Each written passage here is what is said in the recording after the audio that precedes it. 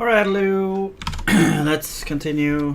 I wanted to visit this again because, yeah, it just feels so bad to leave it at this stage where I feel like it should be possible to at least do the intersection part. I feel it feels very strange that the algorithm would work for simple intersections. So something I'm doing must be wrong.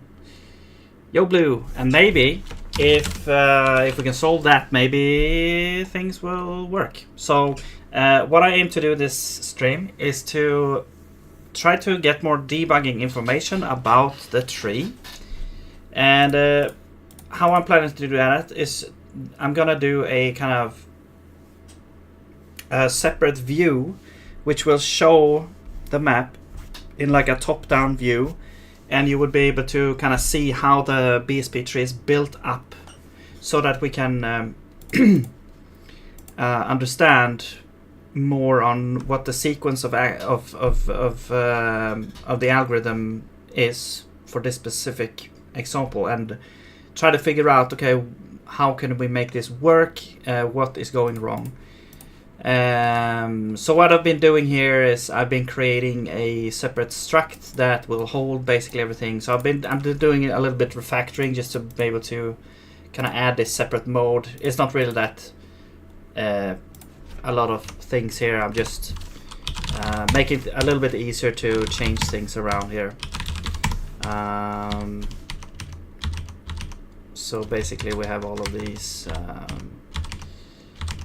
Everything is in one struct now instead, so I have to do all this.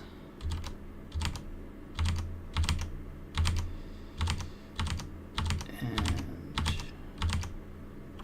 there we go. And wait, I thought I had this generate. Oh, so that's a try. Generate an update. Okay.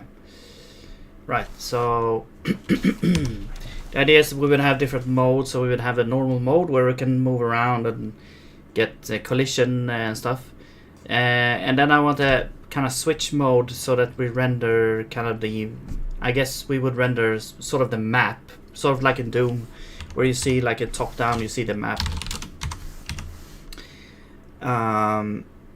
Expected type void. Oh yeah, so this is an error type. Alright.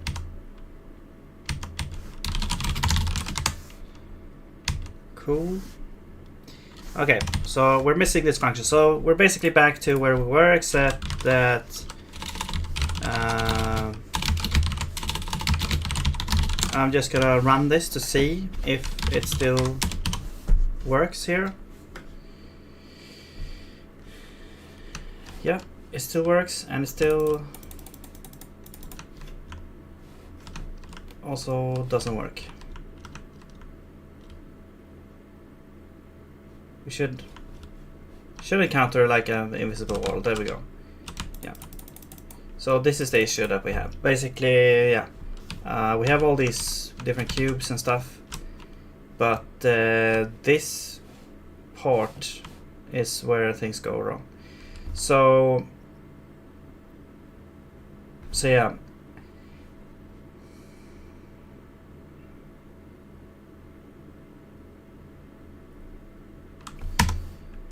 It might be something to do, well, actually, you know what? The intersection, the raycast algorithm, I thought that was like gonna do better than the circle sweep, but apparently not. But anyway, what we want to do is want to add a new mode here, which kind of draws the thing like from top down instead. So let us get this thing here, and we'll enable this. And we need a way to enter this mode, so I'm just gonna say if you press M, you know, it will enter this mode here. So let's just add a key down for M, or key pressed, I guess, is the pressed ones, yeah. So if M is pressed, we will do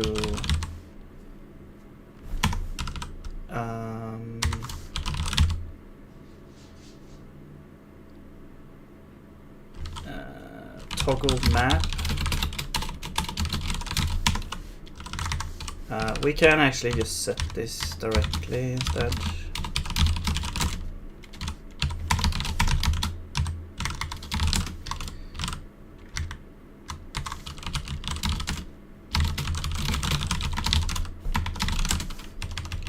Alright, so if that is true, then we intend to toggle the map. So we can, I mean, here we can essentially just say if toggle map is on, then we just want to switch the mode to inspect, as I named it. Over here, we should probably also like update the input as well.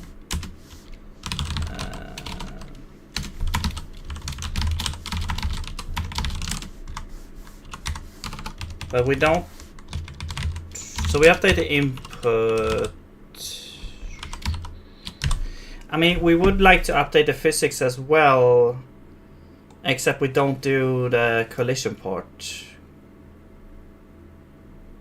Wait, or do we actually want to do that? I don't know. Maybe we actually don't. You know what? No. Well.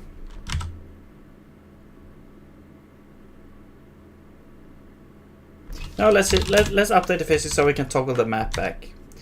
Okay, so essentially, if I start here now, press M, it should, it was supposed to toggle.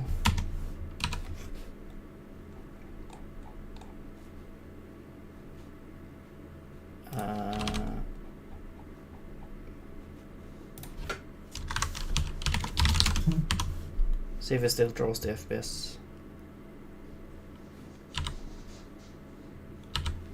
Oh, I see. Well, I can't toggle back. That's weird.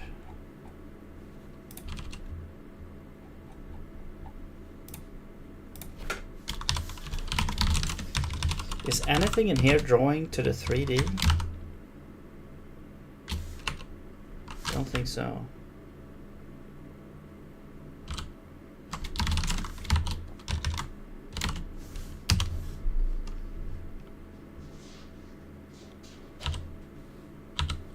It's weird, like I can't toggle back.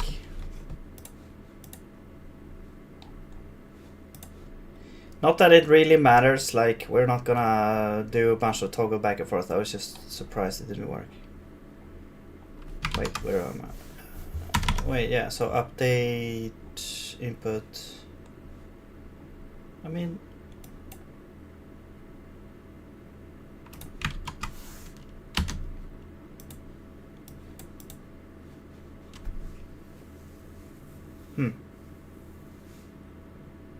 oh, god damn it. It should be FPS now, not inspect.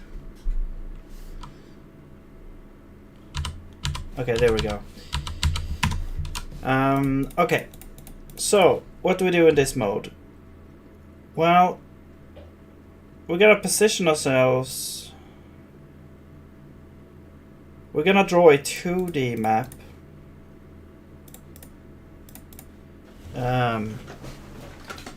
We have all. So what we want to do is we want to draw the map, and then somehow I want to be able to see the relationship between all the nodes. So we have the BSP, so we have all the kind of nodes from the BSP tree, and I would like to kind of visualize them so we can see which nodes are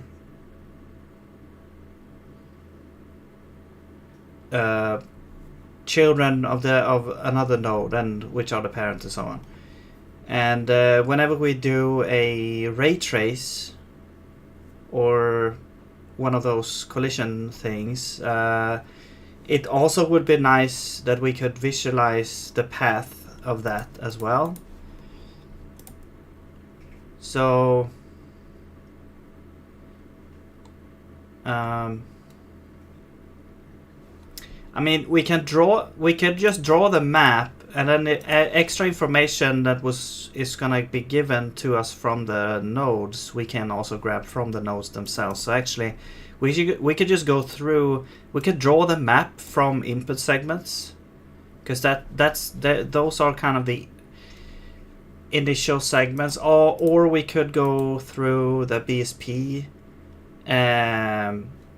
segments, because those are kind of the generated segments. That's probably better.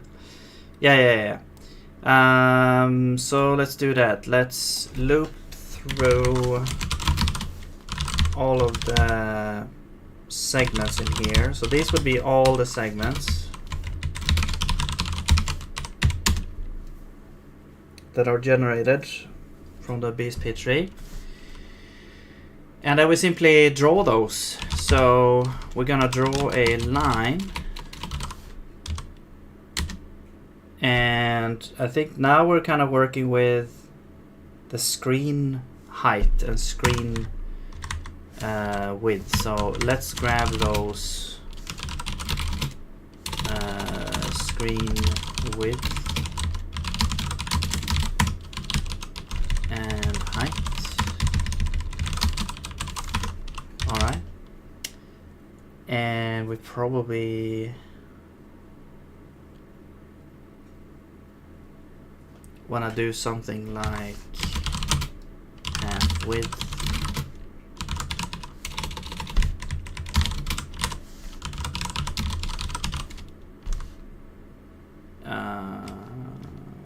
Over 2. Actually, let's just do that. And then as f32 float from int. Actually, we don't need to do that. So.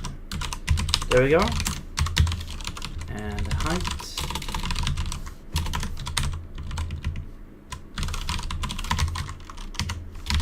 Alright.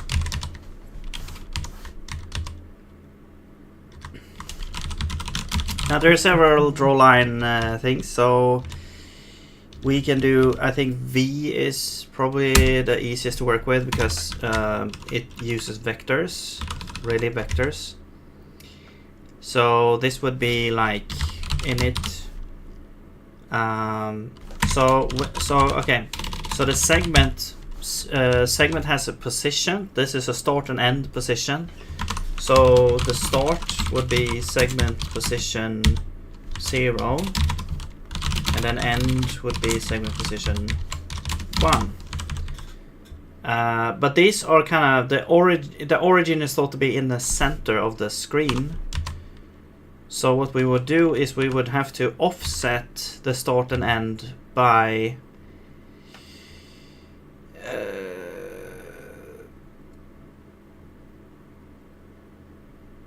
let's say by subtracting.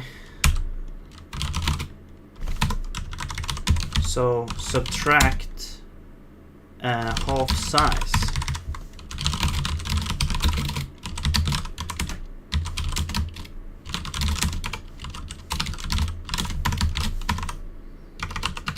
Hello, said who? Well, I mean, we have done a lot of progress. It's just that I think what could we have some issues with collision detection, and the BSP tree. I think that it. I mean, I think what I think is happening is that we have built the tree wrong, or I have built it wrong. Or something else. Something is wrong with either the BSP tree or the algorithm for intersection.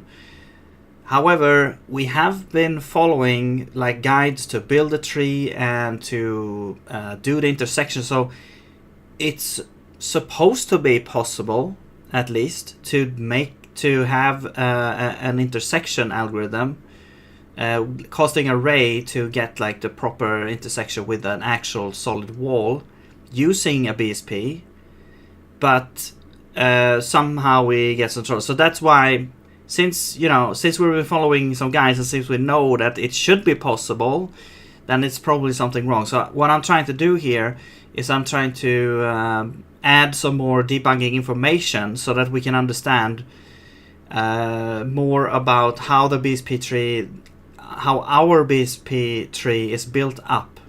So I want to visualize that a little bit more.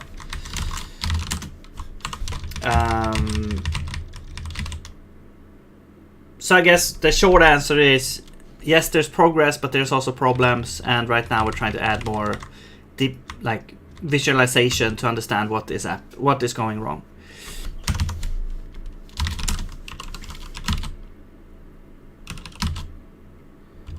And hopefully find the answer. We'll see. That might not happen as well. Like, I was ready last time to actually give up on this, but let's just have a go one more time, and hopefully something happens. Draw line V. Yeah. So we would do. So we would subtract the half size. So this would be start, okay, sorry, we already did that up here. At the end is same thing. So it's basically just offsetted by the half size. So you imagine that these are centered around origin, which is 0, 0 is just center of the screen. However, the real coordinates of 0, 0 is on the top left of the screen. So if a coordinate is at 0, 0, no, then we need to add, we need to add the half size to take it from the top left of the screen to the center. Yes. Alright, there we go. And that's the end. And the color, I'm just gonna do some kind of grayish.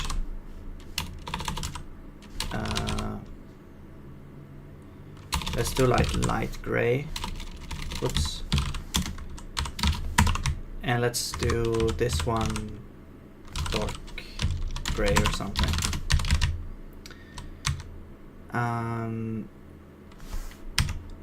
Okay, so we have screen width.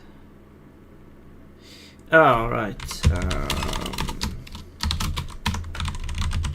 So we need to like div. I'm gonna div floor.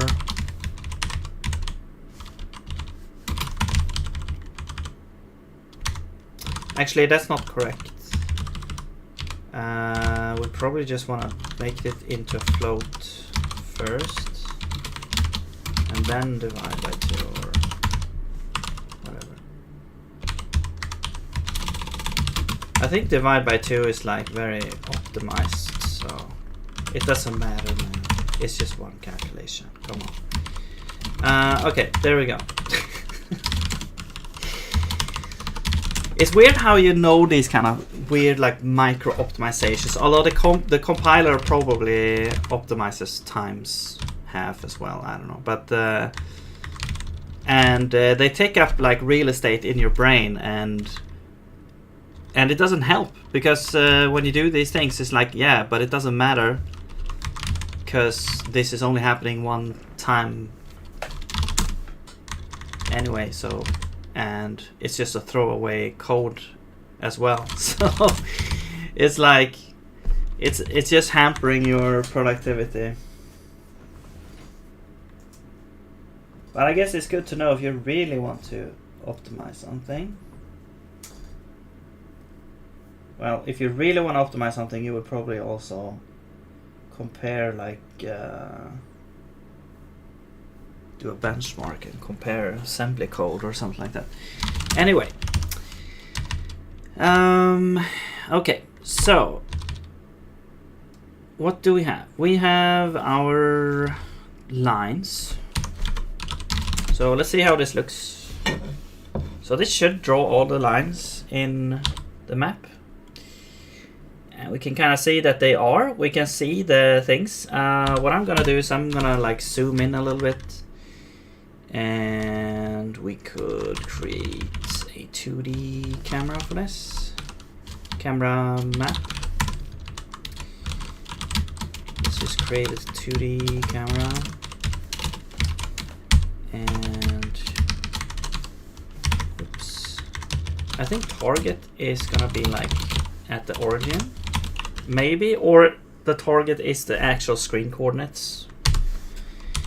Offset, I believe, is the position. So let's put it at the center. Rotation is 0. Zoom is 1. So zoom is what we wanna use to zoom in with. Okay. So here we got this, and here we do begin 2D with our camera map.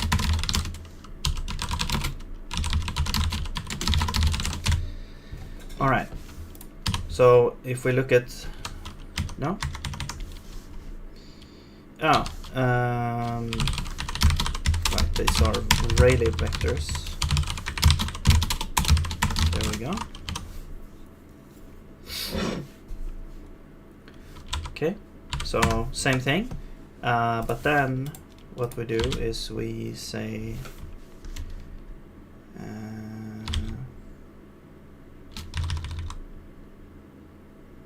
actually also, like, if we only change the camera, we probably don't need to offset all the positioning and stuff as well. We could just use the position directly perhaps, but then we would need to set target to okay, I'll show that as well, but we need to zoom in a little bit, so I'm gonna zoom in, I don't know, 5.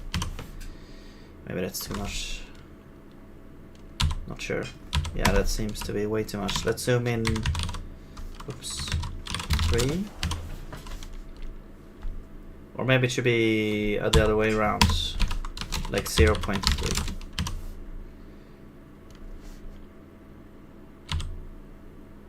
Okay. Okay, I see what's going on. It's zooming in at like the wrong place. Like zoom 2, it should like zoom. It has the wrong like origin. Yeah. So let's go down here and we'll say camera map target is going to be equal. So let's do these calculations up here. And then the target is just half size. Or it's going to be negative half size, we'll see. Okay, I think it needs to be negated.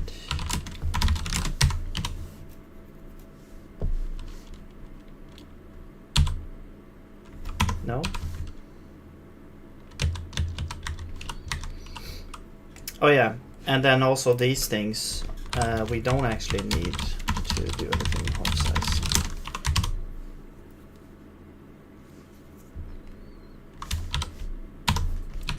Okay, and then we don't negate.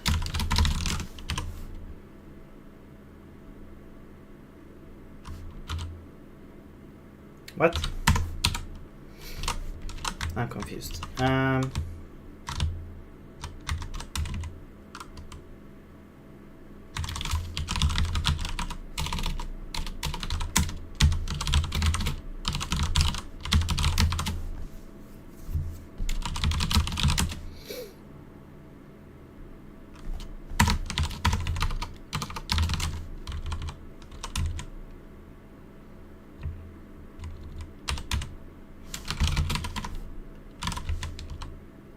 Let's see, so I think it goes from -1 to 1, now it goes from 1 to 3.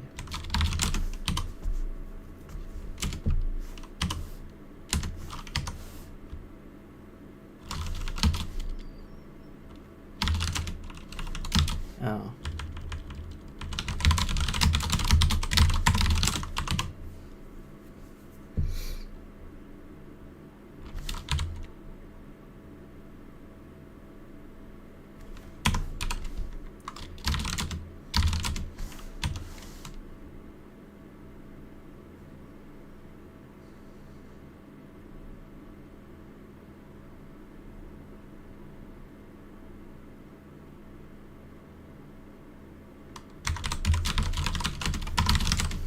I'm confused.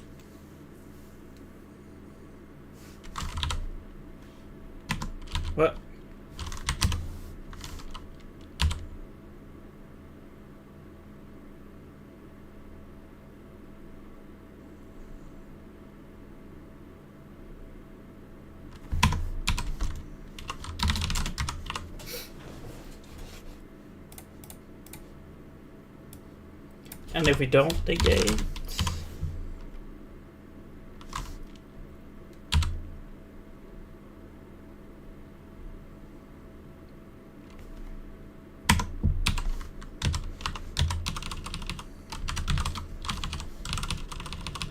let's set it to 1.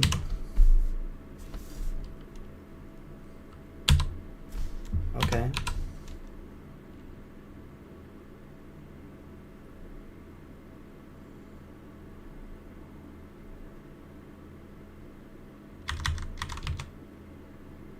Because if we don't change the target,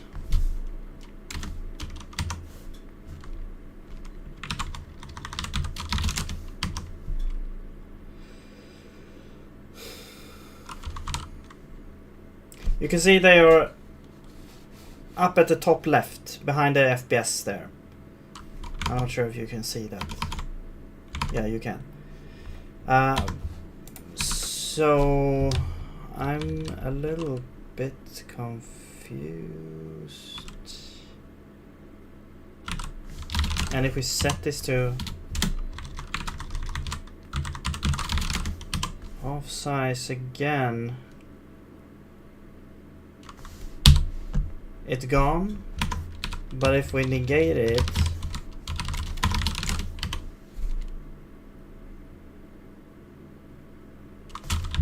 it's in the middle. So that looks correct, but it's not. Maybe the offset also needs to be...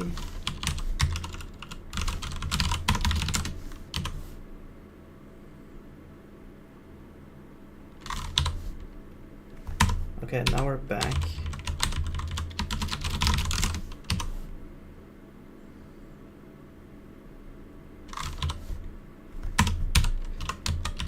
Okay, what if offset?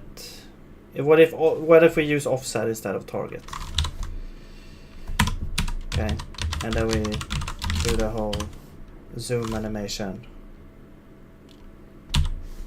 Okay, that works. This was what I wanted.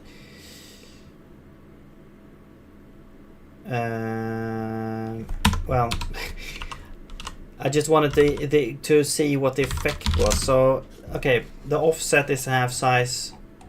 We'll set the zoom to, I don't know, 5. We could also like bind a key to zoom as well, I guess.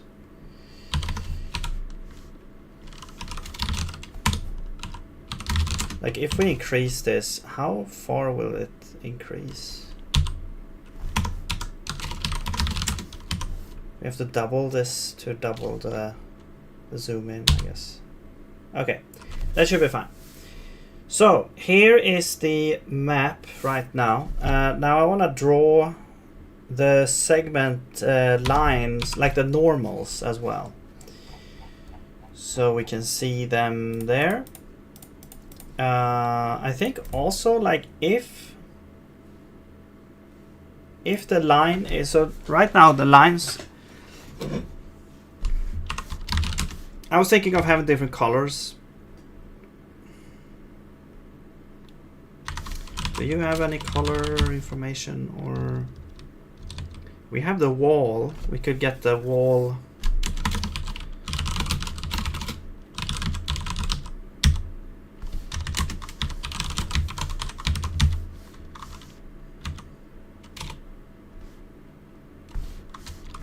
And then, wait, no, because that, oh right, we don't have a color there, right.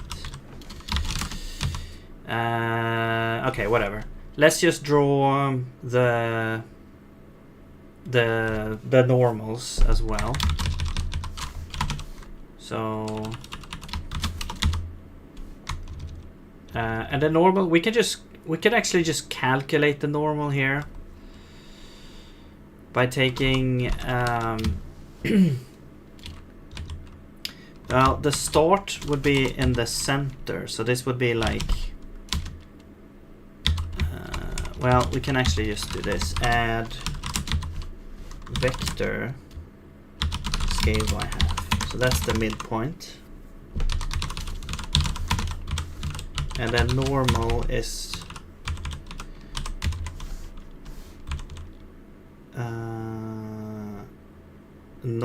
going to be the vector.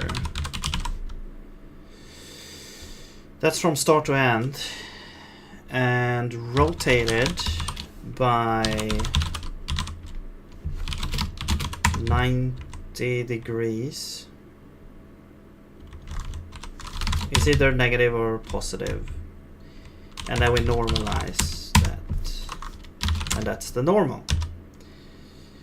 And then we draw that from mid to normal.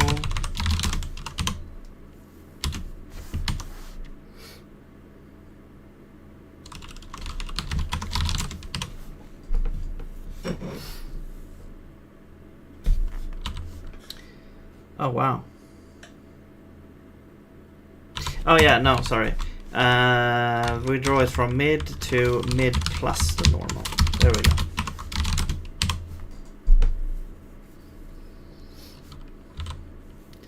Alright, so it was the other way. It was negative here.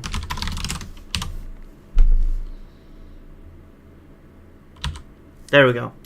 So now we have all the segments. You can see here that so now we can kind of inspect this a little bit more. Also, when we go into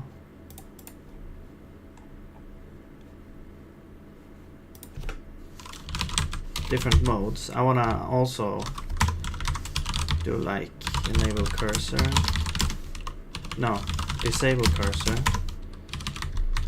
And then here we enable cursor. So I can point and show. So there we go. So now, yeah. So for example, here is a square. It has 4 walls, 4 segments. Each segment also has, you know, you can see there's the wall and then the normal that goes outwards. So that is like the basic case here. And then you can see down here we have like there's 2 here in 1.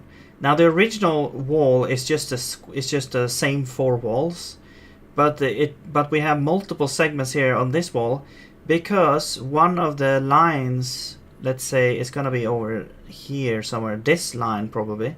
This line is like splitting the entire world into, or it may be this one. The entire world that it doesn't split over here because this was in a separate space partition, but it does split this one here.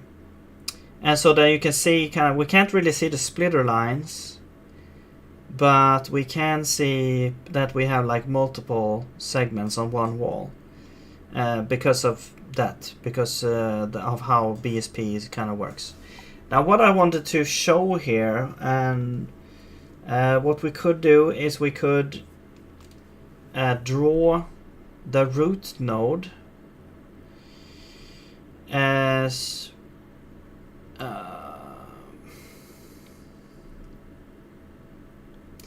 actually maybe if we like hover over a segment, could we make it so that we get like more information on that segment or something? That's too fancy. Because what I was thinking is doing a similar thing with the other thing. Is like it's just counting down, and I don't want to use this map either. I want to have the other map that we had that had the 2 larger segment or 2 larger walls that, yeah, this one, I want this one instead.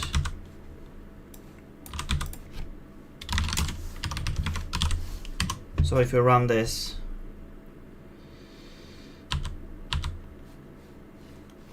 oh, I see. I need to lower the number of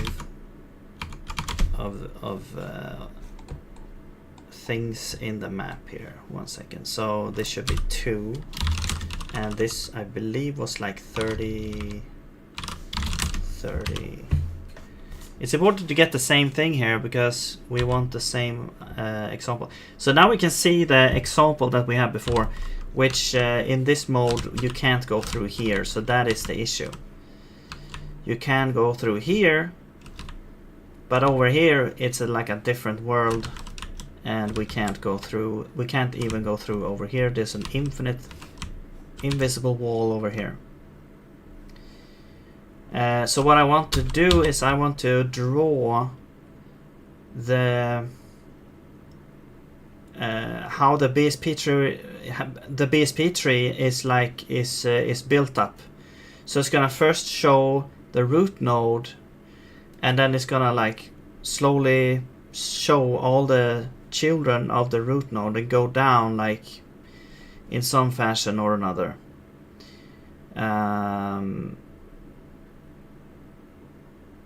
And I'm mostly interested in this part because on the back side of the root is, I know that this is the root because we can see it's painted here with purple instead of red or green.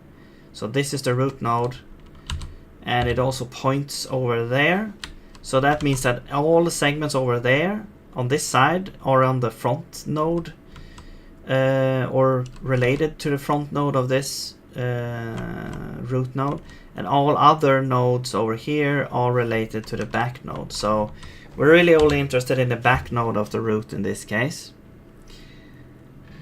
And you can also see over here that the root node actually splits this wall here, so that we get a little wall over there as well. Now, how do we visualize this? So I guess,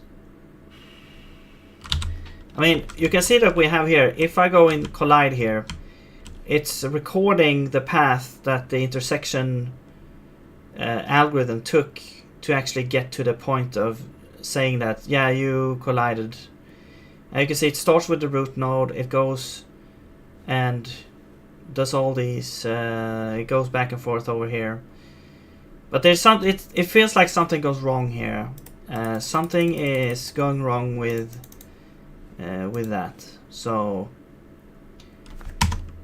I'm just trying to figure out how to visualize it.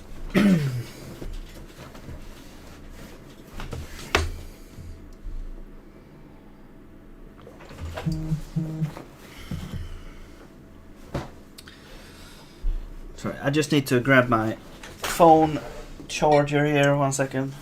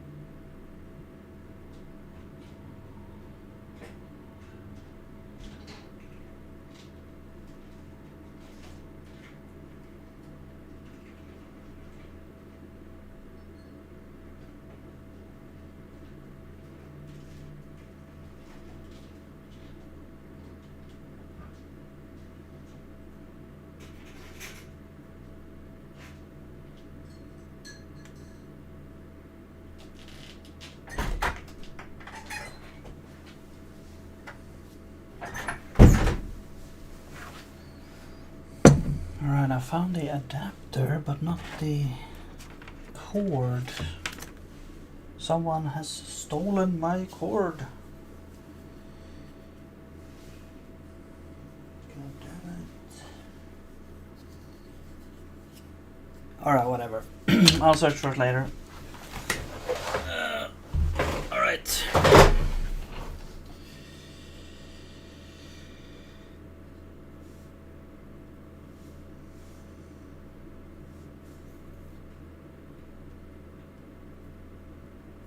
Okay, so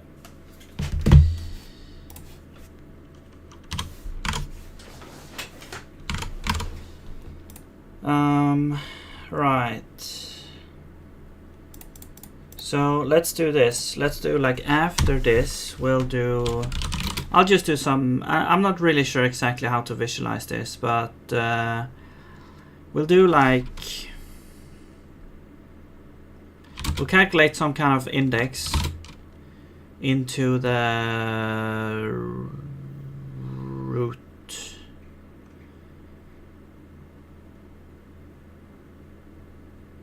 node.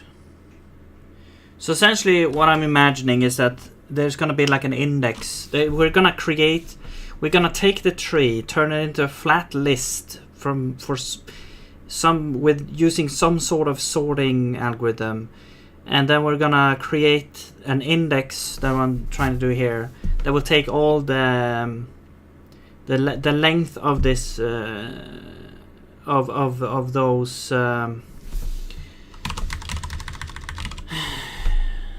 but the problem though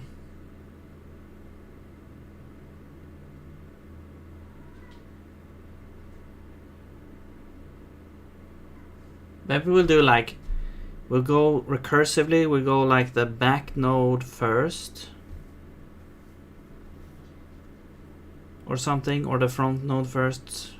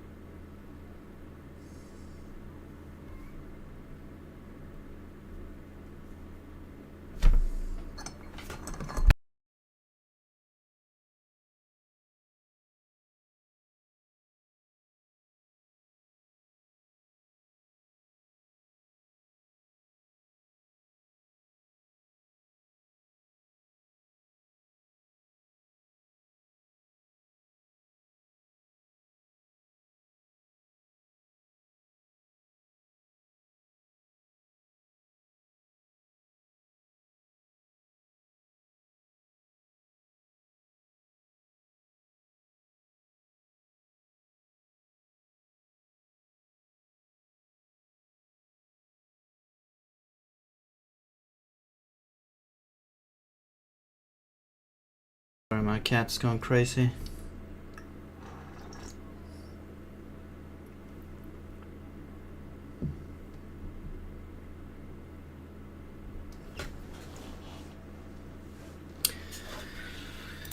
Okay.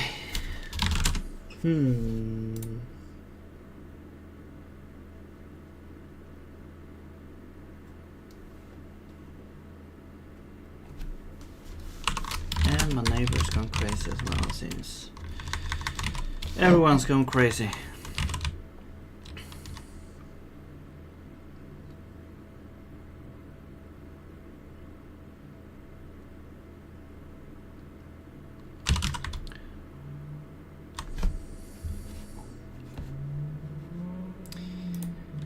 Okay.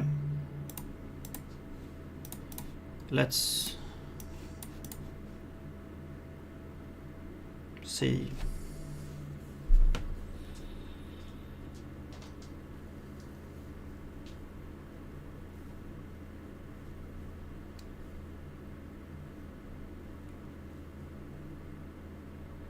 Okay, maybe this. Maybe we have like one node selected at a time. Actually, the nodes have IDs into a flat list, I believe. Or do they?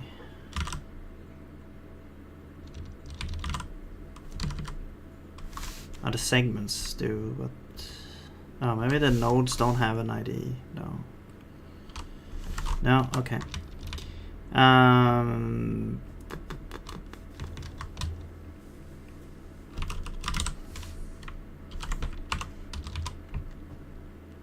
Okay, maybe we'll do it like this. So we will traverse the tree somehow. Like, I'm not sure. Probably we'll turn the tree probably into a flat list first through some sort of sorting algorithm, as I said, and then we'll just iterate through that tree. And we'll visualize the root or the parent node or the node that we're on, and then all of its children will also be shown, and they will be separated by the front and back. So I want to save these in a list here, so because it's gonna be, I mean, I guess we could just save it in the BSP, sure, why not? Nodes, oops.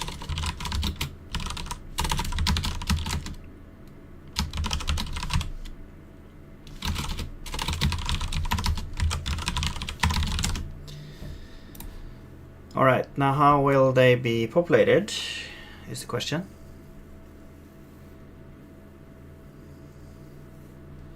So here we're creating a new node.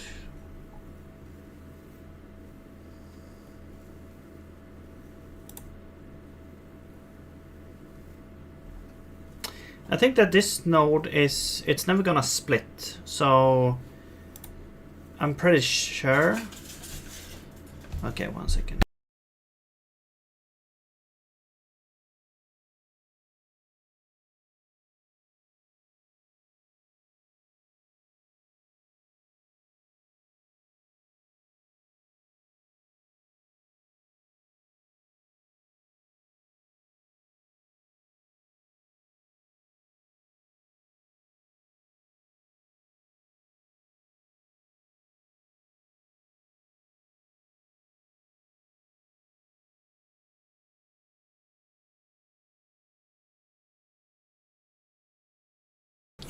That's why I don't let my cat in here, because it starts to ravage the whole place and make a lot of noise and I can't concentrate. And also sometimes shuts down the computer.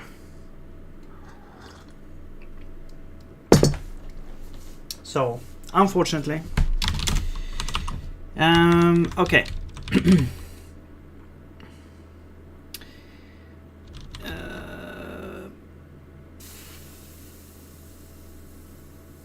Yeah, so, and also like all nodes are going through this place, so we can, I guess we can simply just add them in this order.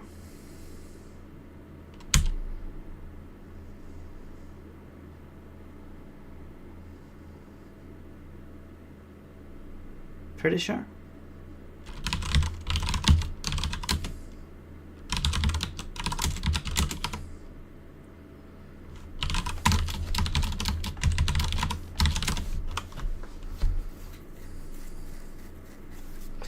Now, these are actually pointers. So maybe it should be a pointer? I mean, it has to be stable because we're using it here. So sure, let's make it into a stable pointer.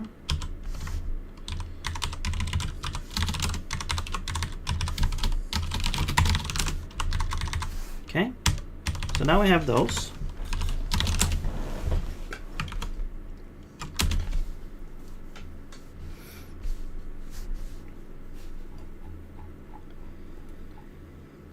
And then we say we create an index, which is the index into that list of which node we're currently inspecting. So this would be, so we'll get the time, we will mod it with the length. So this would be like floor int from float as size Yo, Mutasimus, you're here faster today, yeah. And I was slow at starting the stream today. But we meet up halfway. How's it going with the project?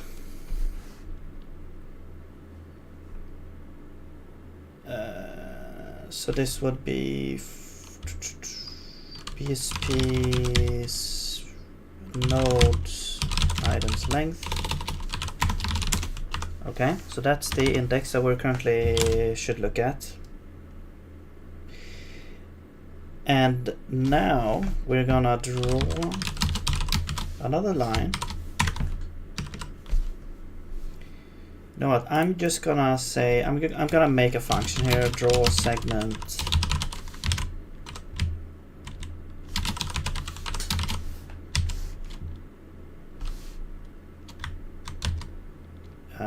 We're gonna divide it. We're gonna do this start and well, actually we only need start and that color.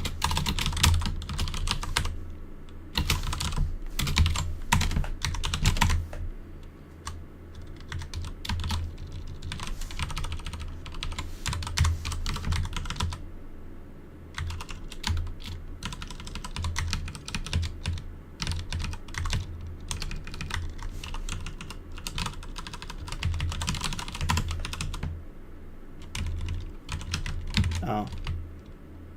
So here we need like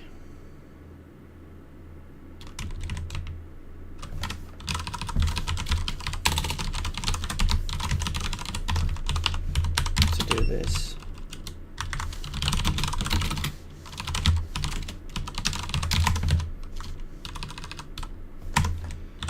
Added resource packs. Awesome. That sounds very Minecrafty.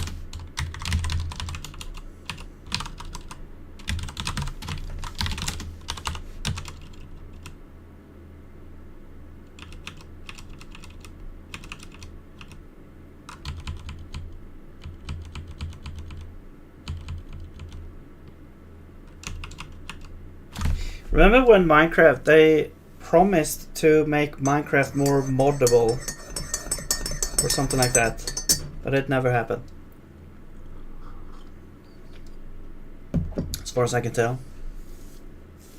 I'm not sure how Bedrock works though.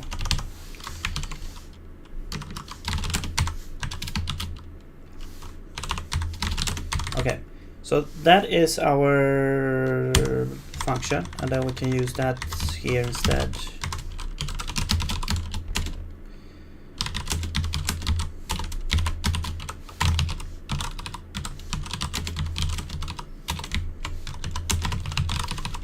Color here is light gray. Okay. So here we draw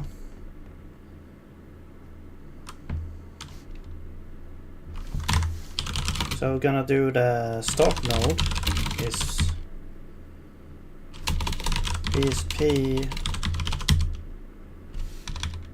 So how would you explain the resource packs works? It's basically a like right now, how many different textures do you have? Or how does it like map up to the voxels? What kind of information can you have for a voxel?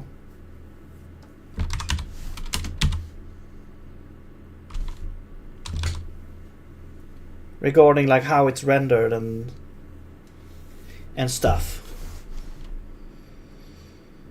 PSP nodes, items, I, so that is the start node. So we start at the start node.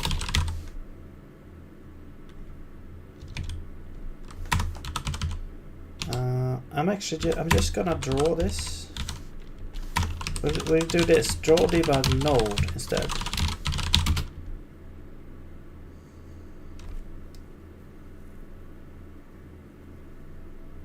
And that's gonna be like either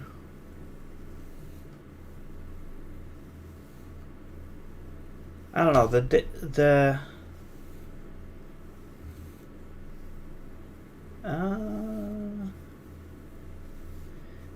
Yeah, I guess we'll have a color here.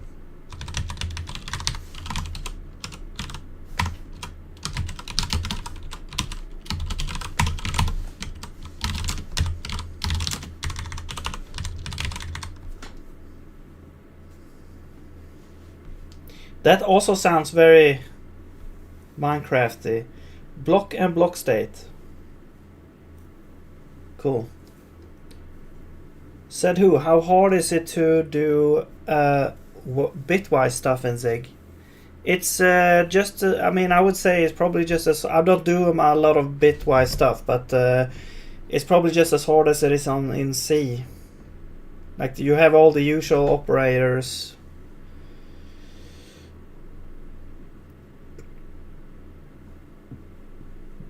Shifting and or negation XOR.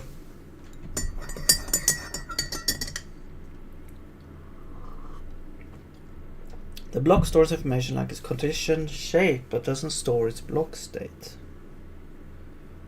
Collision shape. So aren't all blocks like or can you have like a block with that is like a different shape? Or a voxel or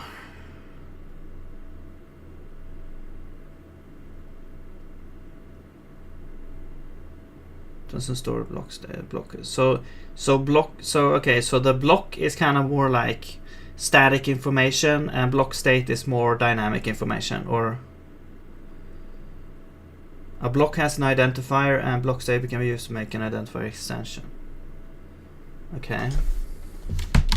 Interesting.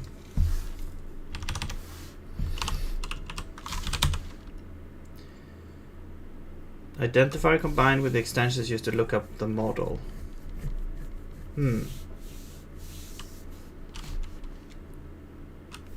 Okay. Right. Because you can potentially remove the block, I guess, and put something else there that would change stuff. I don't know how it's done, but draw debug node. We want to have a node and we want to have a, it doesn't need to be a pointer though, and we need to have a color.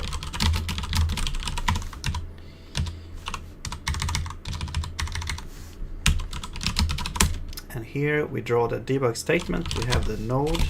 Actually, we switch on the node. If it's a branch, we'll do this. If it's anything else, we don't actually draw anything.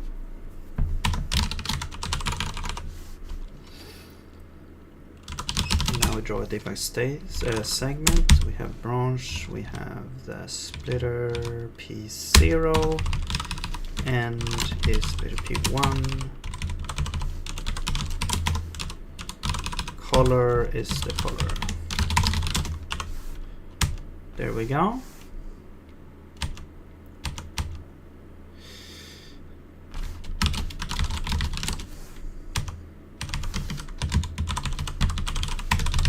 And this is the color.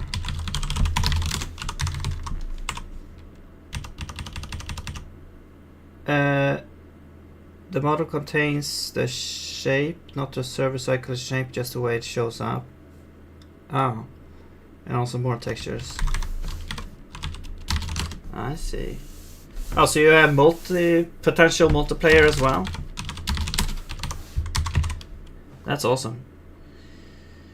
You need some breakfast, Sadu. Yeah, me too. Well, I did eat like, but I don't. I feel like I need more. Actually, it's like 12 o'clock now, so I probably need to eat lunch.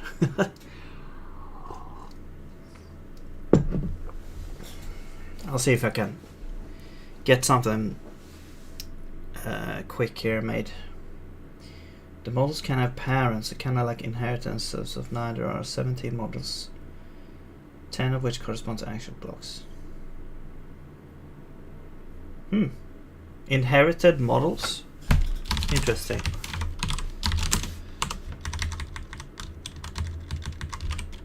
So you can like combine them in different ways to make more combinations. Or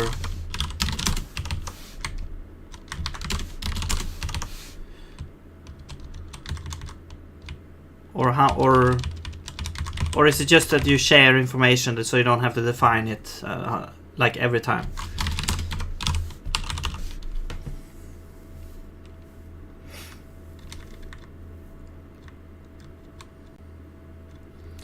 Okay, so we draw the debug node. We need some kind of recursive descent as well.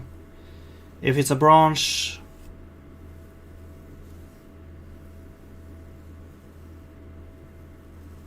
yeah. So now what we do is we go through, we draw the debug node. Oops. For the back node in one of the colors. So this would be, I don't know,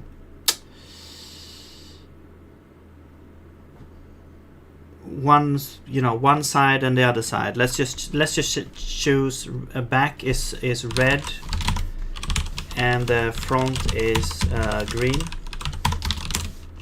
The problem though is I would probably want like all of the back nodes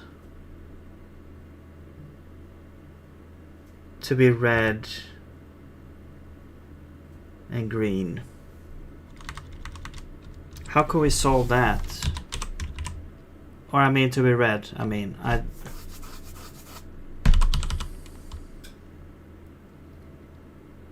whatever. Let's do it like this for now. Does it work already?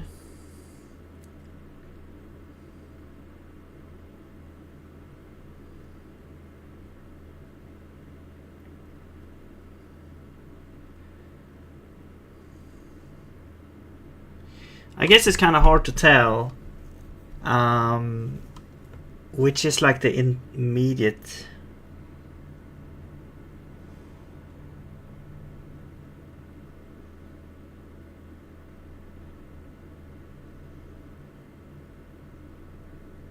Also, it's kind of going too fast.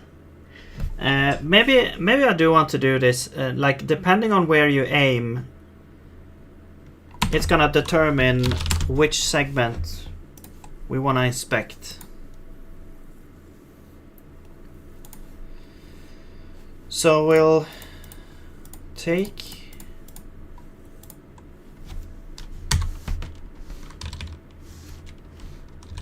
like the cursor. So like it will be like a cursor position. So it's like screen to world 2D. Wait, isn't it just cursor?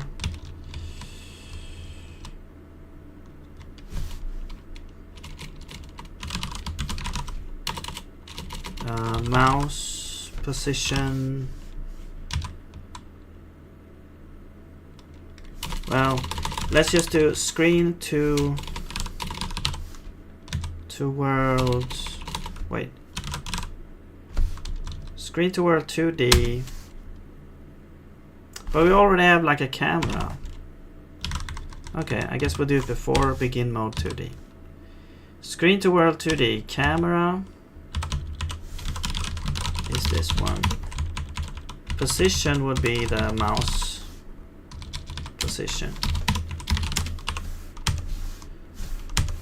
Okay, so that is the world position there.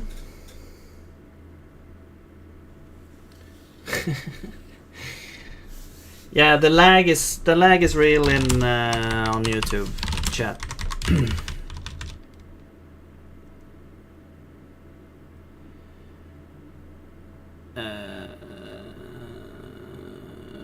cursor position. Okay, so we have the cursor position. Now I want to kind of make, I'm imagining like a little circle around the cursor, and I want to, so cursor circle is a,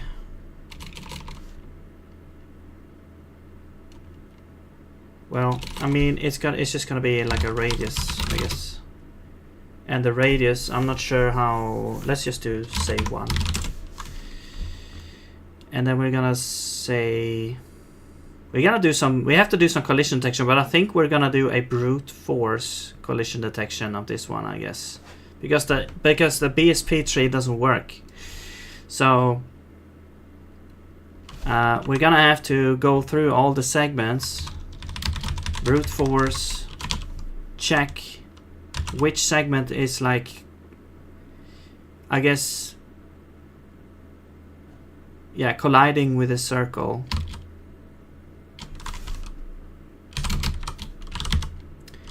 Circle, collision, circle line. Center is cursor position. Radius is cursor circle radius. Line start is segment position start. This is segment position end. And if they meet, we will break. And we will set I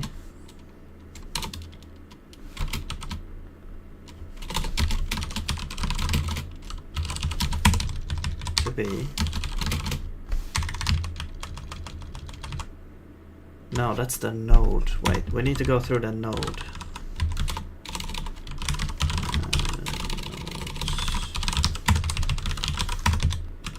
And this will be node. Well, we need to switch on the node. If it's a branch, then we do this. Else we don't do anything.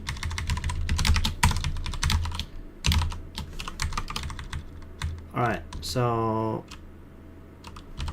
then we have branch.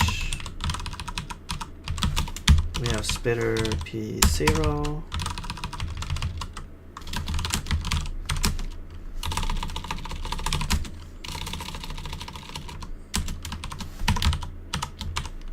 And if that is the case, we will set this to, so let's do like node inspect node index.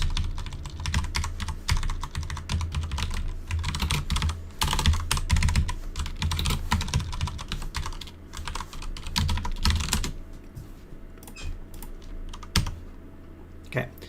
And then over here, instead of doing this, we're gonna say if we have this, we'll do this.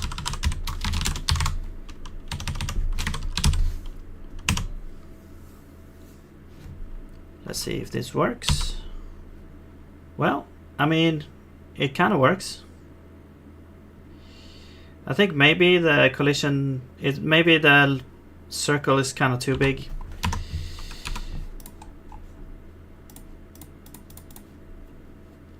I guess we could also also draw the circle so that we can see like where it is. As little crosshair. So draw a circle. Draw circle V probably, yeah. Center is cursor position, radius, color, I'm just gonna say gray or white maybe. That's it.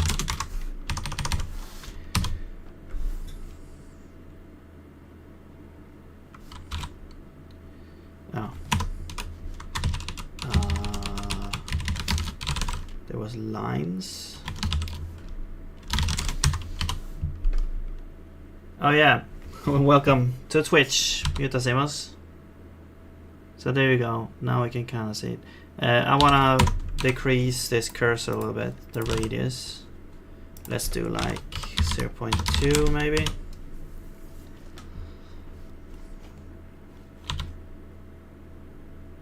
Okay. And one last thing, I want to map scrolling to zoom as well. So let's see.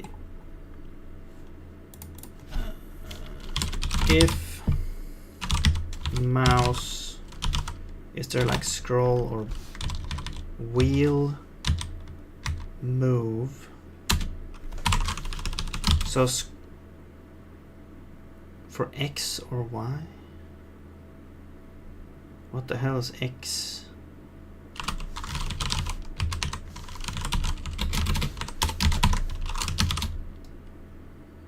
Okay.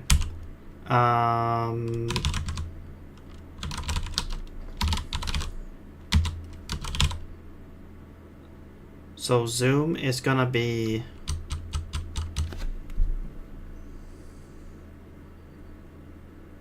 do we just add the scroll?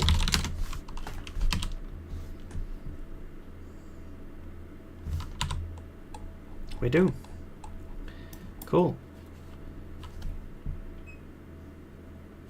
Wait, switch on corrupt value.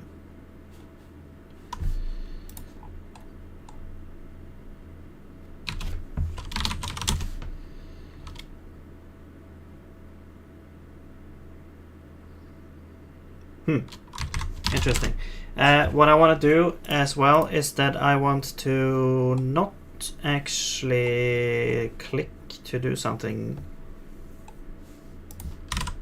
Like when I click here, what do? You just set shooting, so I'm not sure why that happened. That's strange. Let's just do this. And instead of doing this, we're just gonna do get mouse pressed. No. Key pressed. M. Wait.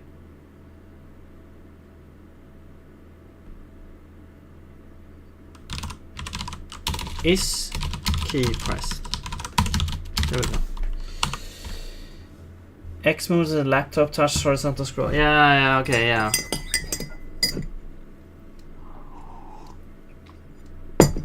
We don't need those fancy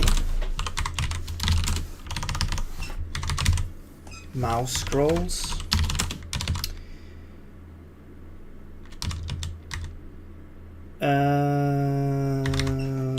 So if we press, okay. Why is it freaking out when I like drag? That is strange.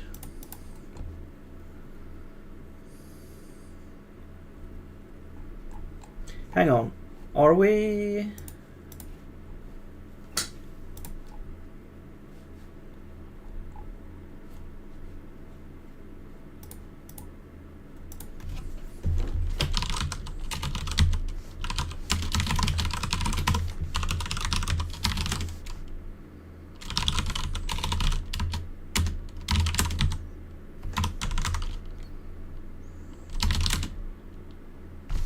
But it doesn't actually matter.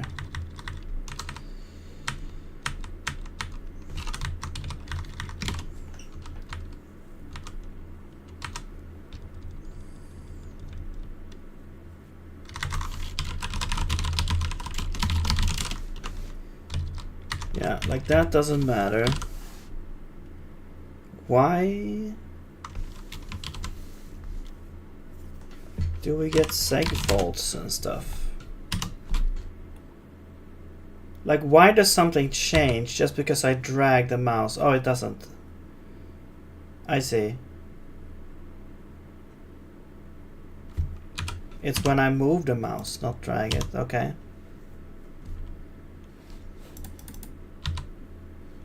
So it works down here, but when I move up here, it doesn't work. we get some weird issue here.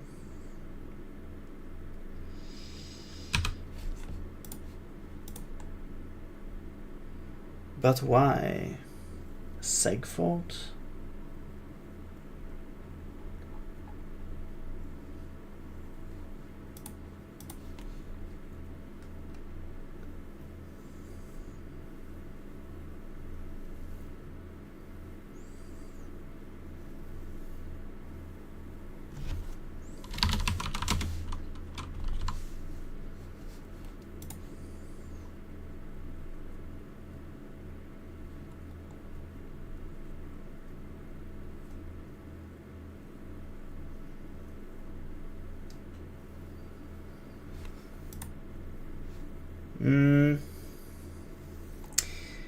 I think it might be the arena that is spooking.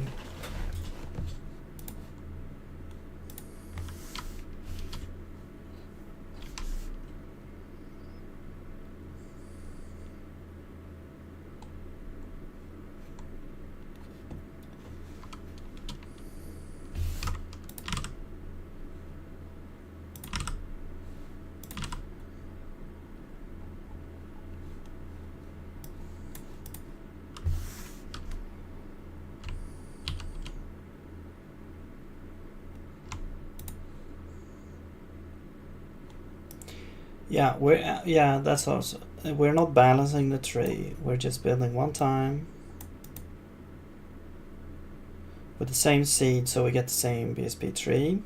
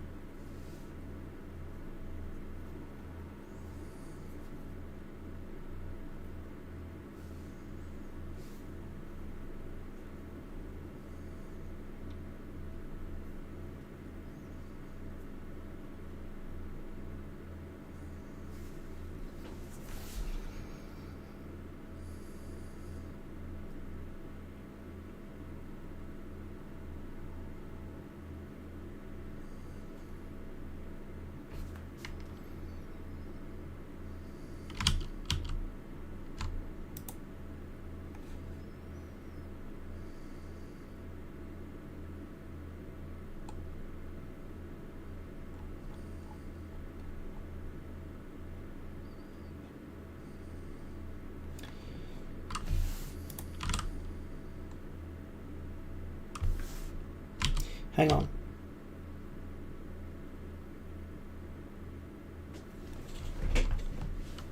This is a pointer, yeah.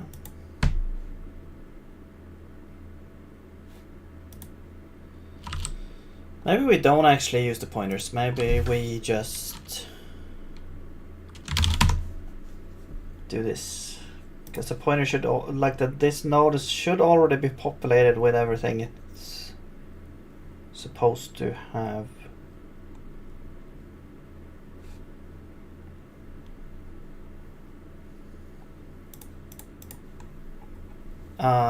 Except front and back nodes, because when we return it, it's setting it here as well.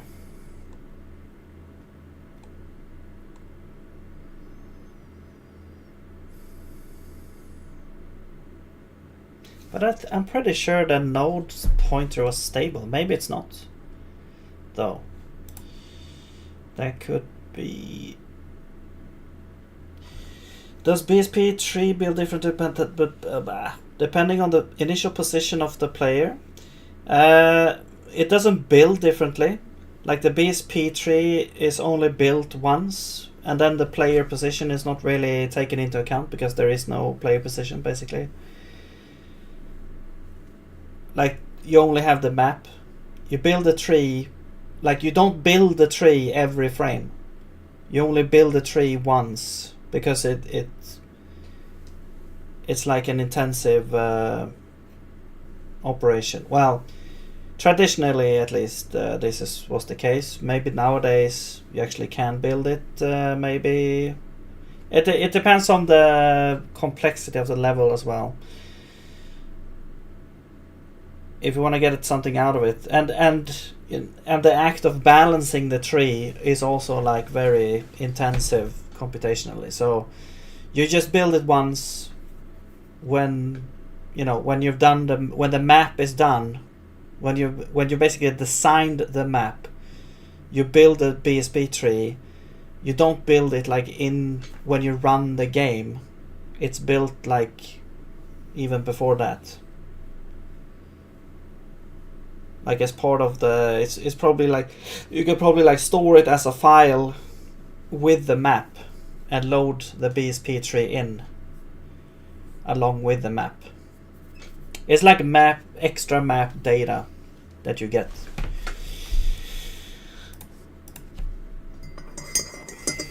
How do you balance it? So, well, I was just following a guide, and the guide was basically just randomly choosing starting position, like, or not position, but starting like which node, which segments do you start with, and in which order do you process them.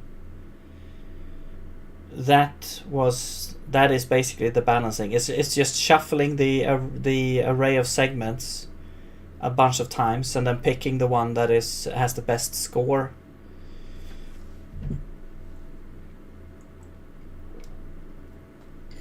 So it's not really a clever.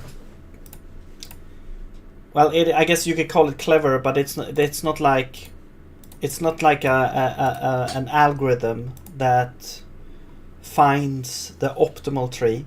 It's more like you're just trying a bunch of random trees and pick the one that's the most balanced according to your own heuristics. And basically the heuristics are like how many times do we split, how many levels of like how deep does the tree go.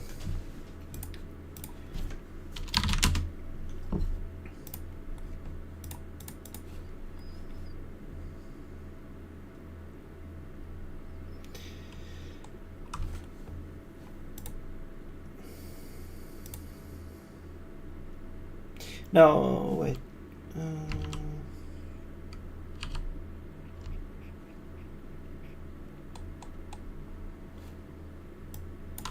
No. I think this is.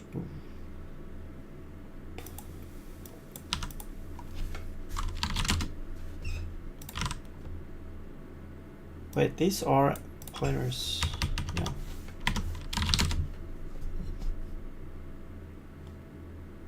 But where are they created though? Where's the new nodes being created? I think over here. It's being created here. No, that's the branch.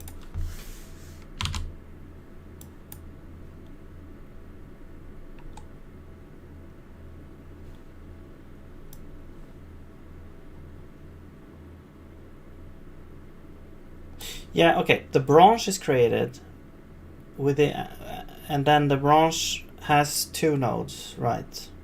And then those are the pointers.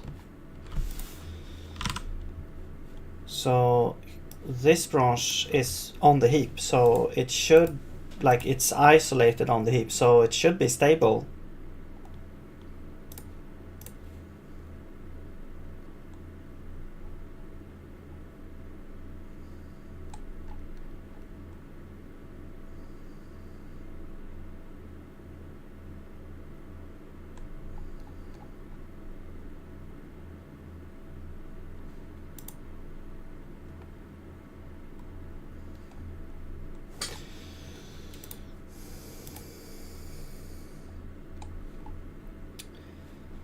And it's like this only happens once per node.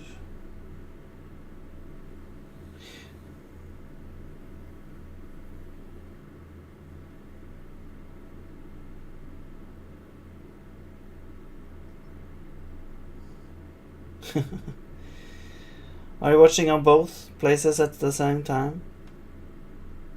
Just to see the delay.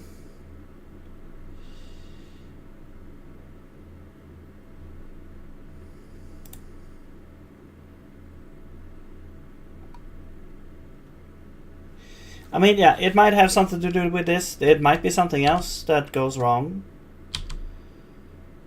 But I was pretty sure that that was stable.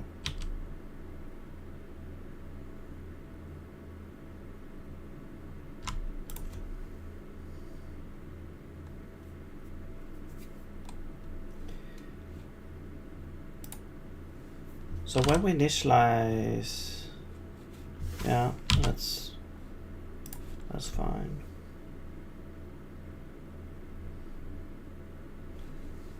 The map.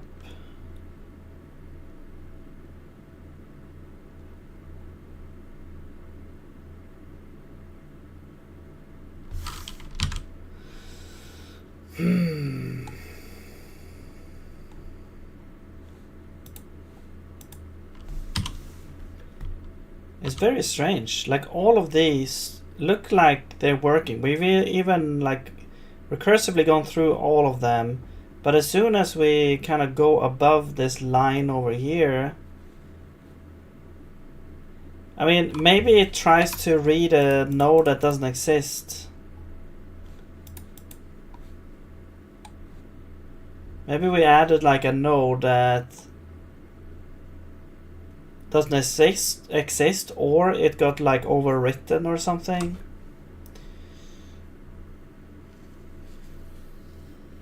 What does something dot at? Okay, so the dot at thing, it's like when you have, let's make our own struct here, my struct. Okay, so you know you can have, oops, it's how it's, where the hell did I go?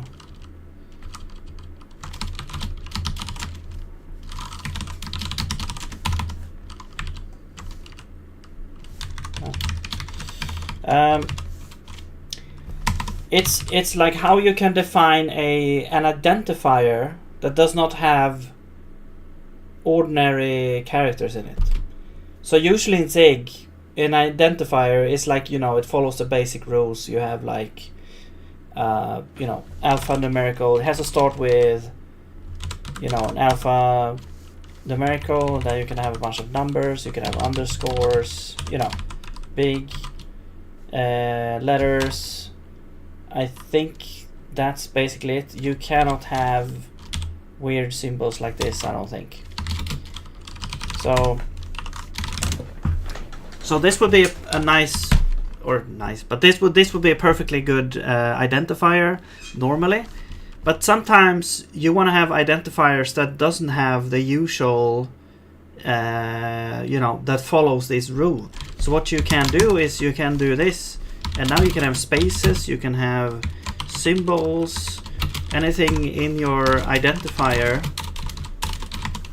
and that is a perfectly functional identifier. So if you do like, you create this,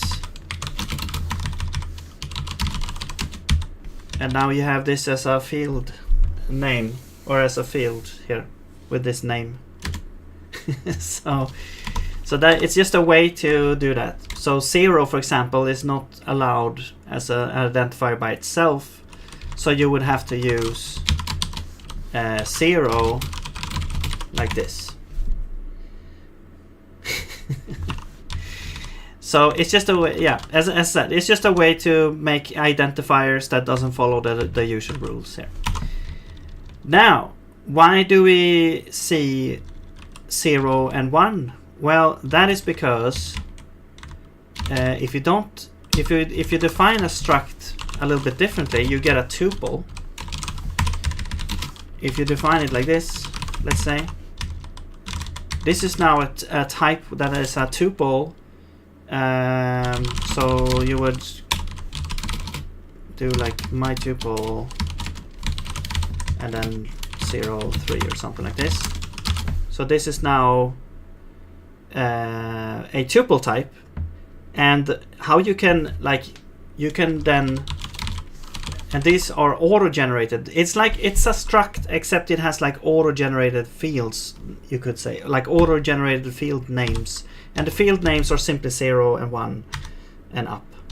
So 0 just refers to the first of the tuple fields, and then the second is 1. So it's just a way to, you know, go into the tuple to select one of the components there. So there you go. That's your answer. The syntax makes you sad. Why? I mean, it's not used a lot. It is kind of strange syntax, but it is useful, and it is also, you can also use it to circumvent like things like keywords. However, I would not recommend it because it just looks horrible. But it is used in the standard library right now.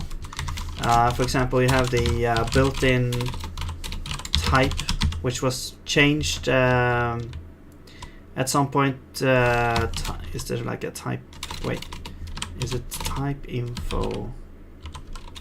Well, anyway, you do this. You get like t is equal to type info of.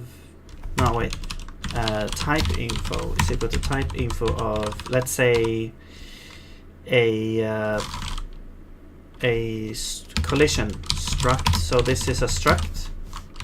Okay. Now to get to this is kind of like introspecting a type.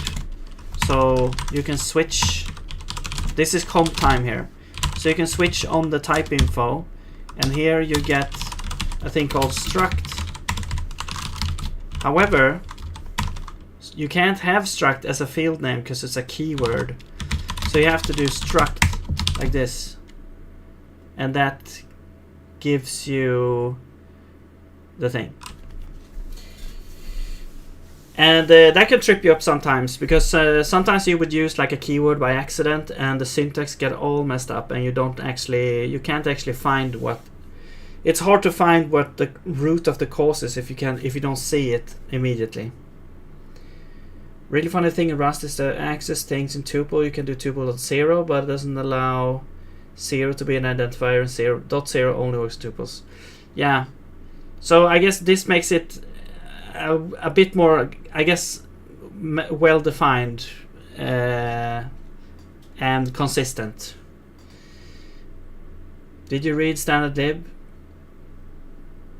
I have not read the whole standard lib, but I've read I've never gone through like all of the different modules, but I've been trying to keep up a little bit and learn bits here and there. Do you use interfaces? Sometimes when I see the need for it, but I usually try to stay away from it because it like introduces complexity, and like it's only useful in certain scenarios if you want to work with like generic things, and sometimes it's not really worth the hassle, and it also it also like reduces performance a tiny bit depending on how you use it, I guess. Okay. But if you want to make like a something that doesn't really require performance that much, then it's kind of nice to have that kind of genericness in Zig. But you do have to kind of, you know, it kind of feels like you're reinventing the wheel over and over again when you're making interfaces. But it is very interesting because they allow you to do it in different ways. So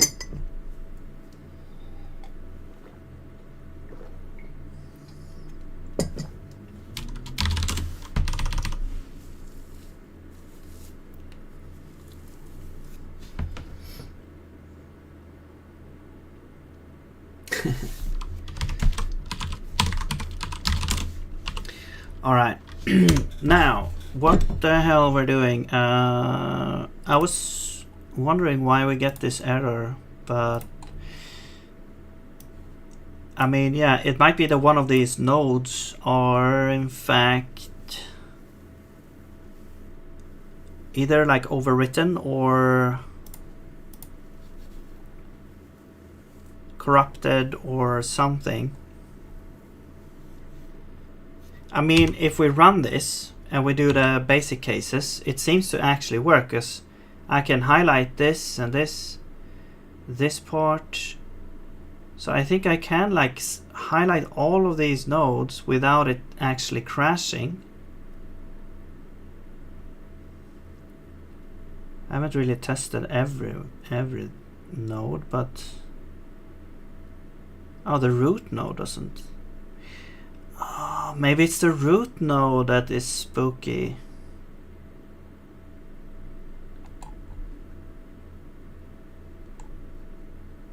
Oh, and when I zoom in, also it crashes.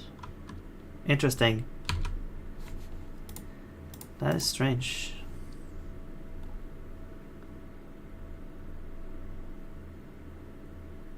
It's like crashing immediately.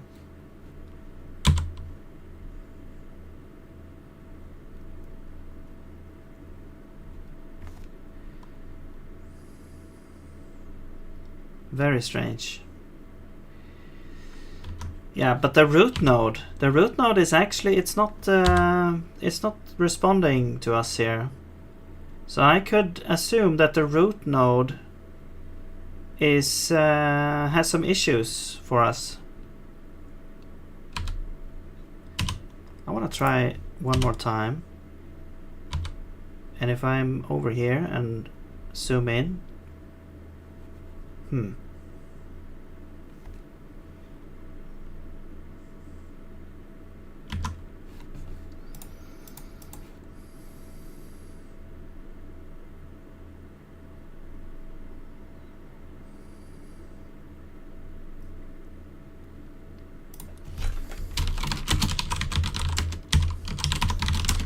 also, I want the circle to kind of move with the camera so that we get more precision if we zoom in. Oh, I have to change the radius. Let's try 1 maybe.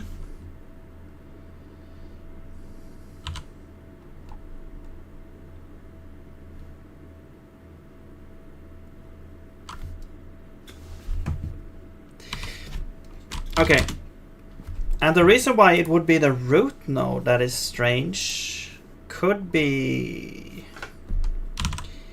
that when we create the BSP, now we're creating it here and returning it. That is the root node, but we don't actually use it at this stage. It's when we generate that. Oh, we actually reassign it? Oh.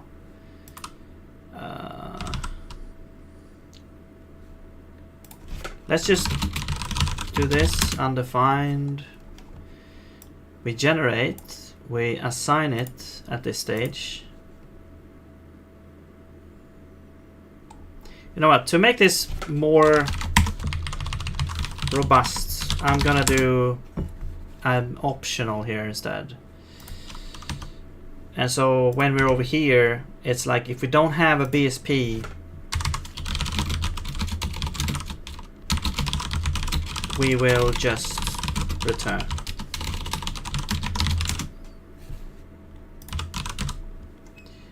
I guess that it could be like a panic or something, but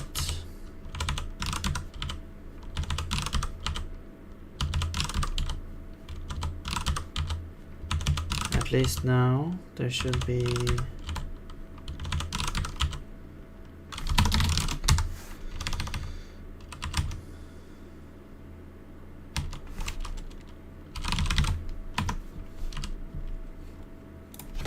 same thing here.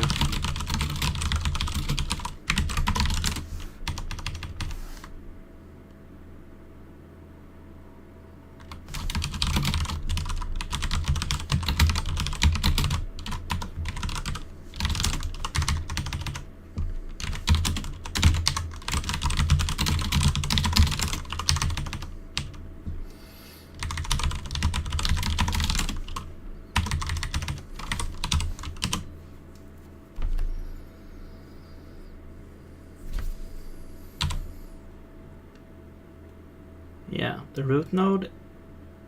And then if we go up here, wait.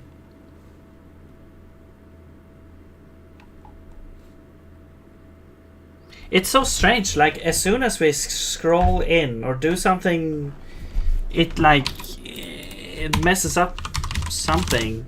It feels like something is like overwritten or something. But it's only when we scroll or use the mouse somehow. It's very, very strange.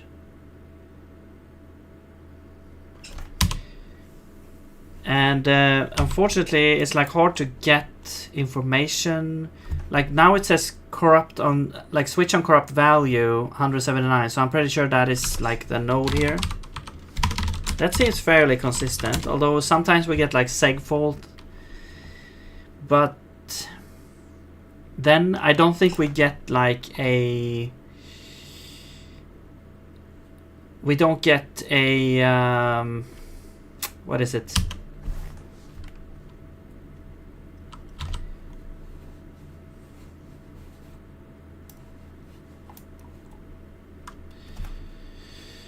Call stack.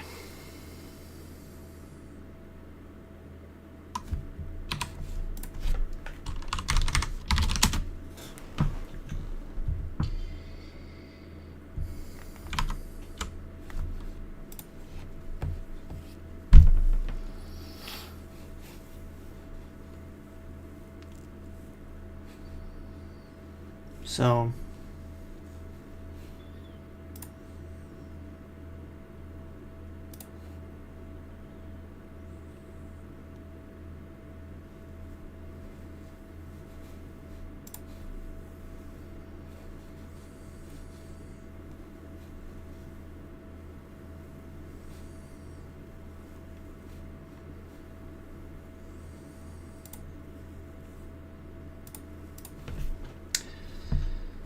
one second there.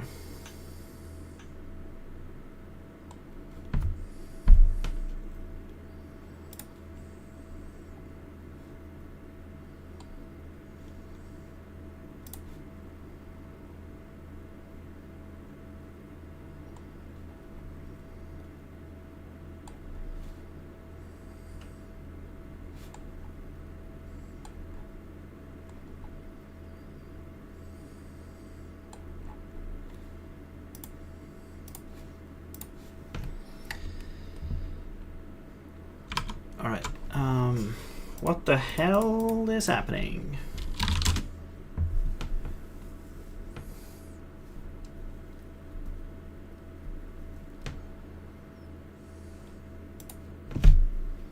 Is it something to do with the game pointer or what?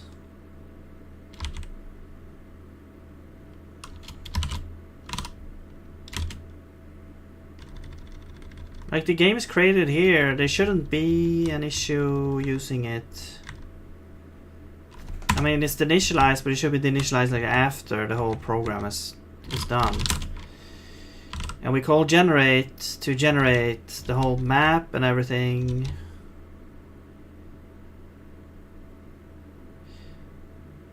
Wait, I forgot to add the... Hang on. Wait, no. The traverse? No, the traverse is updated here, yeah. So that should be fine.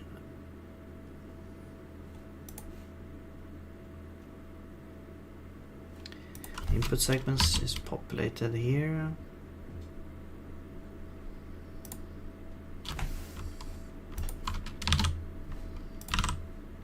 You create a bunch of segments.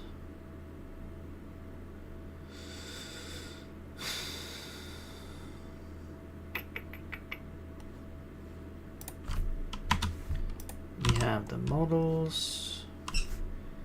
So it's like it seems to only be an issue also like when we are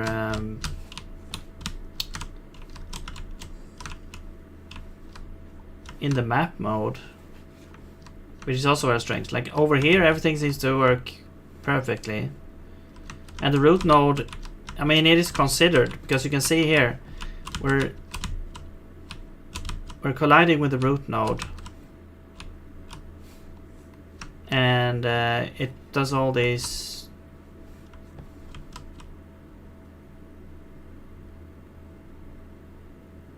transit, like, yeah.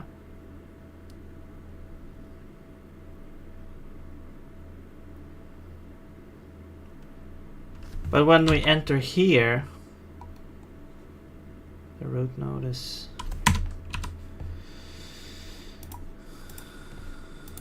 nowhere to be found.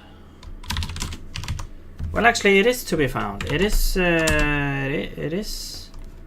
drawn in the map. So it's drawn when we loop through these segments, but not.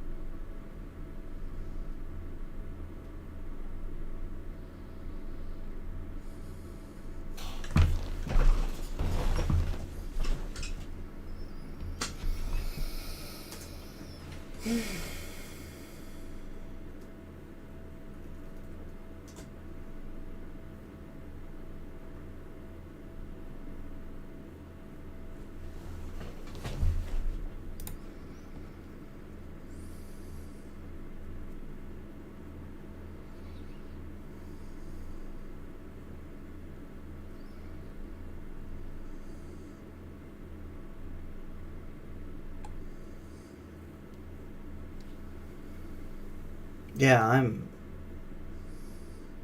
okay, let's do this. Let's get rid of this part. So let's just check if that triggers something to happen here.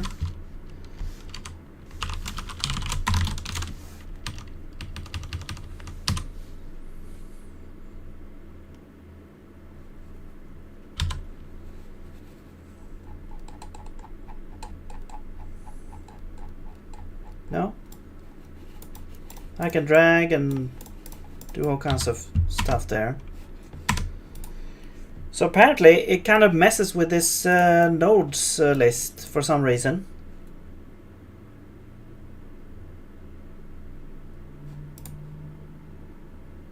Something is messing with it anyway. What the hell?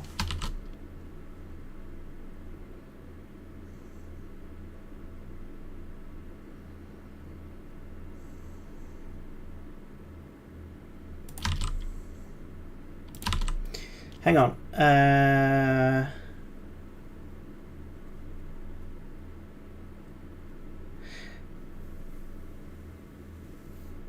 Do I need the pointer to this thing?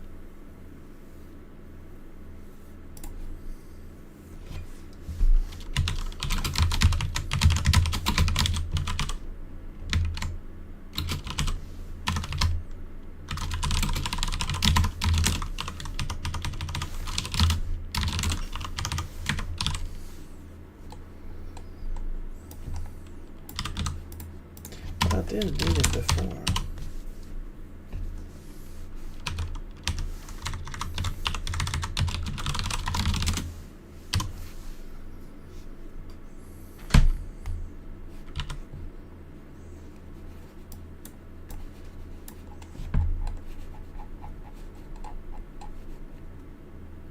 Okay. Very funny. I think it solved the problem. However, we still have like an issue. That is very strange, because I thought that you would be able to copy these. Okay. Maybe not. Okay, anyway.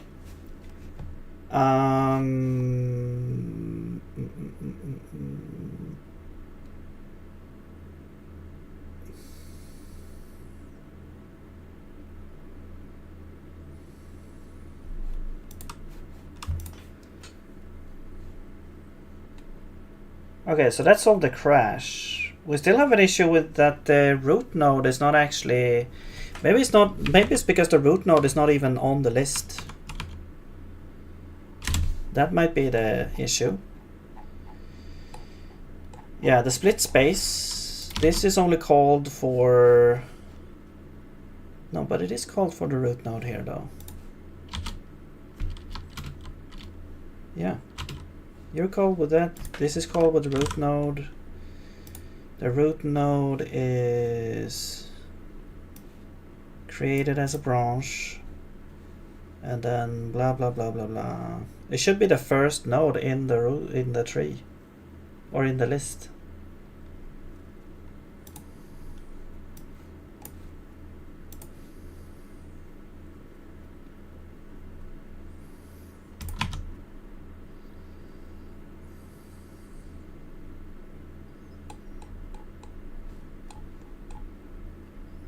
And all the line or plane is added here as well. The hyperplane. Hyperline.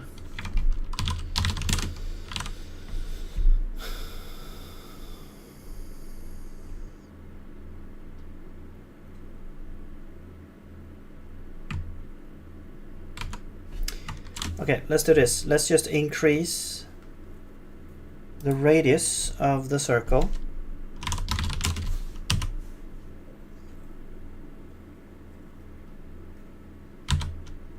So it's bigger. Maybe it just didn't collide. No, it should collide, but it doesn't. Okay, but at least when we zoom in now we get more precision. So what I want to do as well is I want to be able to pan as well. So we're gonna get the pan. That's gonna be like mouse delta, and then camera. I mean, I guess it's gonna be the target that changes. Target is equal to target add pan, but I think I want to scale it with the zoom. Like this.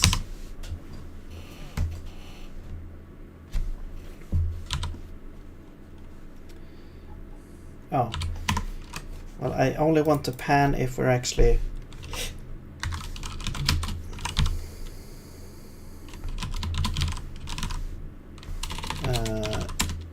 if the left mouse button is down. The computer froze for over a minute. Oh wow, now we get a switch on corrupt value immediately when we go into the map. Well, your computer also are having issues, and mine too. So it's freezing here. Sometimes it takes like a lot. I don't know why it takes so long for it to crash.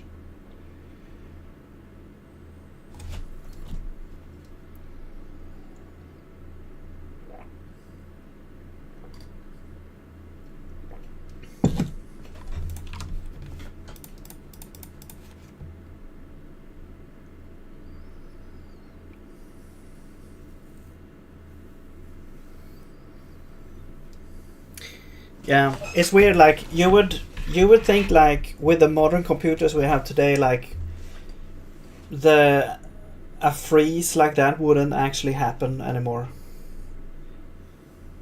You know, that the whole computer is freezing. Sometimes when I watch like YouTube or something, the GPU I think is the cause or something like that, like what, drivers or something, I don't know. But it just, the whole video turns gray and the computer like blinks, the whole screen blinks or something, and you have to like, I don't know, sometimes you have to restart, sometimes you have to like close the browser and open it again, and sometimes it solves itself.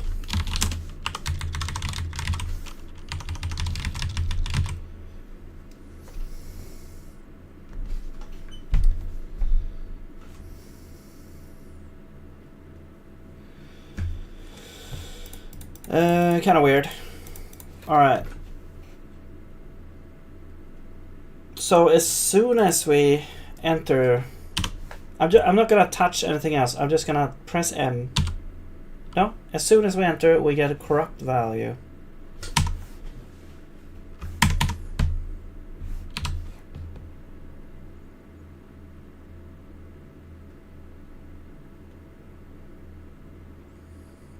That is so weird.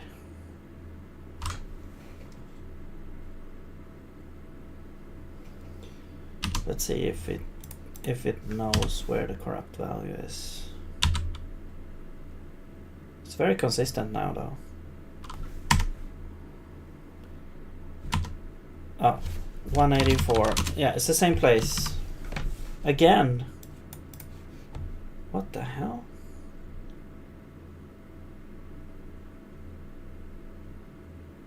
Is it something to do with the arena that, like, wait, are we allocating everything with the arena or are we sometimes not? That is the question. Because that could lead to a bunch of weird issues. Maybe we should just not deal with the arena.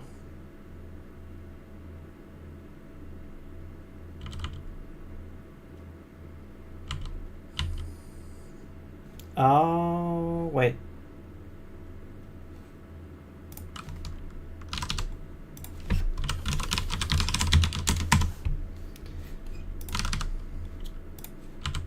Technically the same thing. Traverser.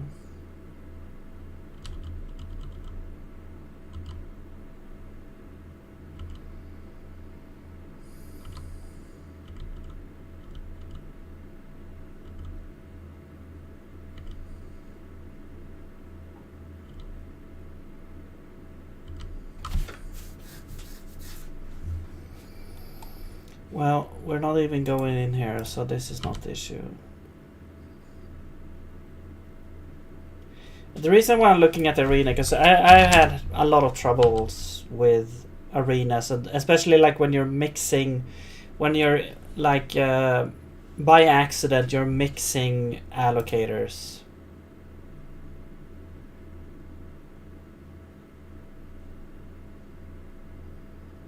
And you know what? Let's just get rid of this arena. I don't even care. I think what we'll do is we'll get rid of this arena here. We don't even have a deinitialize. What we have is we don't even do this. Well, I guess we can do this. We still need an allocator at some points.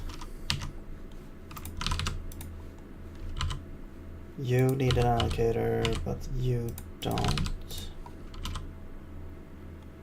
Alright. But we do need an allocator passed in here, which we're gonna use.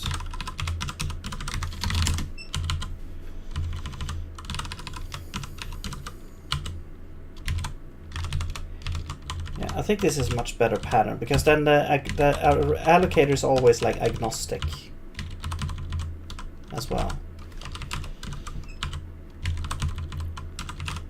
This is probably one of the patterns that I would always stick by. It's like when you have an allocator, just make something called allocator and pass it everywhere. Because if you want to replace it, you can just do it later.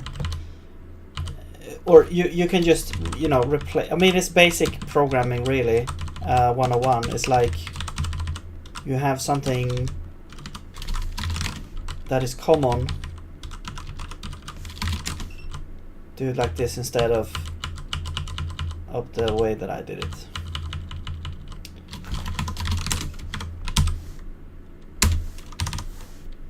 And now we do need an allocator.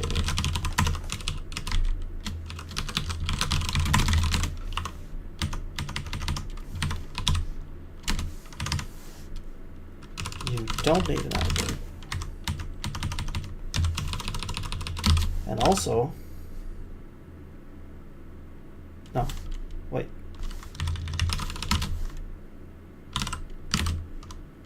No, you do need an allocator. Because we need to pass the allocator in here. There we go.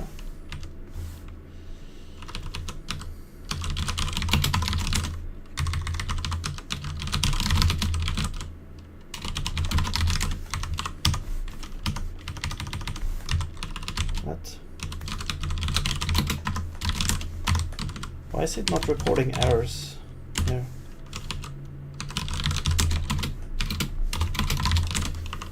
All right.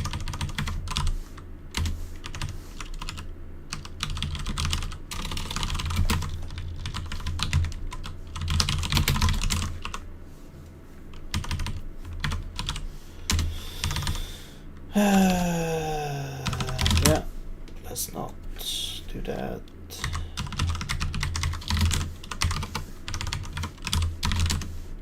Okay.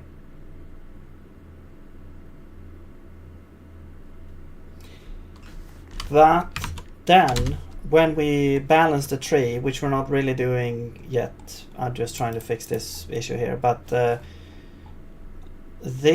find best seed, this is gonna spawn like 20,000 BSPs, and so in order for us to actually delete every step, like deinitialize, what we're gonna do is here we're gonna create an arena.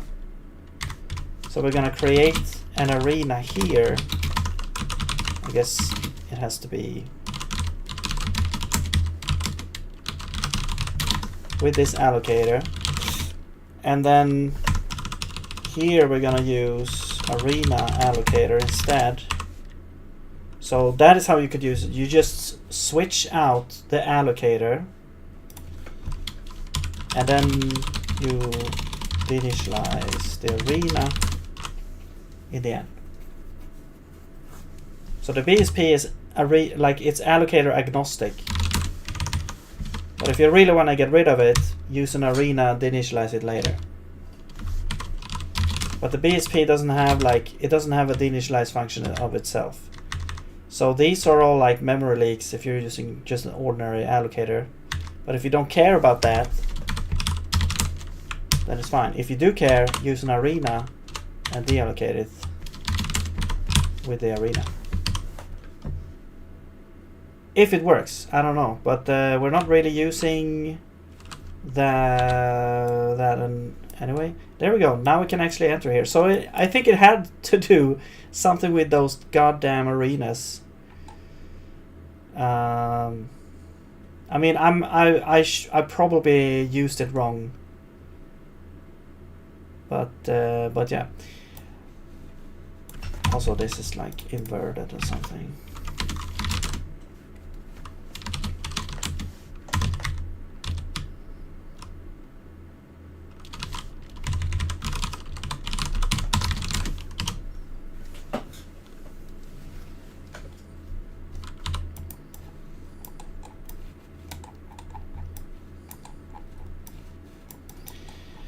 Cool. Now we can like hover over, except for the root node. What the hell? Why can't we do the root node here? Also, this is starting to look like the Doom editor, which is kind of cool because these are all leaves here, or they don't have any children. You have this as a child. It would be nice if we could see the parent as well, like the immediate parent, because that is possible, but we don't have that stored in the nodes. I mean, we could perhaps add it.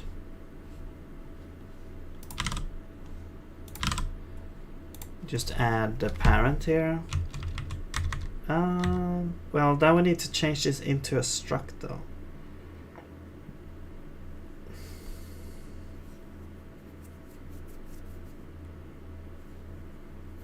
No.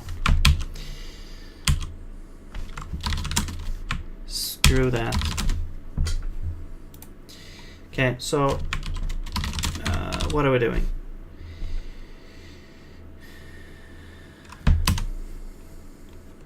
Well, now that we have this, we can stop fooling around and like adding more features to this debug view. What I want to check, well, it would be nice to get to see the root node. We do know that the root node has everything as a child though, so but I just don't understand why it's not part of this.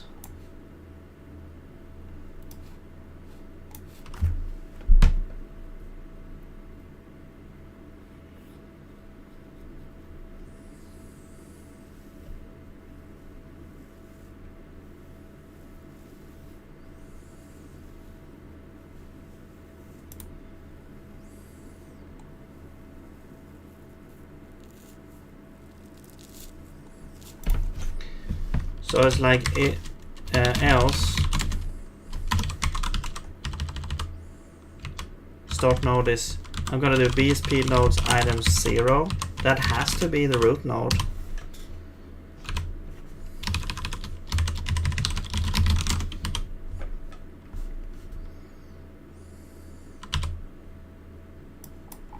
Wait, why is it not doing that?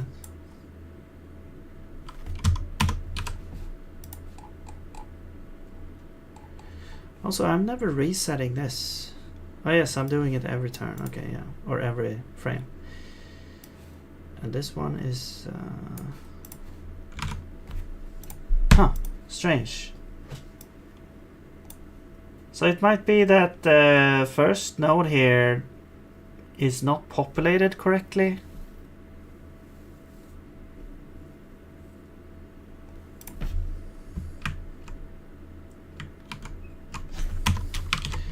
Oh, wait a minute. Wait a minute. Build with seed. I think this is the issue here. Yeah. We build a BSP here. This is the address. Oh my god. Okay, so we have to kind of like update the address after the fact. This is one of the things I really don't like. It's either that or we make this into a pointer instead.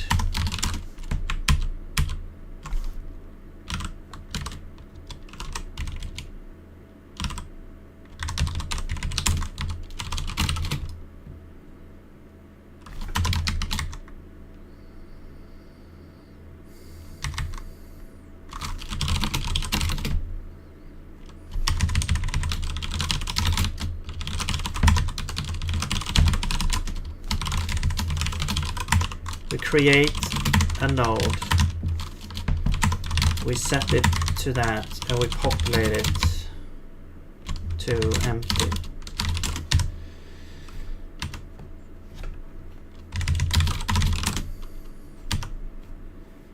And then you actually do need an anchor, and you also need a try. Your laptop froze for a second time. Sorry man, I think my stream is cursed or something.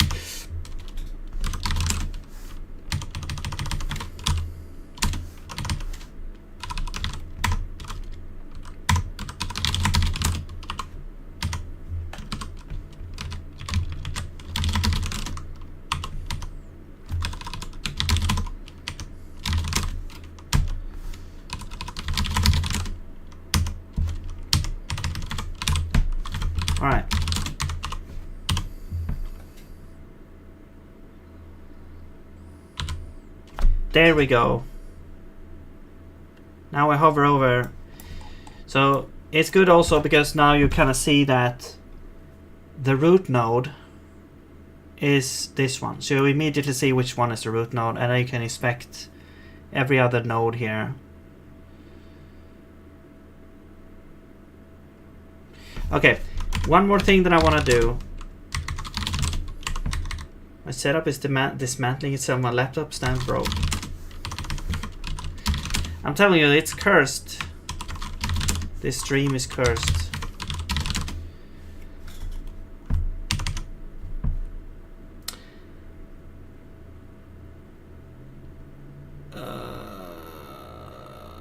yeah, okay, so what I want to add is like when you click while hovering over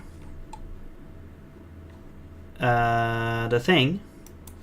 So when we click while doing this, I actually want to change. So this would be the inspect node hover eye.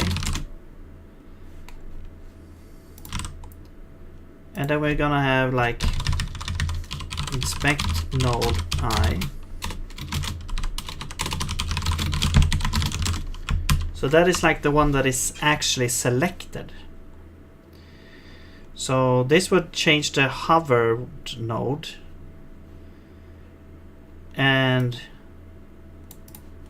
But this would just check, this would just be the actual inspect node.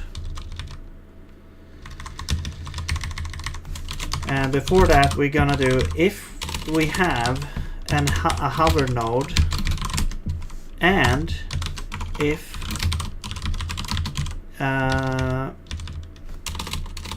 is mouse pressed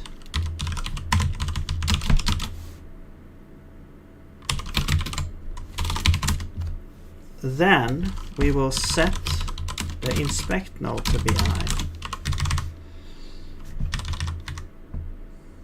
I guess we could do this. Like, because if it's set, if we're hovering over something, you click, we're gonna set that to be the inspected node. If we click like outside, it's gonna clear the node. Also, what I'm gonna do is I'm gonna say, well, if we have an inspect node selected, we're gonna show that. However, if we're hovering, that's gonna trump that. So I'm gonna say inspect, if we're hovering, that's gonna trump this one. Sorry about the word usage there. It's like a slur at this point. Anyway, there we go.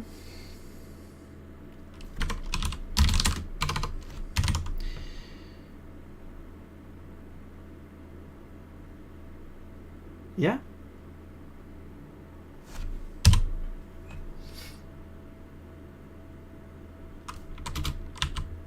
There we go. So it's like if you don't have anything selected and you don't hover, the root node is gonna show. If we hover over something and we click, that's gonna stick, but then you can still hover to kind of inspect other things here. But I wanted to do this so I can like click on something, then move away to point somewhere else. Oh, but then I have to like re-click if I drag somewhere. Okay, anyway, so the thing is that's happening is that you have a circle over here that's gonna, or just an intersection array that is here and then goes all the way up here. And I mean, obviously, it's gonna. The real answer is that it's gonna be get stuck over here and intersected. But what's happening is that it gets stuck on this line on this node, which is the last node in this branch, where the backside is of course solid here. But it's like if we get here, then it's supposed to be that we've basically checked every other line along the way to see that the space we're trying to compare to is within these this little space here, and also over here, like I guess this space over here. But apparently this kind of, all of these BSP segments, you can also imagine them as being infinitely long as well. However, they are like infinitely long in their kind of partitioned space. So for example, if we start here, over here, this root node, this is infinitely long, going up and down. So this is truly like infinitely long. This divides the whole space into partitions. All the things on this left side should be like on front, and all the things on this side should be back. Actually, I want to visualize that a bit better. I want all the colors to be the same.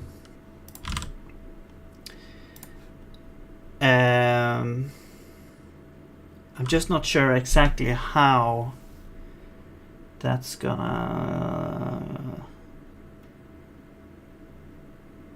work though, because it's like a recursive and the children depends, so this color depends on, I guess what you could do is do like front color is and back color is optional colors, and then it's gonna be here, it's gonna be front color, no, back color, or else red, and here is gonna be front color or else green. So the standard would be, well, if we don't supply these, which should be in the,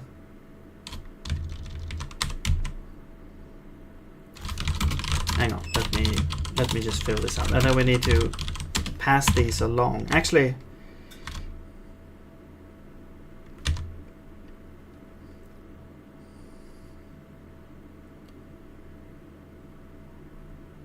yeah, so this will basically decide the color of everything in this node.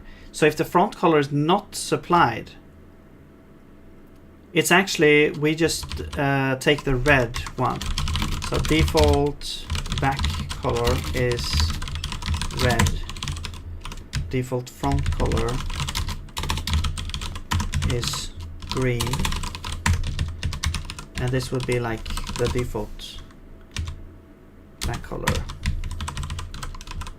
Default front color.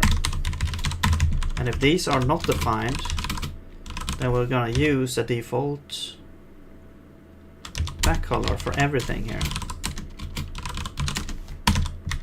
So then it's like the first node you would supply nulls here, because that will divide the back and front in red and green. But then the rest of these recursive nodes will keep their same color all throughout.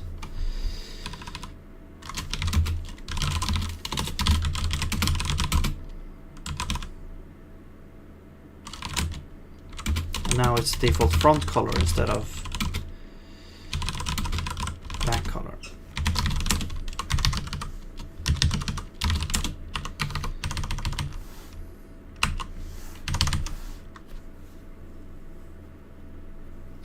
Person who builds debuggers, nothing to debug except debuggers. Yeah.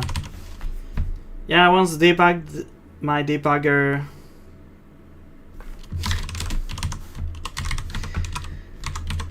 I have a debugger in Runic that we debugged. Except we didn't use a debugger to debug it. It was just, you know, removing bugs, I guess. Because I don't really use a debugger for Zig. Yo Piano, welcome back. Thank you. Good luck yourself with whatever endeavors you are doing. What is that, by the way? I mean, are you coding a piano? Are you a musician?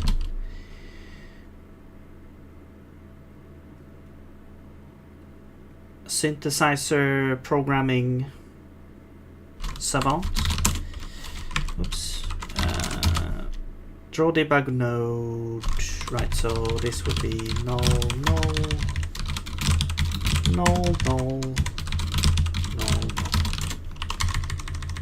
Did you know that null in Swedish means 0? Oh, you're in school, right? That is right. What the hell did I even do right now? Oh yeah, that's right. Okay, so now you can see the colors are different. And this is bad. This is red and this is green. It should be the other way around.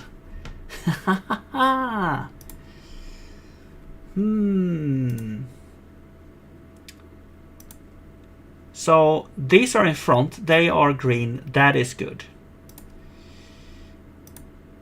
Except it might, you know, this might be wrongly distributed here. This is back of this, so that is correct. Here is also wrong, because all of these three should be green, this should be red. So I think it's when we split, we flip the direction. So all the things that should be on the front is going on the back, and vice versa. So here we can clearly see the issue with the splitting happening. So actually that is really nice, because you know it would be really hard to detect this if we didn't build this debug view here. Wow. Okay. The question is, will this solve our problems though? So let's try and wow, that actually really put some wind in my sails here, because I was like giving up hope there for a while. Split the space. So at some point, somewhere in here, this is flipped in the wrong way.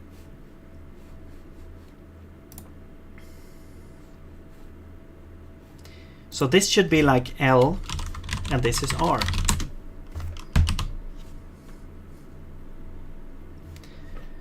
And now, look at this. Now it looks way better.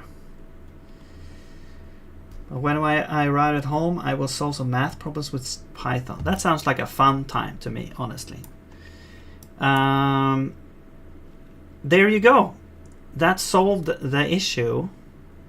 And maybe, just maybe now, see, all of these are green, which they should be because they are all in front, and all of these are back, so that looks really good.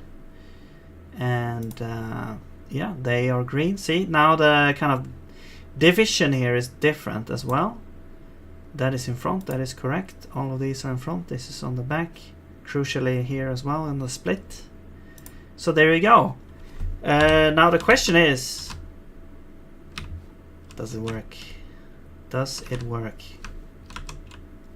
I can collide with these. Can I go through here? Yes, I can collide. Can I collide on the back side? Yes. Can I collide over here? Yes. The corners probably still doesn't work. Can I collide here? No. Okay. God.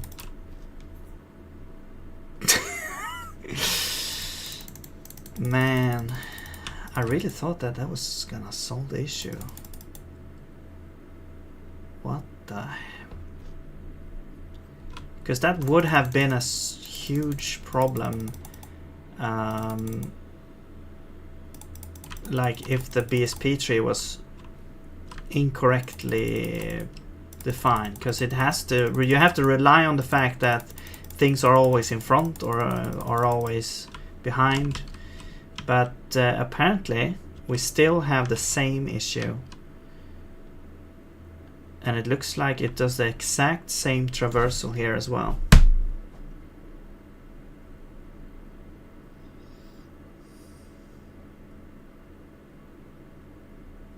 Solve the math problems in Rust, so you get your answers blazingly fast and memory safety. Yeah.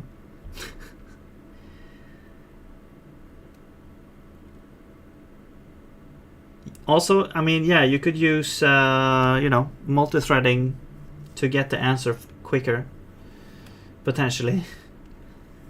You're learning algorithms. Awesome. If trying to collide is your power, what are you without it?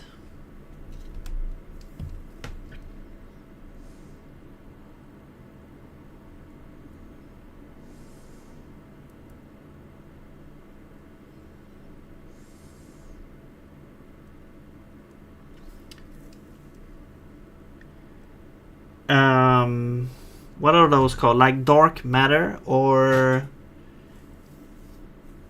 neutrinos?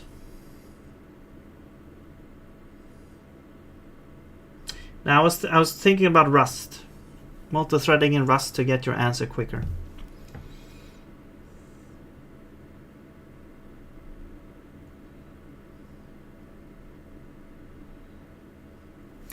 I mean, Python has CUDA as well, so it could be even faster.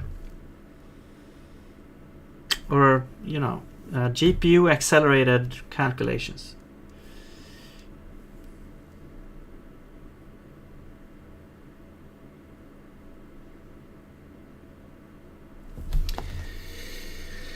Man, that is demoralizing.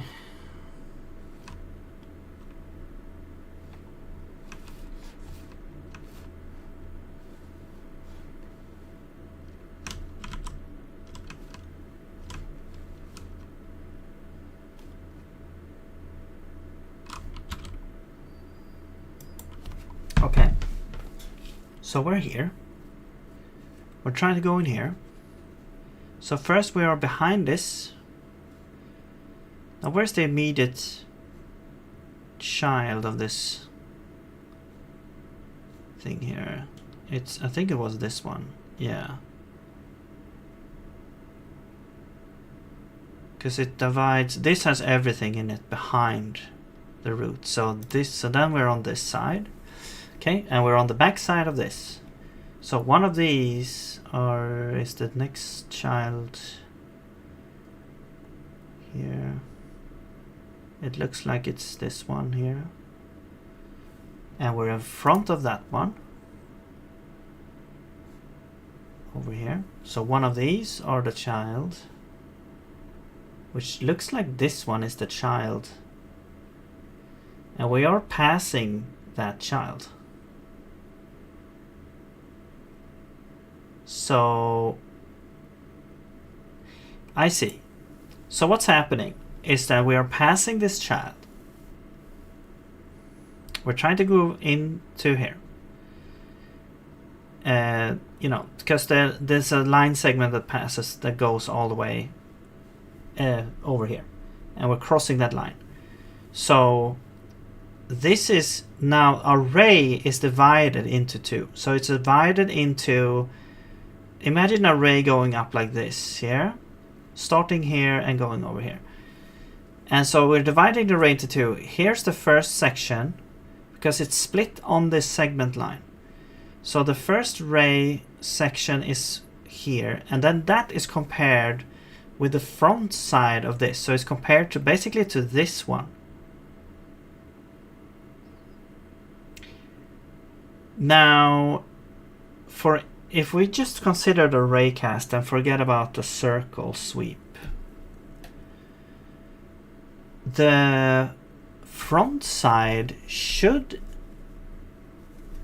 not collide, because we're in front of this as well, and there it's empty. The front of this is empty, so it should like just remove that one.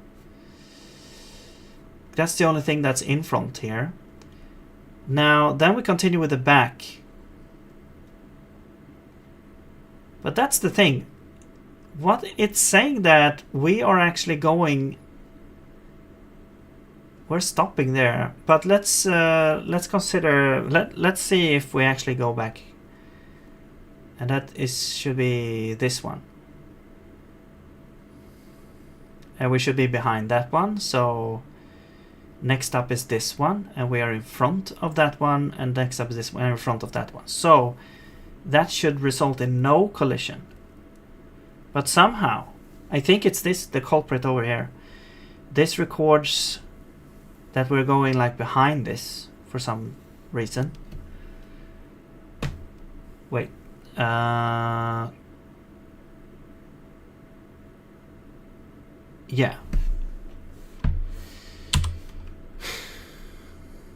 I kind of understand that it's doing that with the circle, but not with the ray. The ray should go through.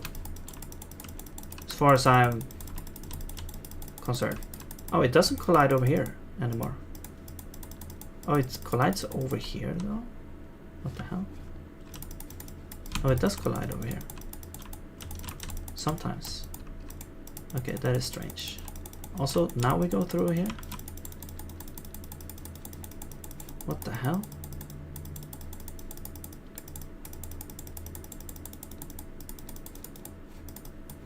It might have to do something about where I'm standing as well to trigger. Or maybe not. Yeah, see here?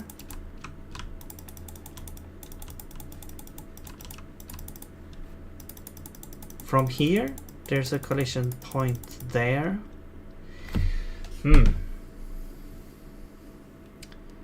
C sounds scary, but I've heard it has so much simplicity. Some part of it actually easy to learn. I would say so, but it's also like if you're going from a language that has garbage collector, it's a huge step, I would say. I mean, it's something that you would have to learn to live with.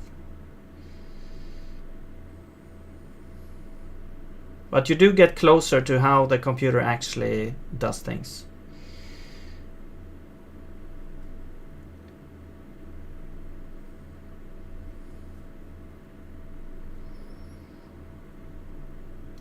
Where there's some misspoken overlapping? Yeah, that's the question. That is the $1 million question I almost said, but yeah.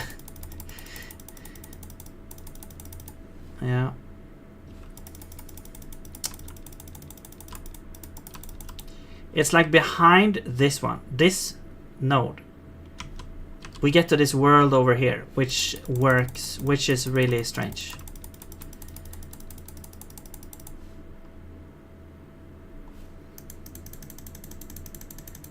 And this thing just collides all over the place, while the normal raycast,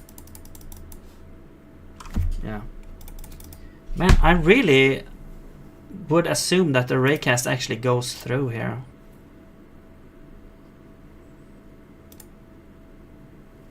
You know what? Let's bring back the raycast debugging experience.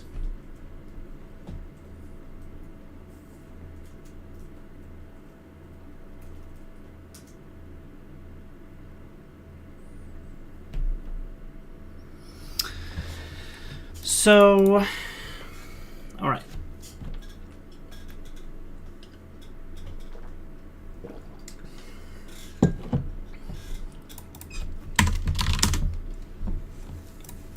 Let's go to collision, intersection info.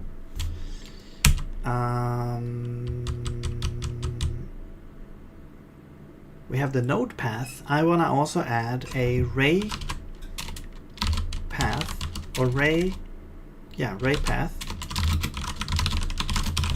That we had this before, but I removed it because I was confident that we were past this issue.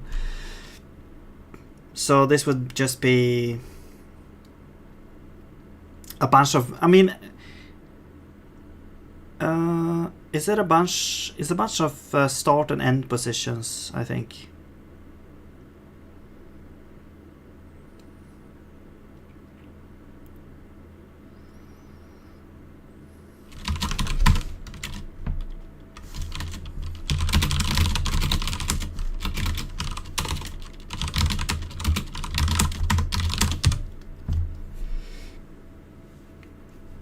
Alright, thank you. Good luck yourself, piano. Have fun coding and educating yourself.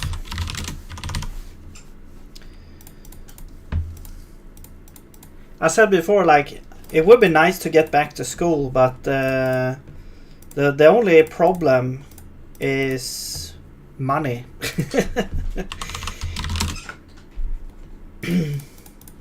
I mean, it would have worked if I was living like alone and didn't have a family to support and stuff like that, but yeah. Such is life. You don't realize that when you're younger. It's like before you have a family and stuff, it's like how much time you have and how much you can spend, like save, or well, what am I trying to say? How much time you have, and that you don't really need that much income to survive, and then you can kind of do whatever you want almost. All right.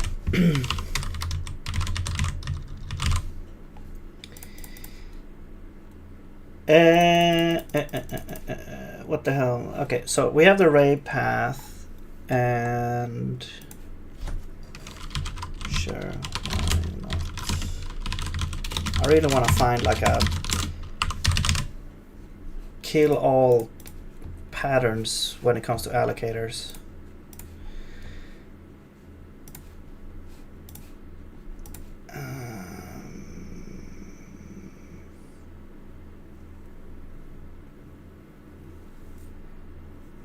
Life's a bitch, yeah. Exactly.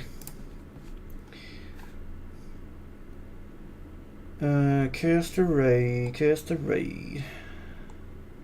So I think the way that we did this last time is that whenever we have a split, we add the ray to the thing, because that's when we know. Actually, no, not every time we have a split. It's every time we end. If we have an empty node, we still want to show it. Yeah.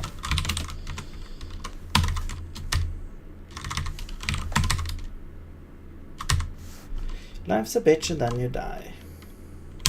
Yep.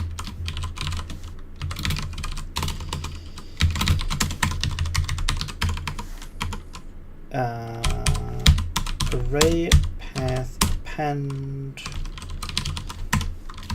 Do we have an allocator? You have an allocator. See you later, allocator. Start and end. So that's just stop position and position. Fine. There we go. And then we do the same thing over here. Boom.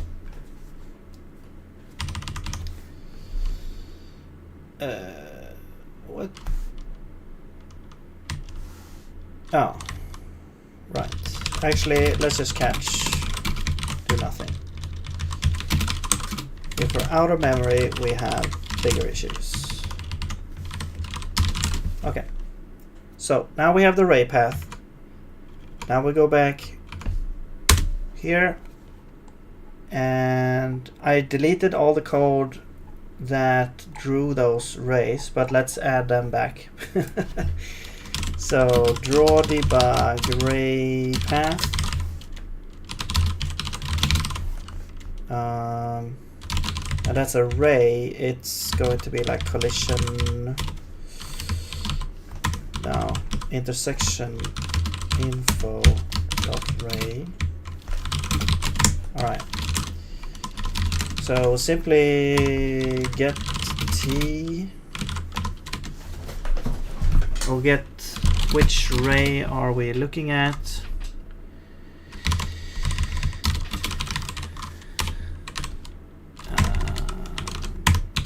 So it's going to be like mod as usize int from float t over, wait, no, t mod, no, floor, right, floor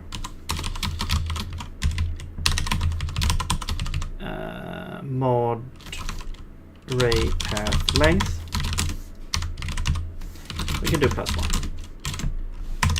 Oops, what happened? Okay. And then if I is 0, we can return, or if I is equal to, yeah, 0, we return. And then the ray that we need to look at is going to be I minus 1.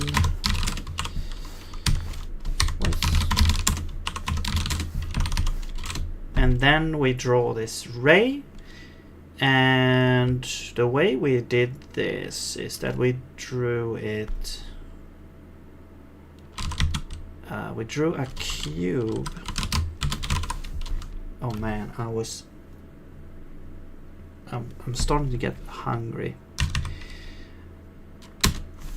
Position is start position, start cube position. Size, I'm gonna say 0.2 maybe. Color is red for back and then green for front. And you're gonna be the same, and this is the end cube position. And in between, or maybe even after both, we're gonna draw a line 3D if it works. And this is gonna be the start position. Actually, yeah, because we need to convert these. And you're gonna be purple. Actually, could depend. No, that's fine.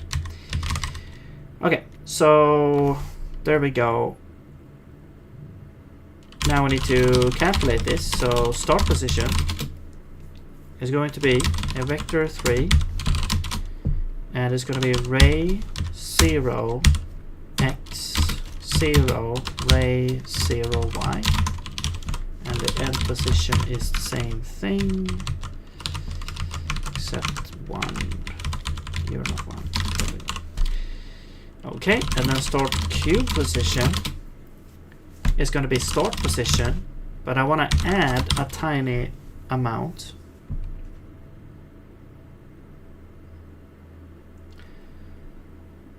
Like half the cube size, like 0.1. And so we'll get like the vector is going to be end subtract start. And it's going to be v scaled by 0.1. It's going to be normalized as well. And then end cube position is going to be end position, and then subtract that. So this would be the adjustment, whatever, normalized scale. It's the same thing. Oops. There we go. Alright. And that is the debug ray path. So that would kind of draw like one at a time, and it would show like from start to finish the path that the ray took. And if we go back to the debug mode thing here, it's like draw ray path. And the path is intersection info ray path items. Okay, and that will populate anytime we cast a ray. So if we stand over yonder here and we cast a ray, it will start to show the ray. And we can see that it starts over here where I stood, and then it kind of looks a little bit weird.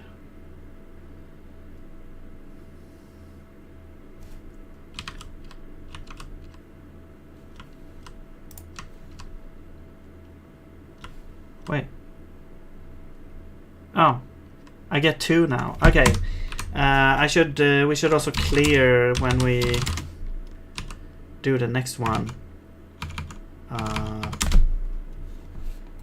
So when we start here,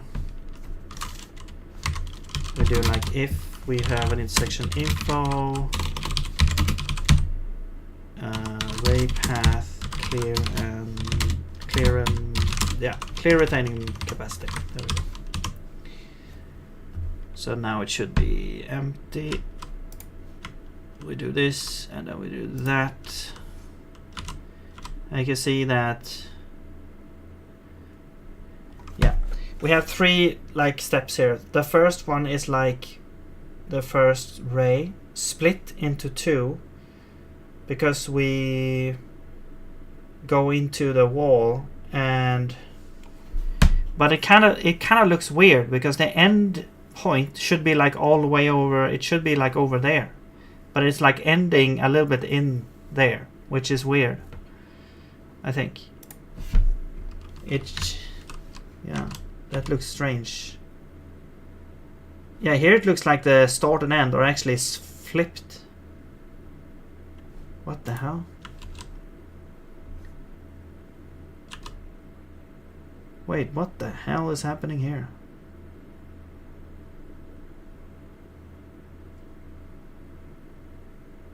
That does not look correct.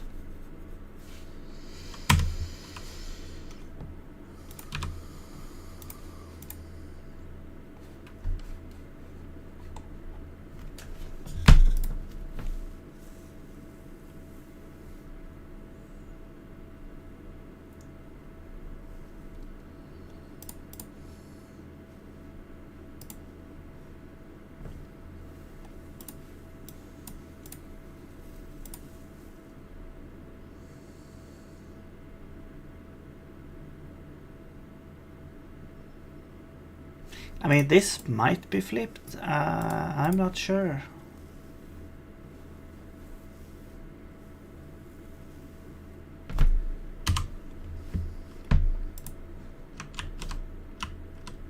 Yeah, that looks very, very strange. That is very weird. I don't I can't even begin to understand how that happens. If we shoot through here, we can see that there's a split here. But again, it looks weird.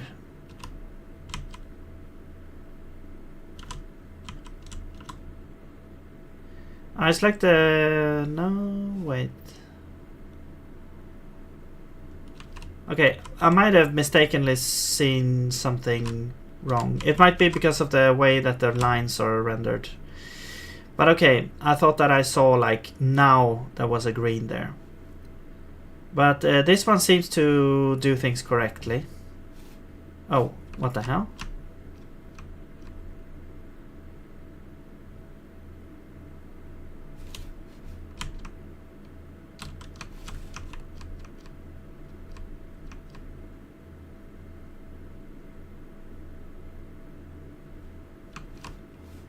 Why is there a split over here?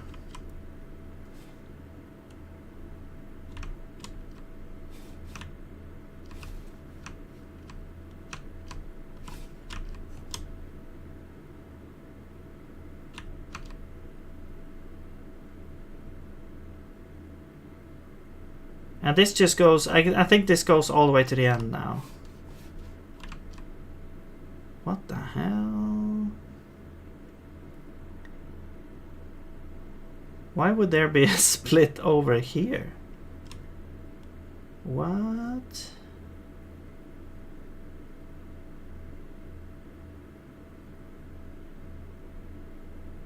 Okay, something is very, very off with the... Now, with the splits.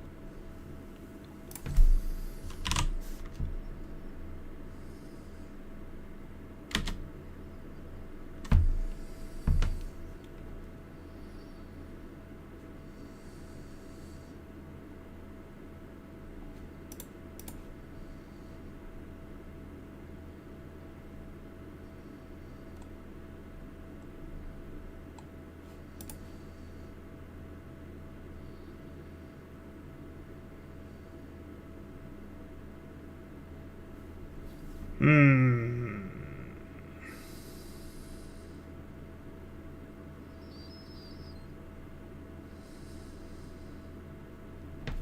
was thinking like maybe this is wrong here, but it looks correct. I mean, we don't really need a midpoint, do we? It's used over here, but is that even needed? I don't think so. Like P1, so this is basically, if we look at this is the start. So I think I made this when I didn't really understand how the equation worked. So if we look at this, it's the start position minus the mid position of the branch. But what we do, so it's kind of the relative position of the player, or not the player, but the relative position of the start position from the middle of the wall, or the segment here. And then what we do with this, it's that we take the dot product to the normal of the wall.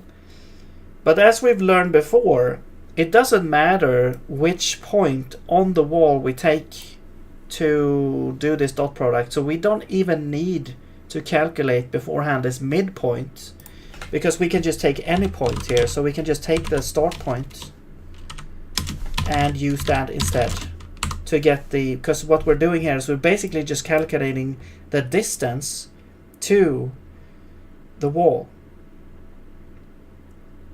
So this is the distance of the start position to the wall, and this is the distance to the end position. And if it's less than 0, it means we've passed the wall in relation to the normal. And if it's positive, so if the number is negative, it means that we're behind the wall. If it's positive, it means that we're in front of the wall. Yeah, so this point did not matter. It just mattered that it had to be some point along the wall. It doesn't matter where, along an infinite line basically. So it doesn't matter if we had the mid position or the other position here. So I don't think this is actually needed anymore. I'm just gonna remove this mid, because it's just something that could generate some kind of weird error at some point. I mean, it's not gonna solve the issue, but at least this is so weird, like that, this split here. It's like it's changing direction. It shouldn't ever change direction. That is very, very strange. And the weird like split we get over here. Here we get like a lot of what the hell, man? Yeah, there's definitely something wrong with this calculation here. It's detecting a spooky split over here.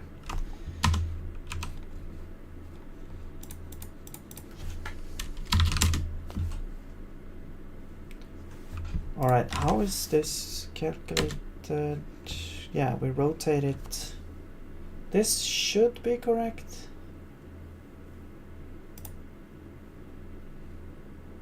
And vec is the vector, which is also like calculated from, it's just the end.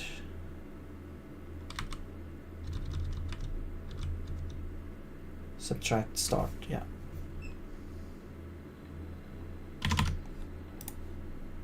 Which also probably we don't need to store like this, because well, I guess it's used in a couple of places.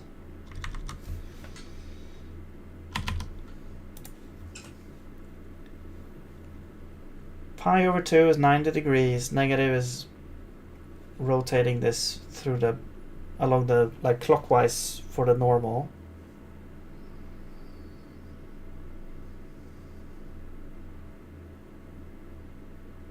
And we normalize it, so that looks correct.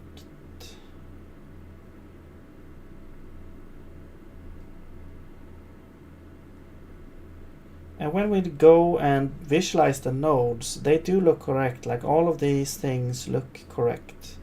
the normal and P0, P1.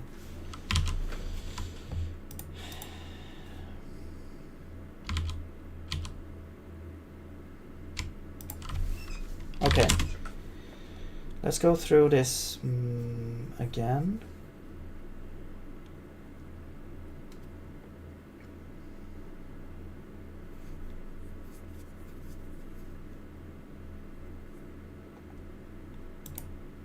So, if both points are in front, we do this.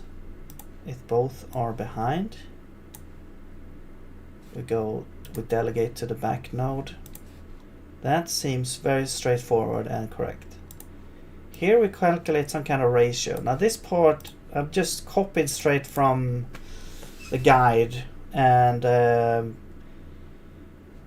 I think I tried to kind of calculate what this is happening over here, and it seems correct. But it's just whenever I see something like this and I don't really understand it, it's like an area for me to like explore and see if maybe there's an issue over here. So T1 was the distance of the start position to the wall.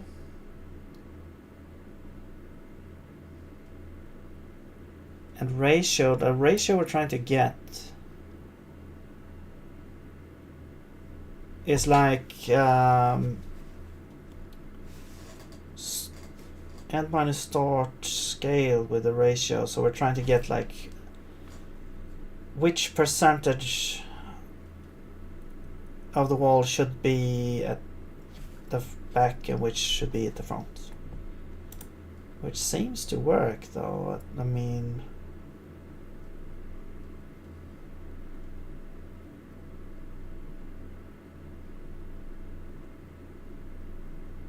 okay, so ratio,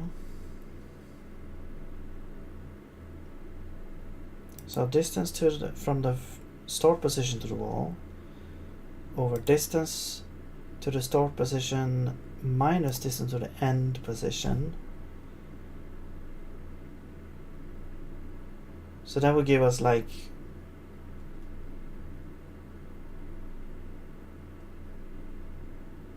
probably a positive number, because the end should always be like closer. Well, it doesn't have to be closer actually.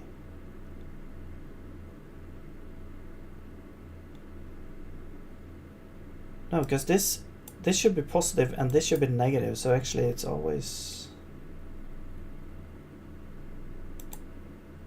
well, I guess, no. Could it be the other way? Yeah, it could be the other way around, I guess. So negative, negative, positive. But in the end, it would be negative, positive, yeah, positive, because it's going to be negative over negative. Maybe git push. I will push when I have a...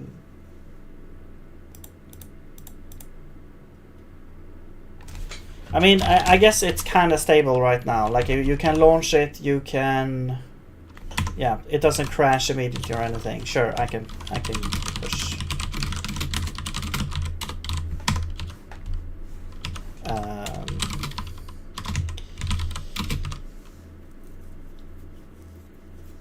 Added debugging stuff for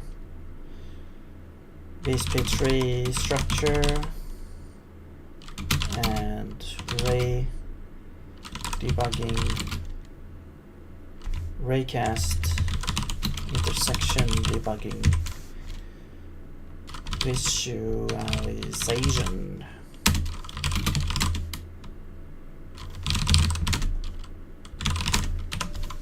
There we go.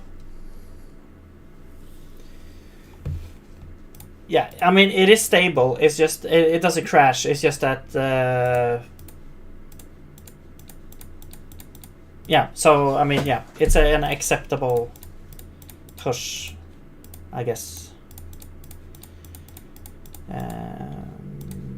But yeah, there are things I need to fix. Hola, hola, code guy. What's up, what's up?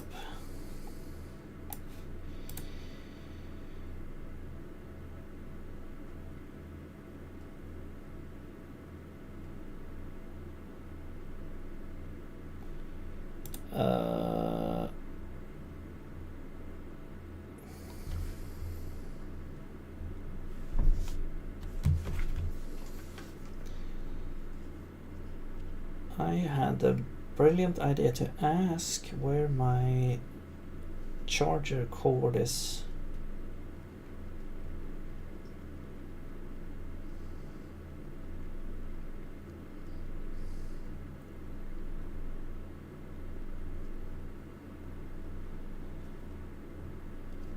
There we go.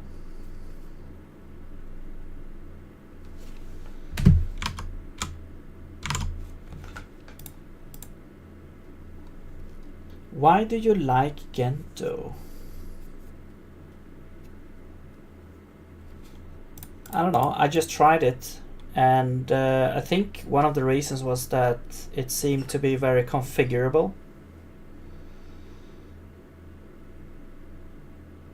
I think I installed it using some kind of easy install CD, whatever that. I mean, this was a long time ago.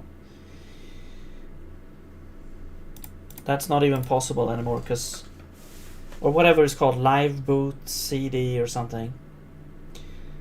I don't even have, in my computer now, I don't have a CD player or DVD player or anything like that. There's no or floppy disk. How's PSP going on? It's going forwards, I would say, in steps. Can you make something for Roblox? I've never even played Roblox.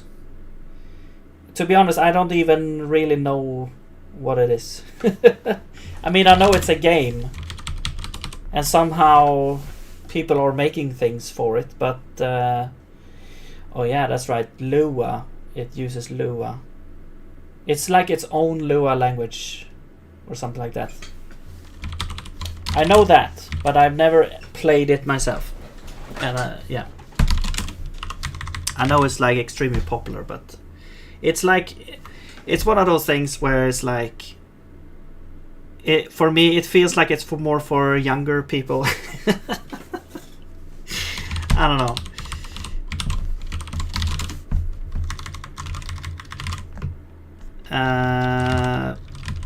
You know, because I'm old and I never got on that train, so that's what I mean.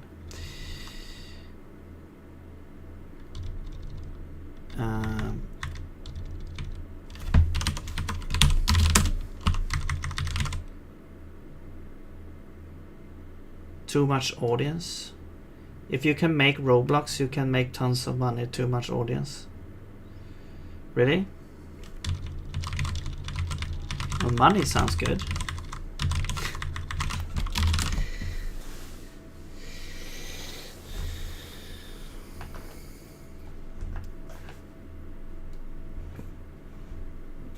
Could you?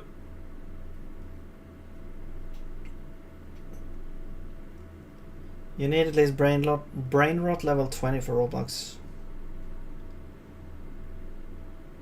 Wait, is it spelled Roblox? Not Roblox, like ROBLOX.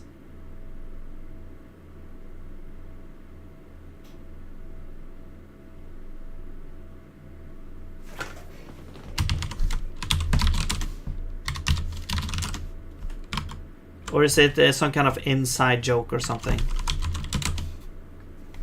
Yeah, it's not. It's not Robolox. It's Roblox. Roblox, not Roblox.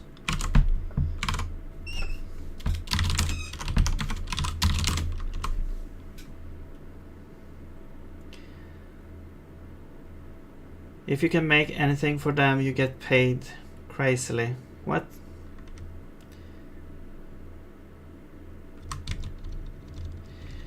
So what, is it like you make something like a mod or whatever, and if people use it, you get paid?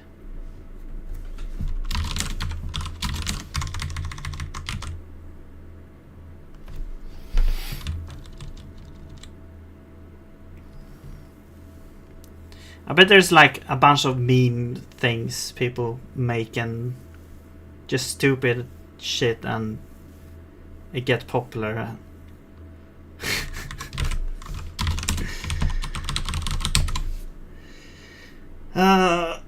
Okay. Man. I don't really understand this here. This seems like such a basic math thing, but it's like the distance to this from the start over the distance from the start minus this to the end. So you get so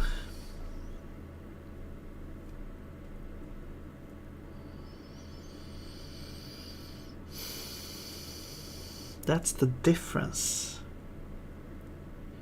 And that's the difference. Difference. So it's kind of like the length. But then T1 can be any.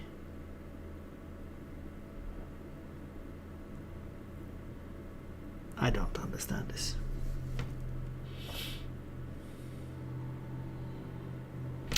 Yo, Mutasemus, no problem, man. Are you working on your project there? Yeah, still they get paid. Okay. Ratio will give float. You don't need it. Yeah, it has to, it's supposed to be a float. I'm just trying to understand the maths behind it. Maybe we'll do Desmos or something here for this one.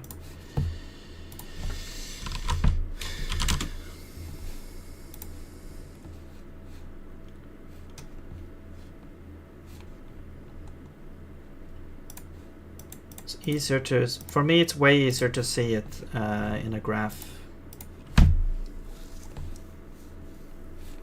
Well, is this like built-in dark mode or is it Dark Reader doing some? Whoa, sorry. Wait.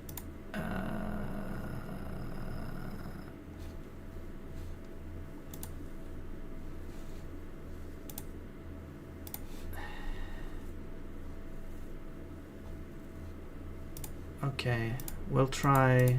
I'll try dark mode on this. It looks weird. Okay, so we'll have like T1.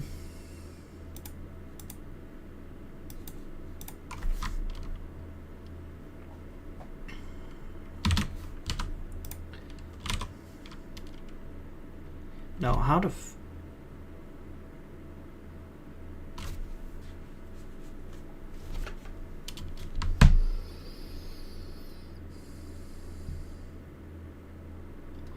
let's just say it's like x plus 1 or something, I don't know. And then ratio is going to be T1 over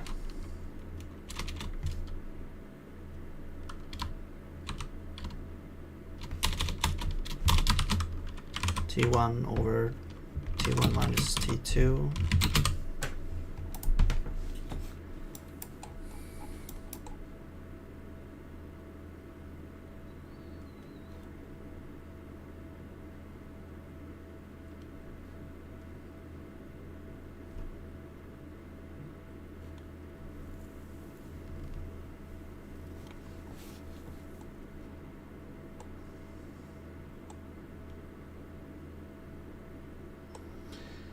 Oh yeah.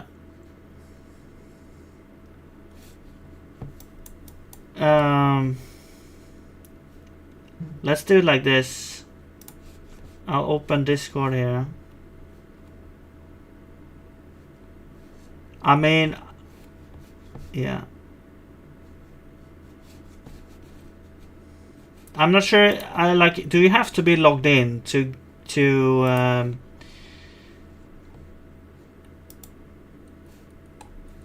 see like LinkedIn stuff? Where did you post it? Oh, there. Oh, sorry.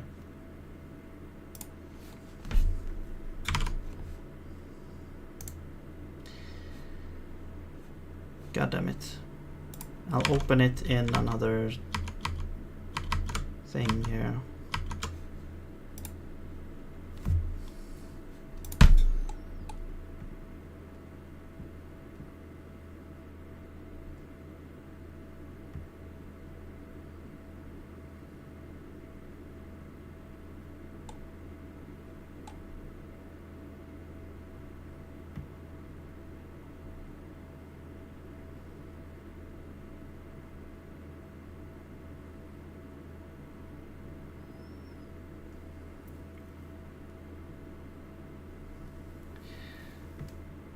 Yeah, that's cool.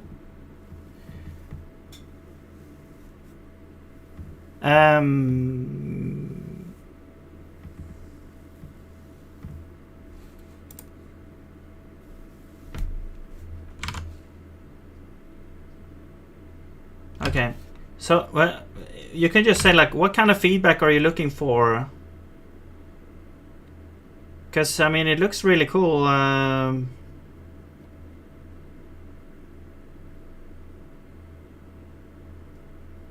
I mean, okay, the end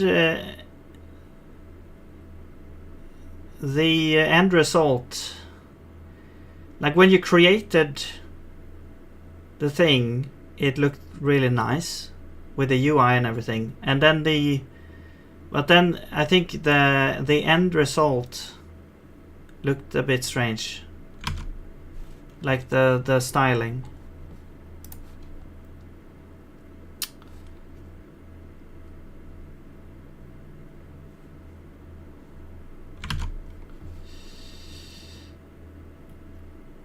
I don't know, man. I think that you could what you could do is you could go and because I think that there's probably you could investigate if there are similar tools available, and then you could look at those and you can kind of compare.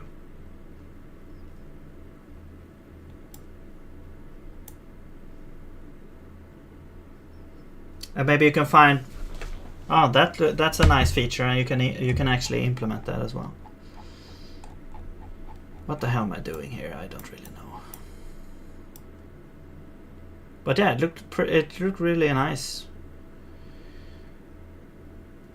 Okay, so I feel like this needs to be multi-dimensional. Like this needs to be like Z or something.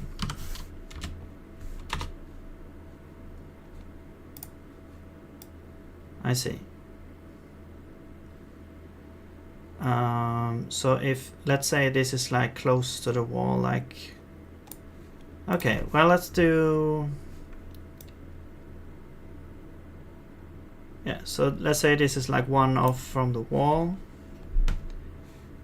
T1 is the, so if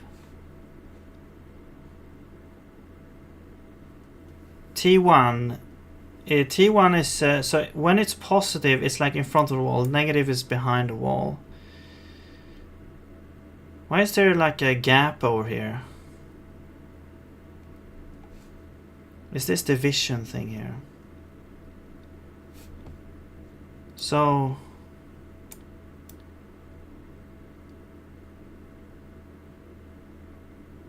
when T, so now, right, because it's 1. And then now it's like exactly 1 here in difference. Then R is 2. That seems strange. I must have done something wrong here.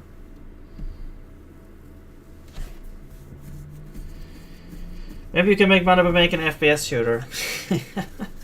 Yeah, I mean, I think that I probably just want to make like a bunch of small games and try to sell those or something like that. We'll see. I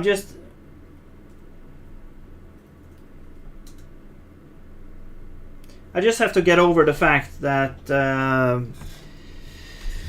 when I make something, I just think that it's I want to make something that is a good quality and that deserves the people actually would like to pay for. But then you go to Steam and you see all the shit that people buy that looks like so bad, and you wonder like, how the hell does anyone buy this?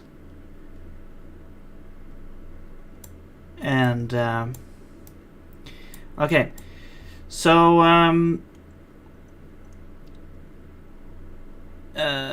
so T1 is like stands for how far is the start position from the wall, and when it's positive here it means that it's in front of the wall, negative means it's behind the wall, 0 means it's like on the wall. Okay, T2 is same thing except it's the end position, but we've set it to be 1 exactly, which means it's like 1 distance from the wall in front of the wall. But it's kind of weird because R then... Yeah, okay, so this doesn't make sense because then if it's -1, yeah, this makes more sense. If it's -1, then it's behind the wall. And this makes sense because in this calculation we assume that T1 and T2, they don't have the same sign. So one is positive, the other one is negative, and or vice versa.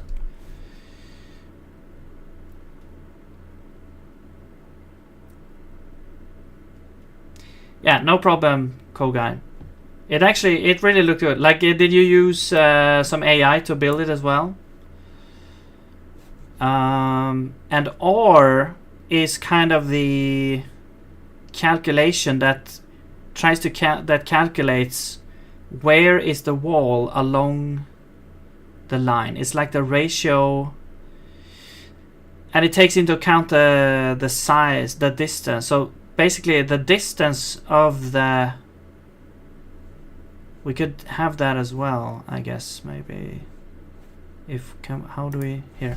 So distance is T2 minus T1. That is the length of the wall. Well, it should be like the absolute.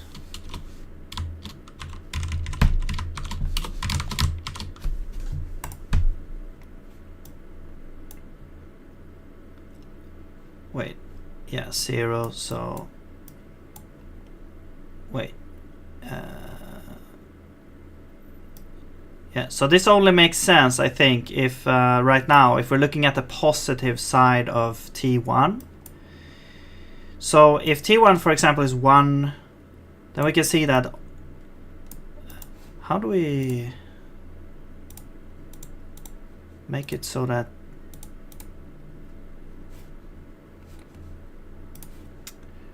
I don't know, anyway. 1. Okay, so 1. Then R is half. Yeah, and that makes sense because T is 1, so it's 1 behind the wall.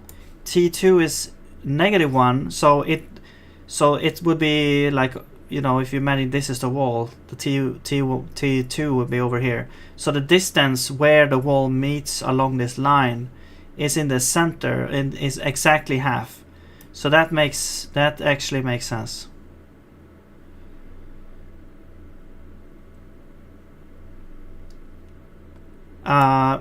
So what we're trying to... It's kind of difficult to explain what we're trying to do here. But T1 is the start position of a line.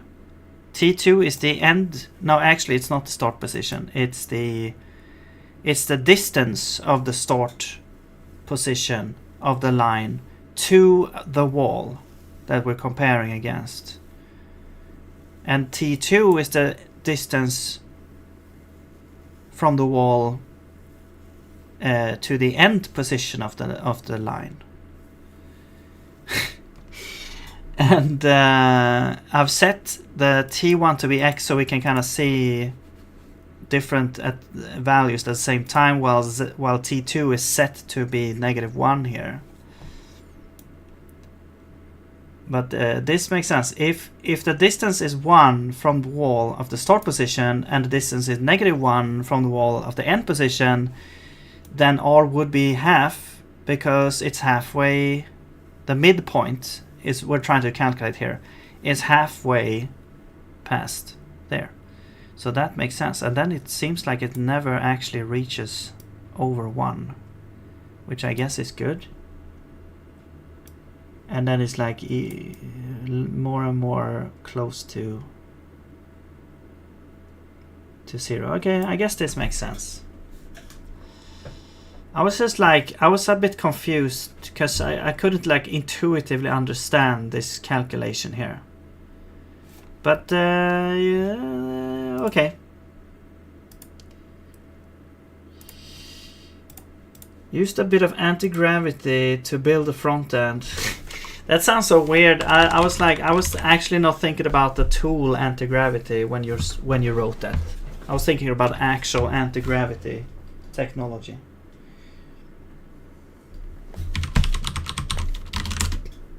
Like you were sitting in your room programming in the air, or like upside down in the ceiling or something.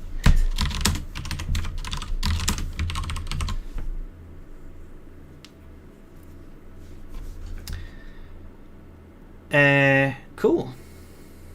Cool.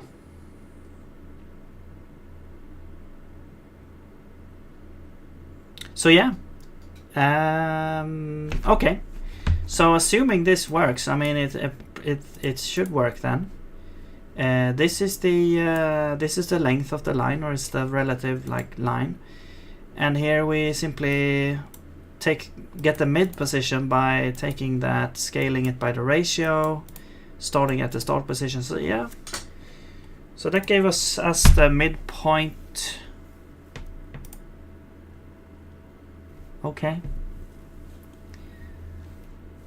and then we're splitting up the ray in two, where we have the start position to the midpoint, and if that gets something, then that's the thing. Otherwise, we have the second one, which goes from the midpoint to the end position.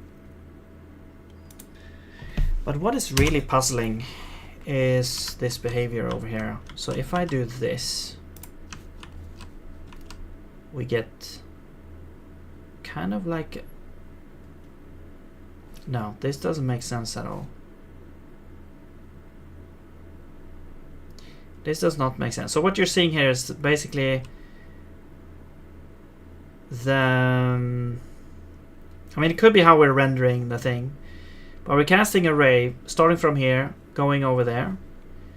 And so the red cube denotes the starting point of the ray, and the line follows the ray along here. And then it stops over here. The green point is the end point. And we're showing different rays now. So the first, so we're stepping, it's like timed per second here. So first second is showing the first ray, and then it goes into a split of the BSP tree, and we're showing the next ray, which ends abruptly, which shouldn't happen because it should go through, it should go stick to this wall over here, but it doesn't because that's how it works. Also, this happens as well. You know what, actually the spooky, I just realized something. Actually I don't maybe. So you can see that we got a split like way over, even though there's nothing over there. But that could actually be a split against one of the adjacent walls. Now if we do something like this, we split over, we aim over there, that should not get more than 3 splits. Like that should be the last one, yeah. But if we split over here, of course we do get a split again, which is probably one of these walls. This wall probably here, or this wall here. Yeah. So that does make sense. That I think that solves that issue. However, this is very strange. It's like it's flipping direction here. It's going like along the wall almost. Yeah, the ray should always have like the same collision. It could also be the way we're rendering the ray. Here we don't even see a start position on this ray. So what I'm thinking I'm gonna do is I'm gonna change how we draw this. If the ray is like very short, we're gonna maybe scale it down or something. So here's the length of the vector of the ray, and this is kind of saying that how much adjustment are we making to paint these cubes.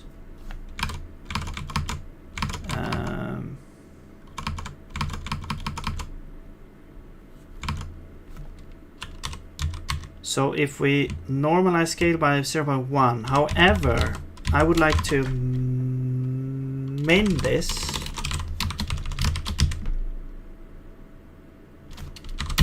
(0.1) or the length of the vector over 3, maybe.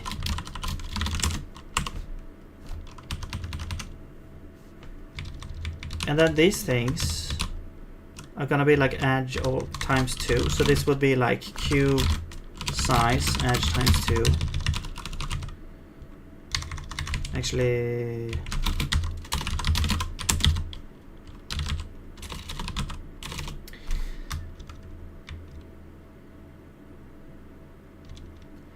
is there a function here that just takes every,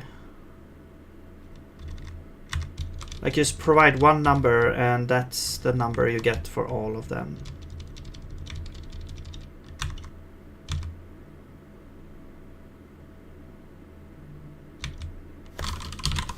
Maybe 1. Yeah, 1, everything will have 1, and then we scale by this to get this. It's the spooky node.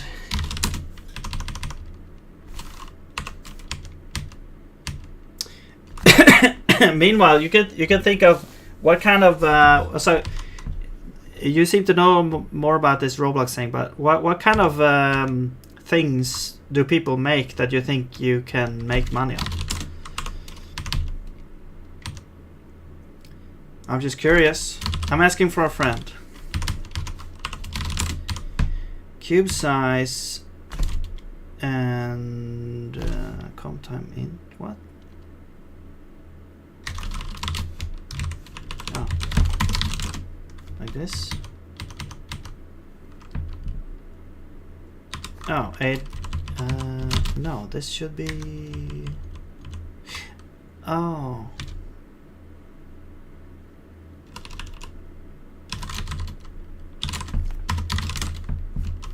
That's correct. Yeah, it should be the same as that. I'm gonna do edge s as scalar.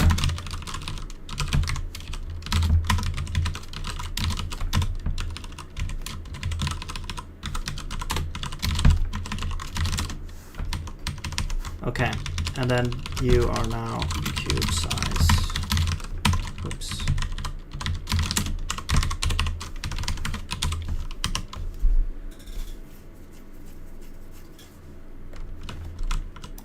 How will that look? Okay. It just disappears. What the hell? That is even more spooky.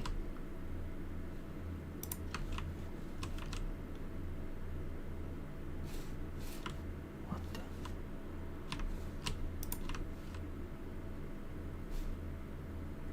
Dun, dun, dun, dun.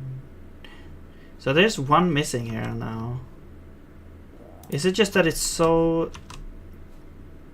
tiny it like vanishes? Okay, so maybe we should have a max as well. Maybe that's why, because it's like essentially 0 length or something.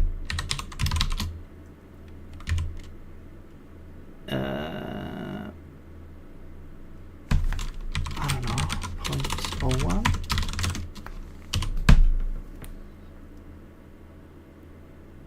Yeah, okay, and then it makes sense that they would have some weird position. Yeah, look.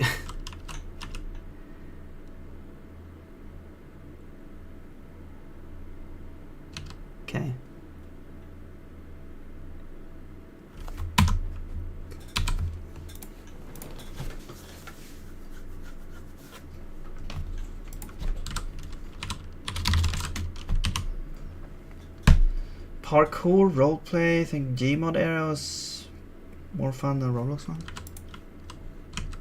Well, what the hell? No, oh, wait. 0.03. There we go.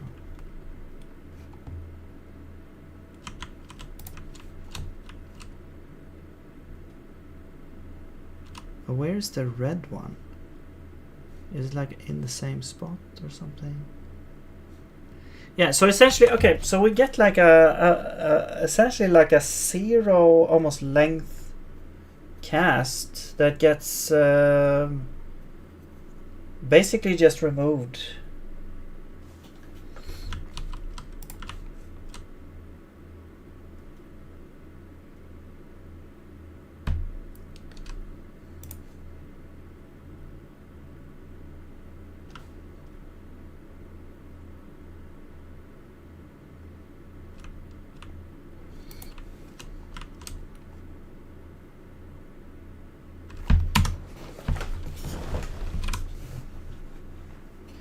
Maybe that also makes sense then if the direction is strange there.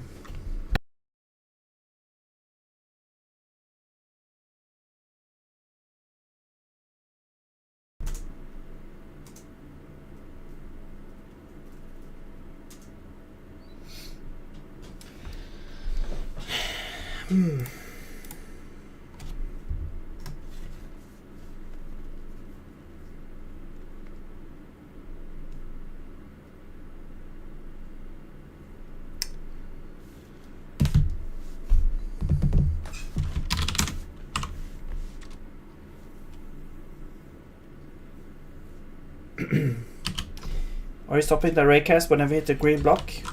No, the green block is just, it's part of the raycast. It's like, it's trying to show the green part, the green cube is the end position, is the end point of the raycast. And then the red is the start. And what you're seeing is every second we switch the ray out for the next one. So the one you're seeing now, this is the first one, the one that's the longest here. There's only 2 rays here. Well, it's kind of, you're casting one ray, the algorithm will split the ray up in separate parts. As you see here when you do it like this. It's splitting it up in separate parts because of the BSP tree. It's doing some BSP trickery here. So the ray is like divided up. And I'm just, every second is switching which part of the ray you're seeing. And the red cube is the start point of the ray, like segment. And the green cube is the end point of that ray segment. And there's an error when we try to go in here because it stops here, which it shouldn't stop here. So that's what I'm trying to figure out. Why it's doing that. And as you can see here, it's kind of stopping here, and the ray that it stops with is like a very, very, very tiny length of this vector here. And I mean, yeah, it seems like the direction even changes. I guess they could be because of some floating point error. But really it should go through here. So there is some kind of weird issue with the raycast producing this very small. I think it could be because we have 2 segments here at the same place. Essentially they have the exact same, line with them. They are like aligned on the same plane. And it's just that this is kind of the parent of this node here, which this node is the front child of this node. So I think what's happening is that we're looking at a ray being cast, it's split on this thing, and then the front section is checked against this, but the length of that front section is basically 0. So there might be some kind of weird floating error that makes it so that we can't really compare these.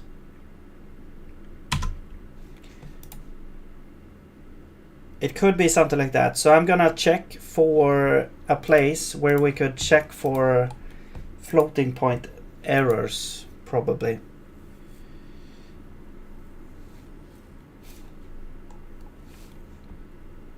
After using AI, I feel like I'm forgetting to code. I mean, yeah, I mean, it makes sense if you use it all the time and you never code. Also, I feel like even, let's say you're starting a project and you're only using AI, you've never seen the code. So then it's like there's gonna be a huge threshold if you want to fix something yourself and going into the code. It's like going into someone else's project that you've never seen before, basically, and trying to find some issue that you need to fix.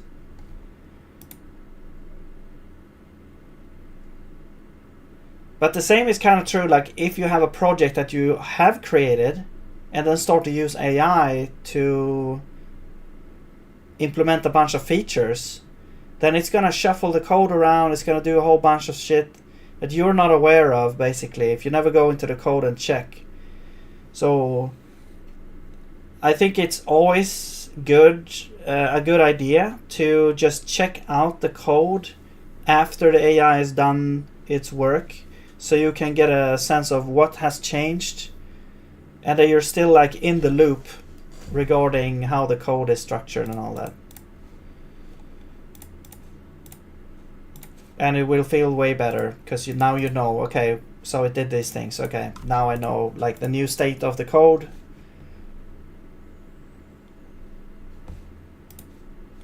Even though, you know, it feels like AI is this magic machine that can just give you productivity, but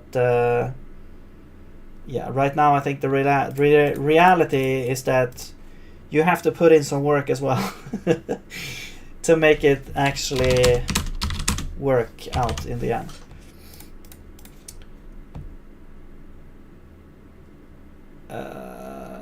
It's like sometimes you get the feeling like, hey, AI is just gonna solve all the problems, but that's not the case. Yeah, 3 hours of vibe code and 3 weeks of debugging. Yeah, exactly.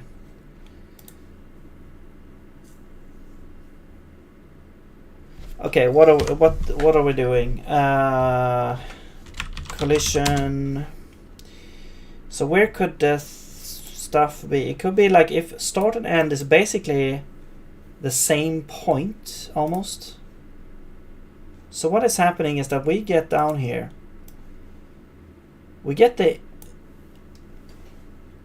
start side. That's in front.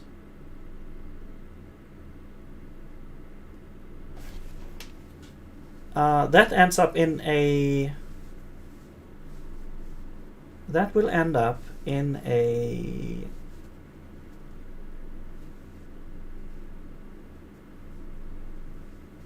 In a what? In a.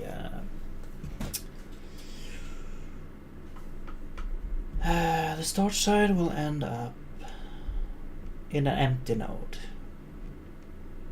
But then it continues on behind that node, which it shouldn't do. That's the thing. It's like this node here. So this is the node that we're passing through here first. And then it goes into the front child, which is this one here. Because it's green, it's on the front. And it's like it's passing through this on the behind this, which it shouldn't do. I think that is probably why we get some weird issues.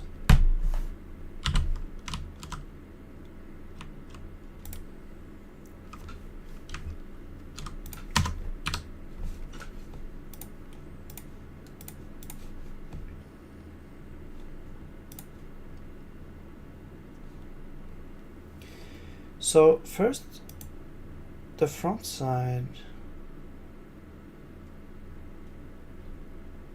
is cast. Then we get a tiny thing on the backside. Can you explain this to a CEO? I mean, I guess. I mean, you know, sometimes it feels like CEOs, they don't they only listen if they want to. It's not how you say it. It's more like if they are open for that information. I don't know. It depends on the CEO.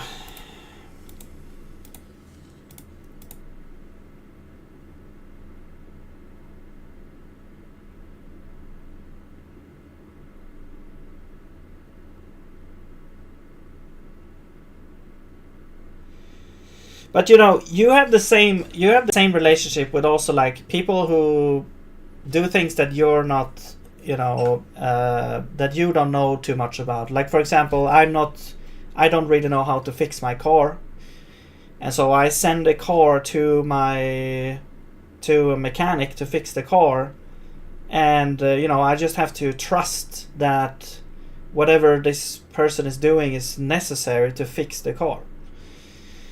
So you end up in kind of the same situation as a CEO who doesn't really know how to code or anything like that, but they will have to trust that what you're doing is necessary for the project to live in a good way. No, that's I don't think so, Code Guy. But thank you.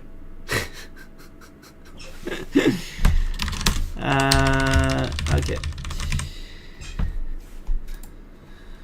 What the hell am I doing? I mean, I'm just trying to understand the path that is taken here. So first it goes in front. Yes, it ends up in the front node. And then I think what happens is we split again to end up in the front node and the back node, which is not what should happen. So I think there's a slight, tiny bit of precision error that makes it so that we end up on the other side of this wall, which we should, like, or the segment that we shouldn't do.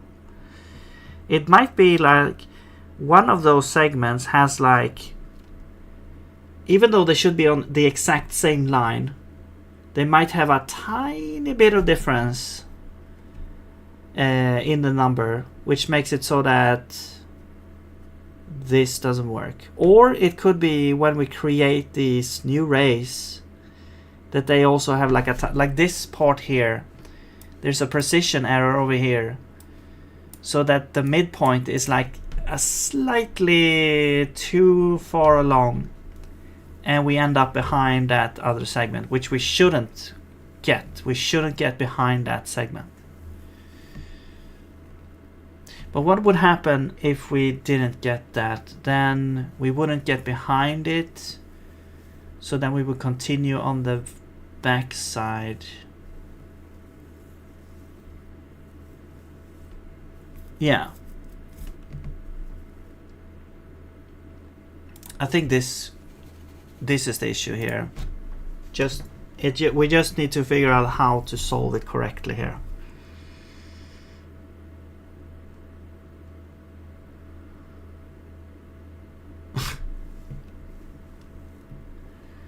Blue? I'm not gonna say anything.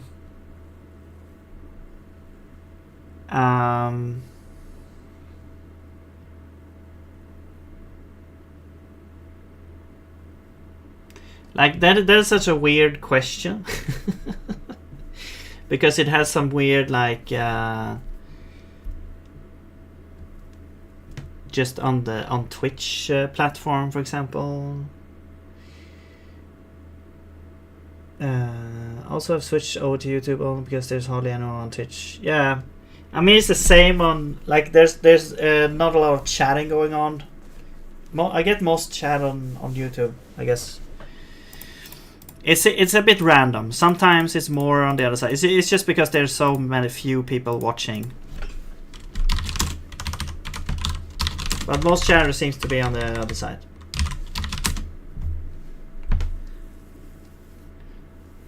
I'm more interested in why you would ask the question. Like, it's always some kind of weird reason behind it. Okay.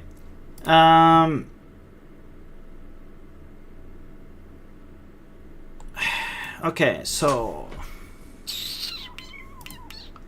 where to fix this issue?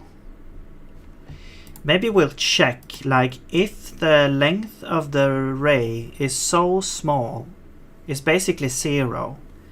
Do we even care about it?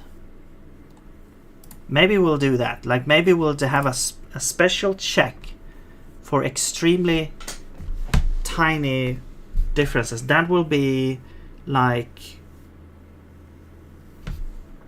solving that issue, I think. Because it's like it's like a mistake. It shouldn't happen, I think. So I think that we're gonna do if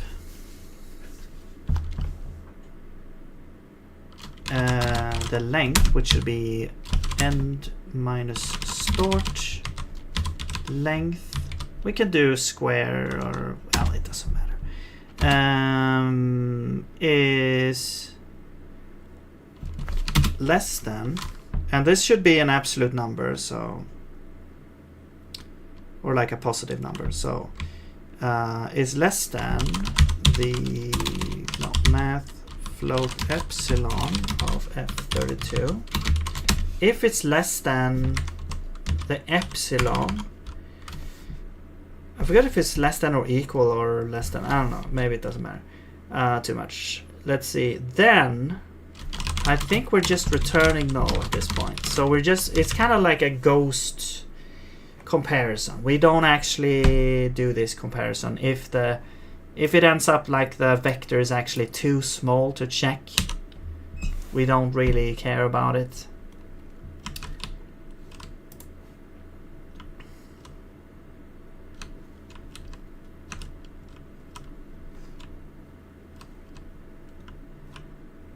The suspense.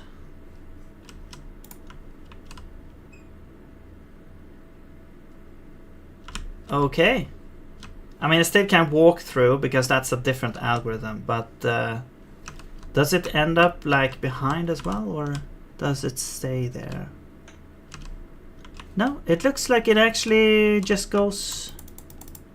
Yeah, look at this. Oh my god, I spoke too soon. Why?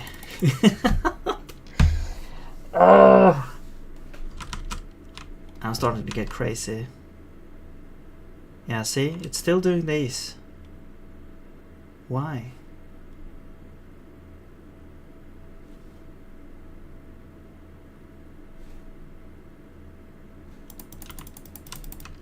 Okay, it works here. I think it's because of the angle. It's like when the angle is too...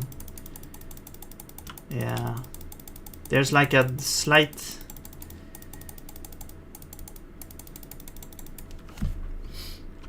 Okay.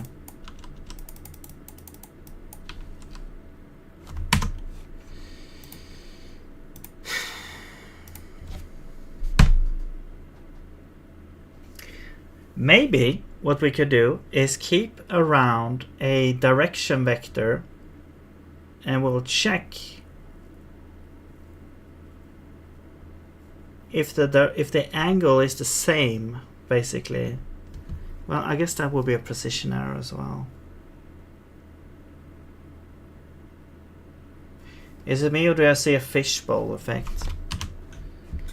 What, always or in the game?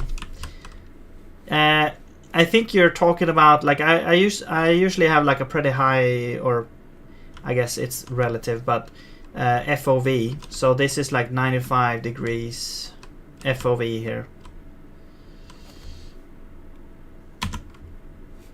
I'm not sure if that's what you mean, or if you always go around with the fishbowl effect.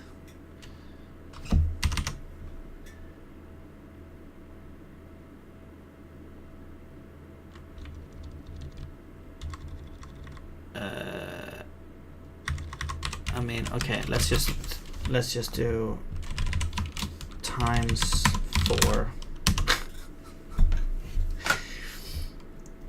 based on scientific calculations. Okay, we need to increase it maybe a little bit more. See, times 10.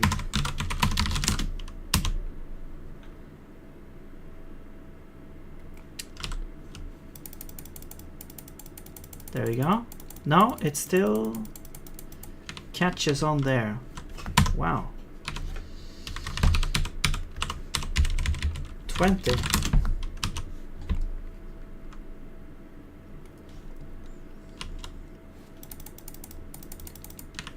Okay, that catches on the wall. The most extreme... I have to check like the most extreme angle. Yeah, see? Now it gets stuck over here. You get this tiny vector still, but apparently is large enough for this work. But once we've eliminated this case, I think we could be happy. It doesn't feel like a very good solution. But to solve it differently, we would probably need to like do a more robust mathematical, maybe times 100. Who knows? I mean, this might cause other issues, like going through walls and stuff. There we go. That seems to fix the issue. Yeah. I think what's going to happen is that basically sum of splits won't happen, basically, if there are two tiny differences.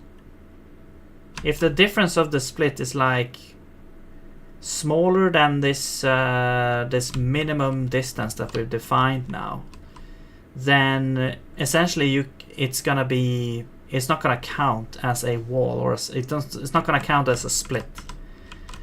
So maybe we only do this for leaf nodes.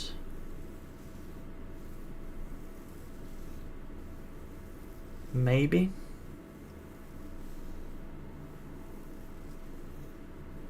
Not sure.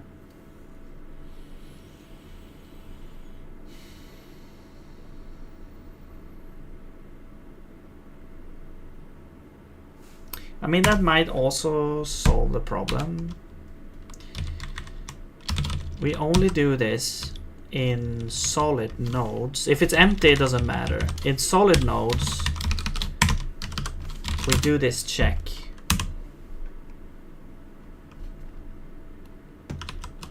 Okay. So that one does work. Yeah. And then here. No. It still doesn't work. It's still too large. So apparently this vector is still too large. So I mean, it's a tiny, tiny, tiny vector. Let's increase it by 10, I guess. And we'll see.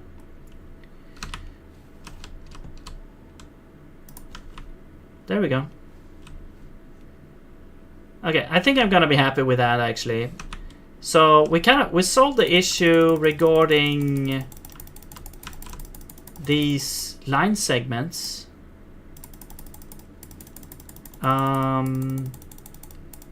Or the line intersections. But now comes the problem.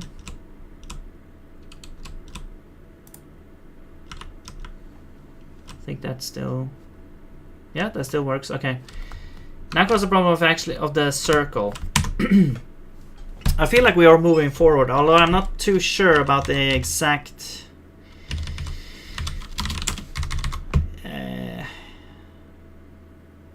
solution here. But this is a point. This is one of those places in the code where I would put a comment, because it seems so arbitrary, and there's nothing really explaining this. It's just a way. It's just we've messed around and found a solution. So this is one of those places where I would actually add a comment to explain what is happening here, because yeah, this is going to be sometimes a ray split is very small due to probably due to precision issues when splitting against a segment that essentially lies on the same plane as the child. So this check will call any tiny array vectors when matching against a solid leaf.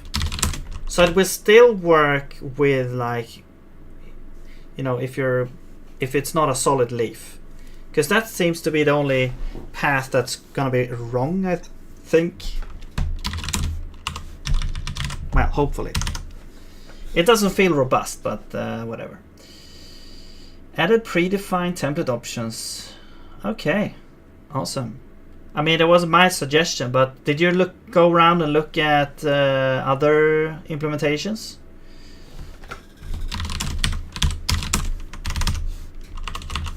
Or did you just come up with that idea? Okay, so I'm just gonna add this same thing to the circle thing, and hopefully that will also fix the issue. This might not be the fix here, but let's try it anyway. Oh my god, does it actually? No, oh my god. I was like, wow, wait, it works? Why the ball goes through but the player does not? How does that make sense? What the? Oh, the ball works. Why is the player different from the ball? What the hell? They are using the same algorithm. Wait. Oh my god, can we get this to work actually? This is exciting. Why would the ball go through but not the player?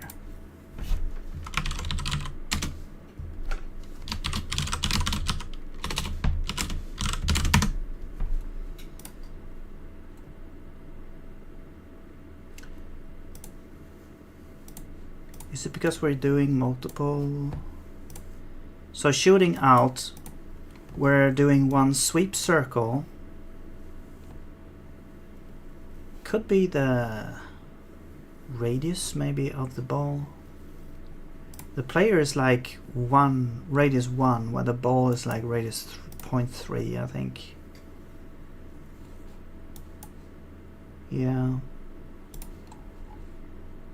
But that shouldn't really matter that much.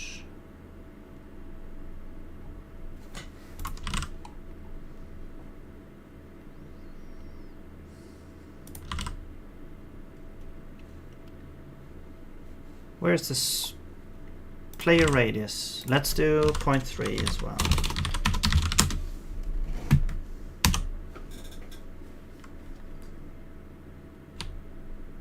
No, that was not the issue. Okay. Well, that's good, I think, because that would be very strange.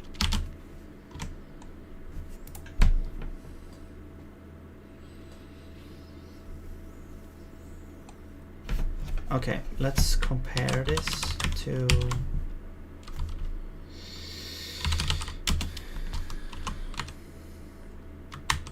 this.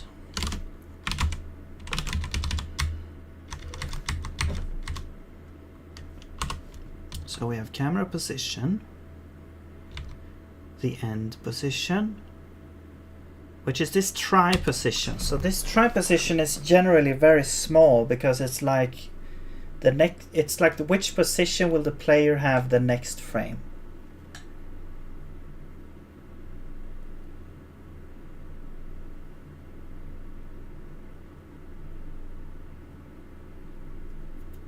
And then this would be the same. We have the root node.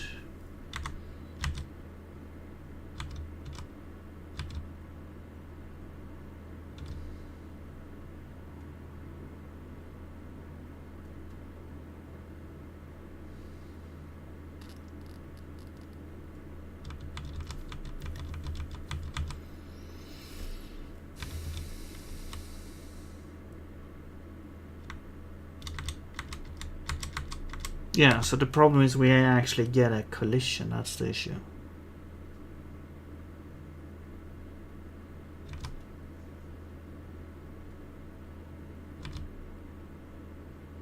Is it just that the end position is different?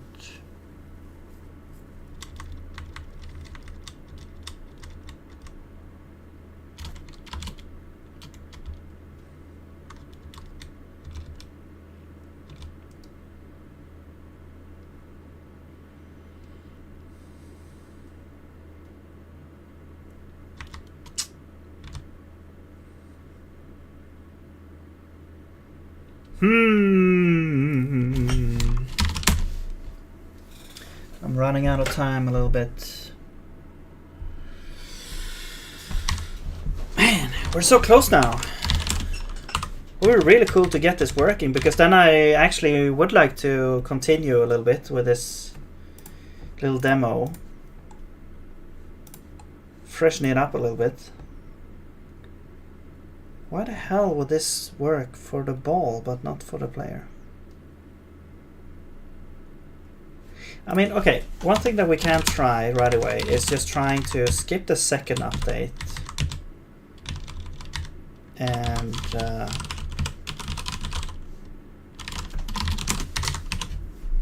just do this, because then we only do one collision check. No, that still doesn't work. Okay.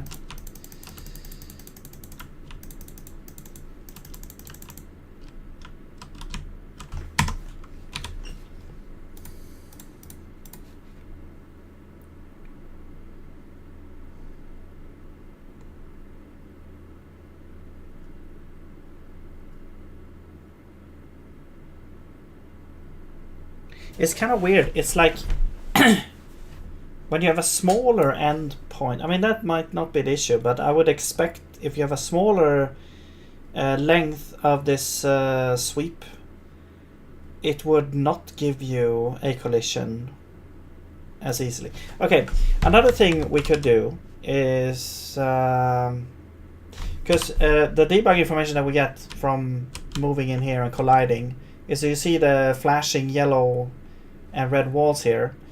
That is the split path that was taken when we collided with the wall as a player. So that shows us like what path was taken there. And it's kind of the same principle here, where it's showing that we're kind of going behind this wall, which is incorrect. And what is perplexing is that the ball thing now actually doesn't get stuck there. It goes through. So, but the player doesn't. So that is what is very puzzling right now.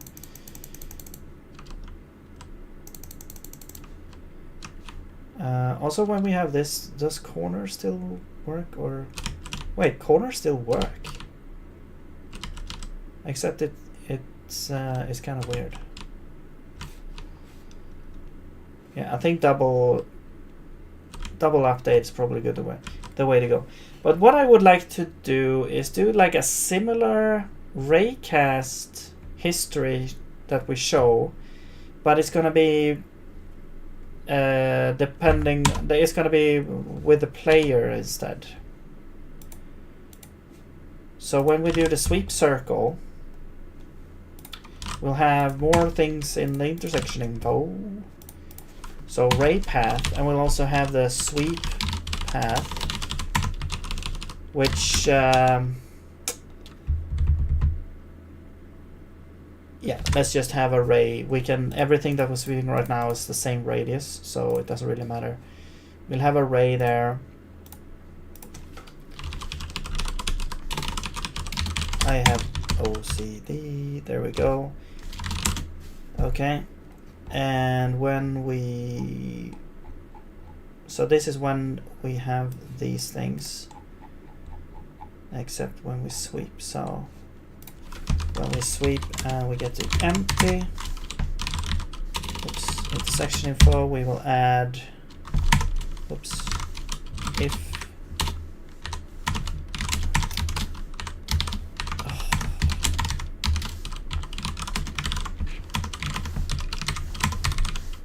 Alright, if we have intersection info, we will add to the sweep path. Actually, we could just add to the ray path, probably.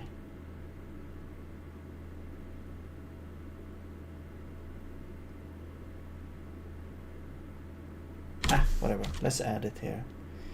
Allocator. Item is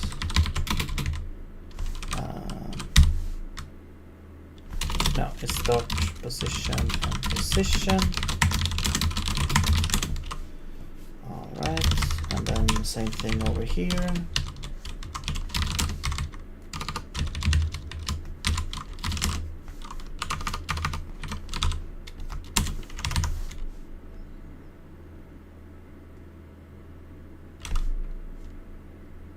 What? Oh, right. Catch. Don't do anything.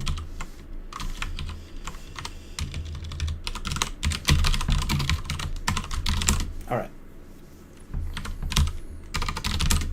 So we have the sweep path. Now,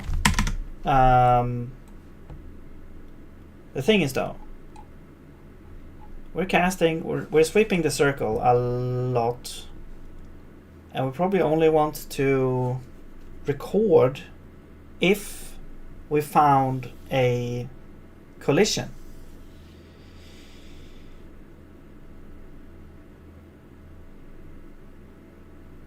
I mean, yeah, okay. So that it makes sense because what we can do is we can say if intersection info,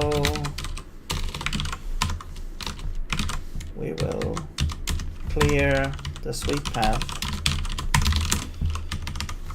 as well. Okay, and then we go back to input, and if we get a collision, we're in here, then we can store the path.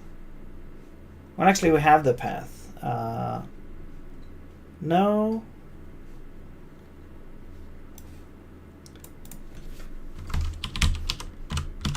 sweep. Well, let's add sweep path here.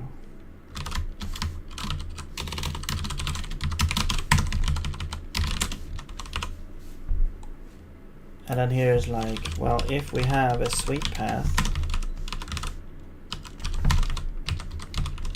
we will say sweep path to owned slice.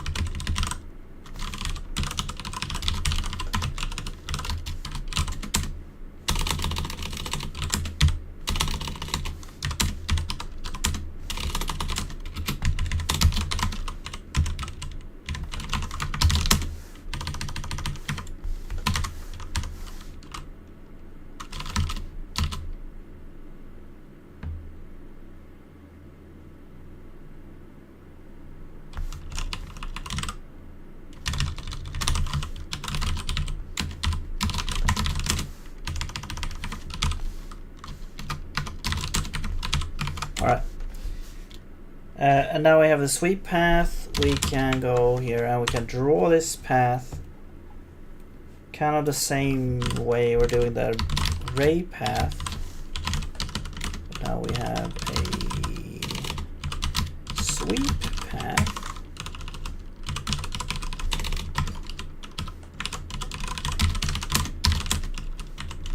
Which is has the same data, but the radius will be 0.3 because that's how it is. Now,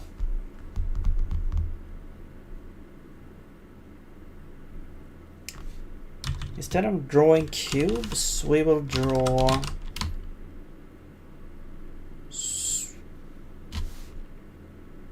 Circle 3D didn't really work. It's gonna be sphere wires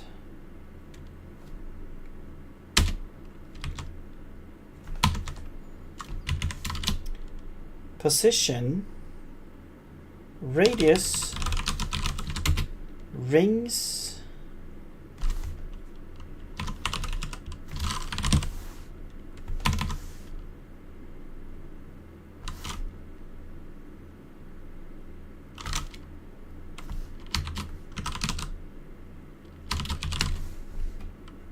$15, okay. That kind of like creates the model. Okay, so that's the start, and then we have the end. Radius 15, green. So it's basically the same thing, except we're drawing a different thing.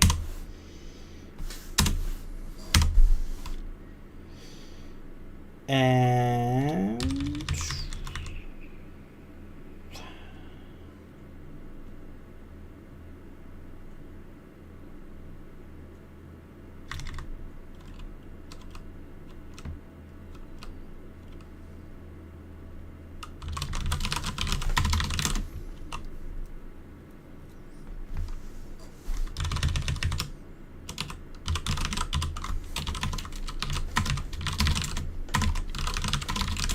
all right, let's do that. Oops. Oh, sorry. This is cube size. Except it's not cube size. It's actually going to be this. So this is going to be sphere size. There we go.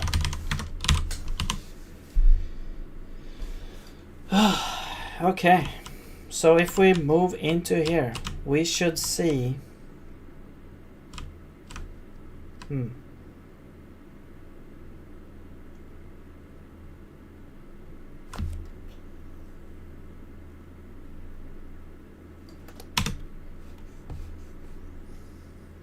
mean, we're kind of seeing the path here as well, but it's hard to tell where things are happening. We don't see the rays here. Or the sweeps.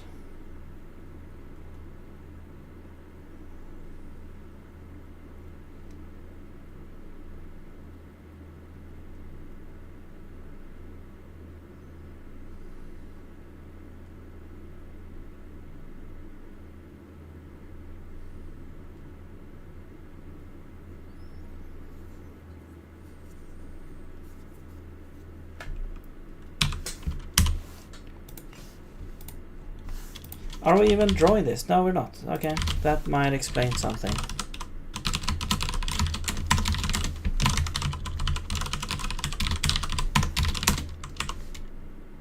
No, wait.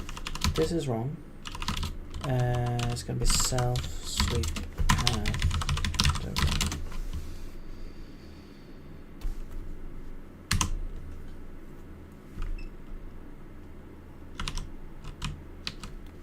Okay. And as you can see, it seems like there's two parts and both are equally stupid. It's like they're so, I mean, it's so small it's hard to see what the direction it actually has. I think there's some precision issues here as well. Perhaps. Because we're moving straight forward like this. The balls should... Well, okay. It's not entirely correct because there we go. Because we kind of slid against the wall, and that caused the velocity vector to change. But now this looks more correct. Although we can see that we get two rays at the same place, which I think sometimes makes sense for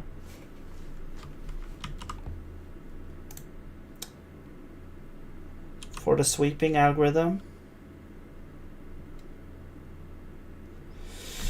But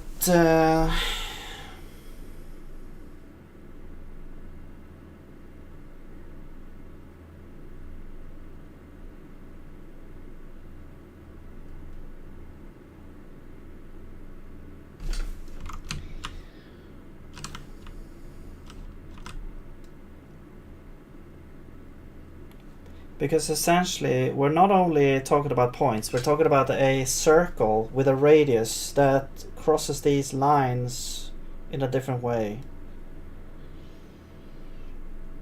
But still, I am perplexed why the sphere goes through but not the player, because they are using the same algorithm. If we look at the logs, by the way, here,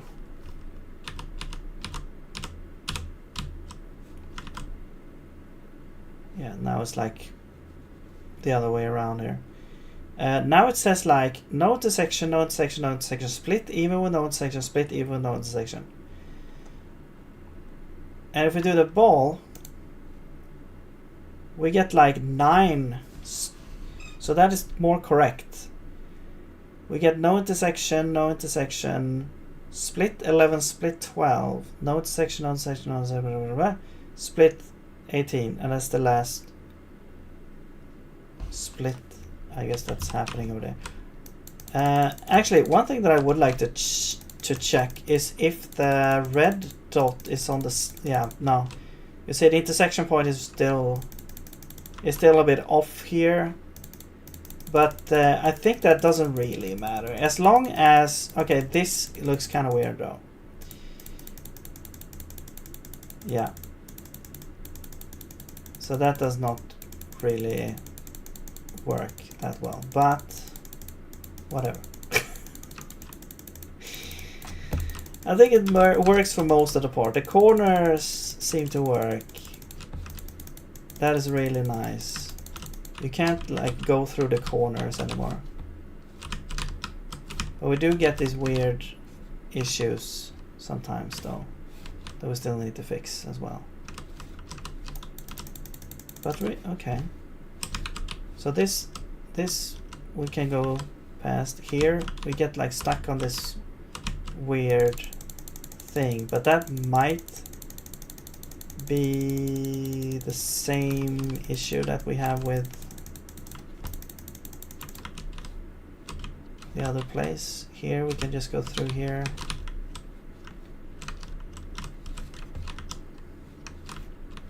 That wall looks fine.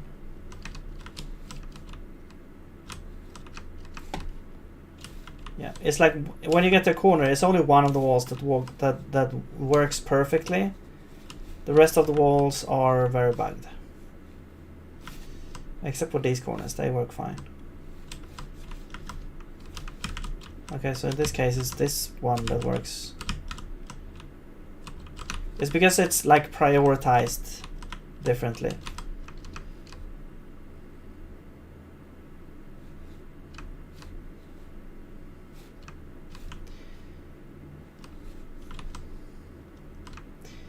Maybe you could make like a game out of this where you make like a huge maze out of these splitter segments, and you're trying to like face your way through the walls to the goal or something.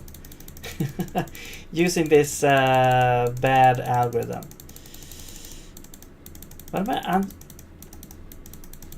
just don't understand how the ball goes through but not the player. It's weird. It's very strange. What is different? We just need to find out what is different. I mean, one huge thing that is different is the length of the vector that we're comparing with. Because the ball is basically just sent 100 units away, while the player's just like a tiny step forward in the input. But again, I would assume that it would be the ball that would get stuck in that case, and not the player. Maybe. Yeah, that's strange.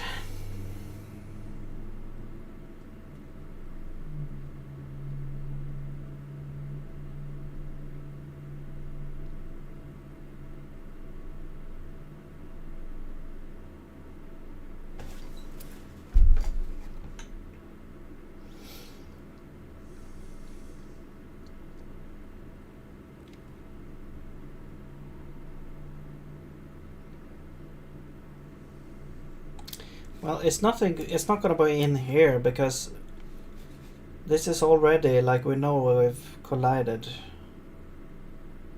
So unless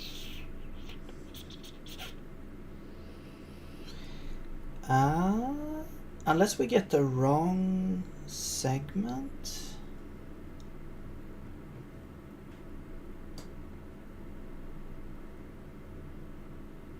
Hang on.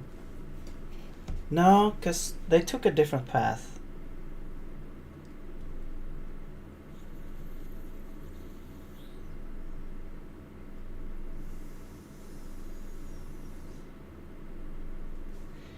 Yeah, they took a different split path.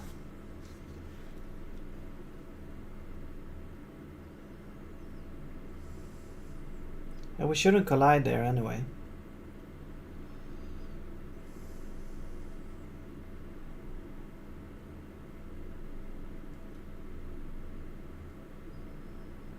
Unless somehow we need like a larger epsilon here.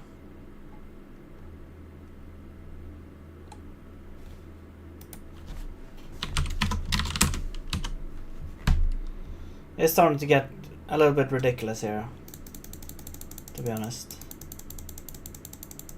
Like, at which point will this actually become an issue? I still can't get through. What the hell is going on?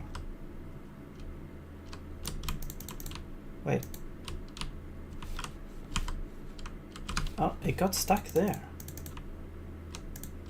Oh, so if you start here, we get stuck.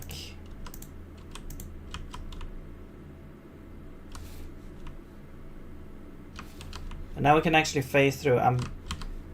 It could have something to do with the epsilon, I'm not sure. Reduce it again.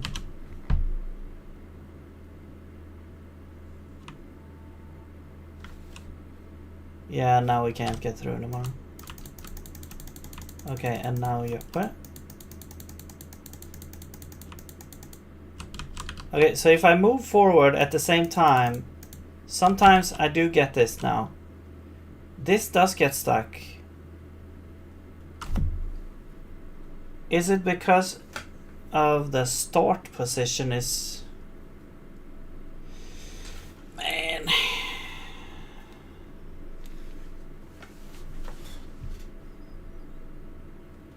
Okay, let's look at the coordinates of these things.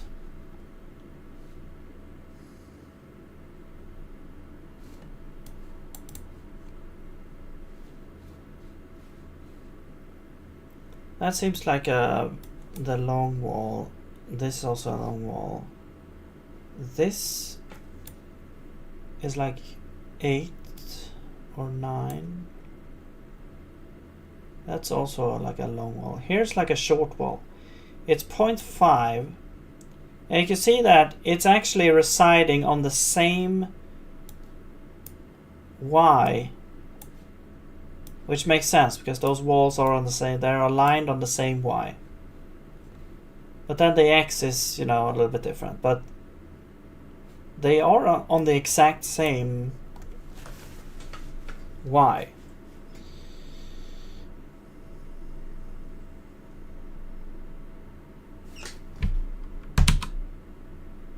It's like those two short walls, this one and this one.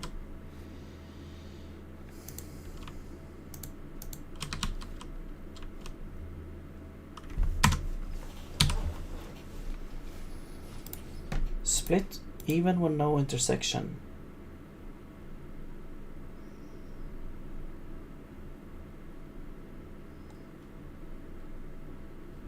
So here,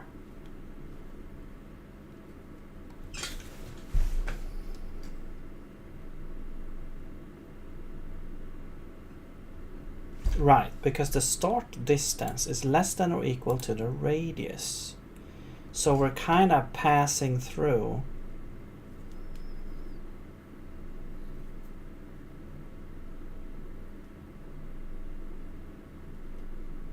with a circle.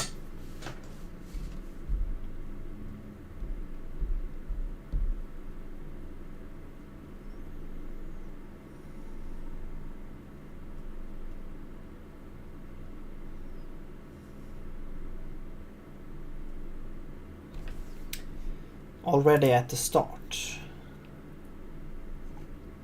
which causes us to split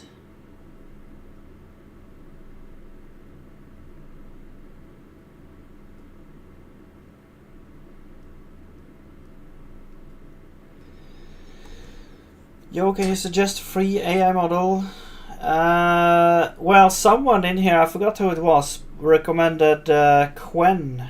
Qwen.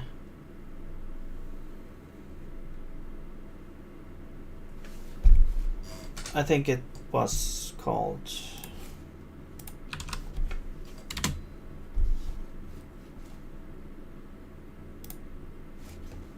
Here.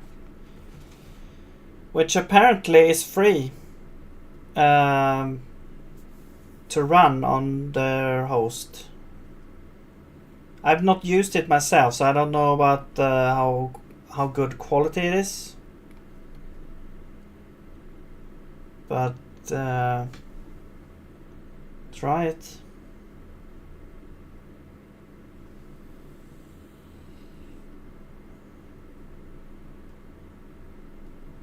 I'm not sure how it's free, but apparently it is.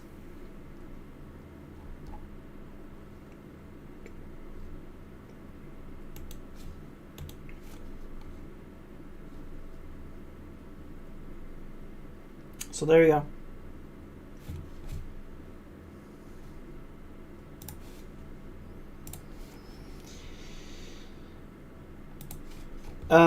All right. So I think I'll just I'll have to end it here because I'm actually starving to death here. So I'll add like a to-do note here.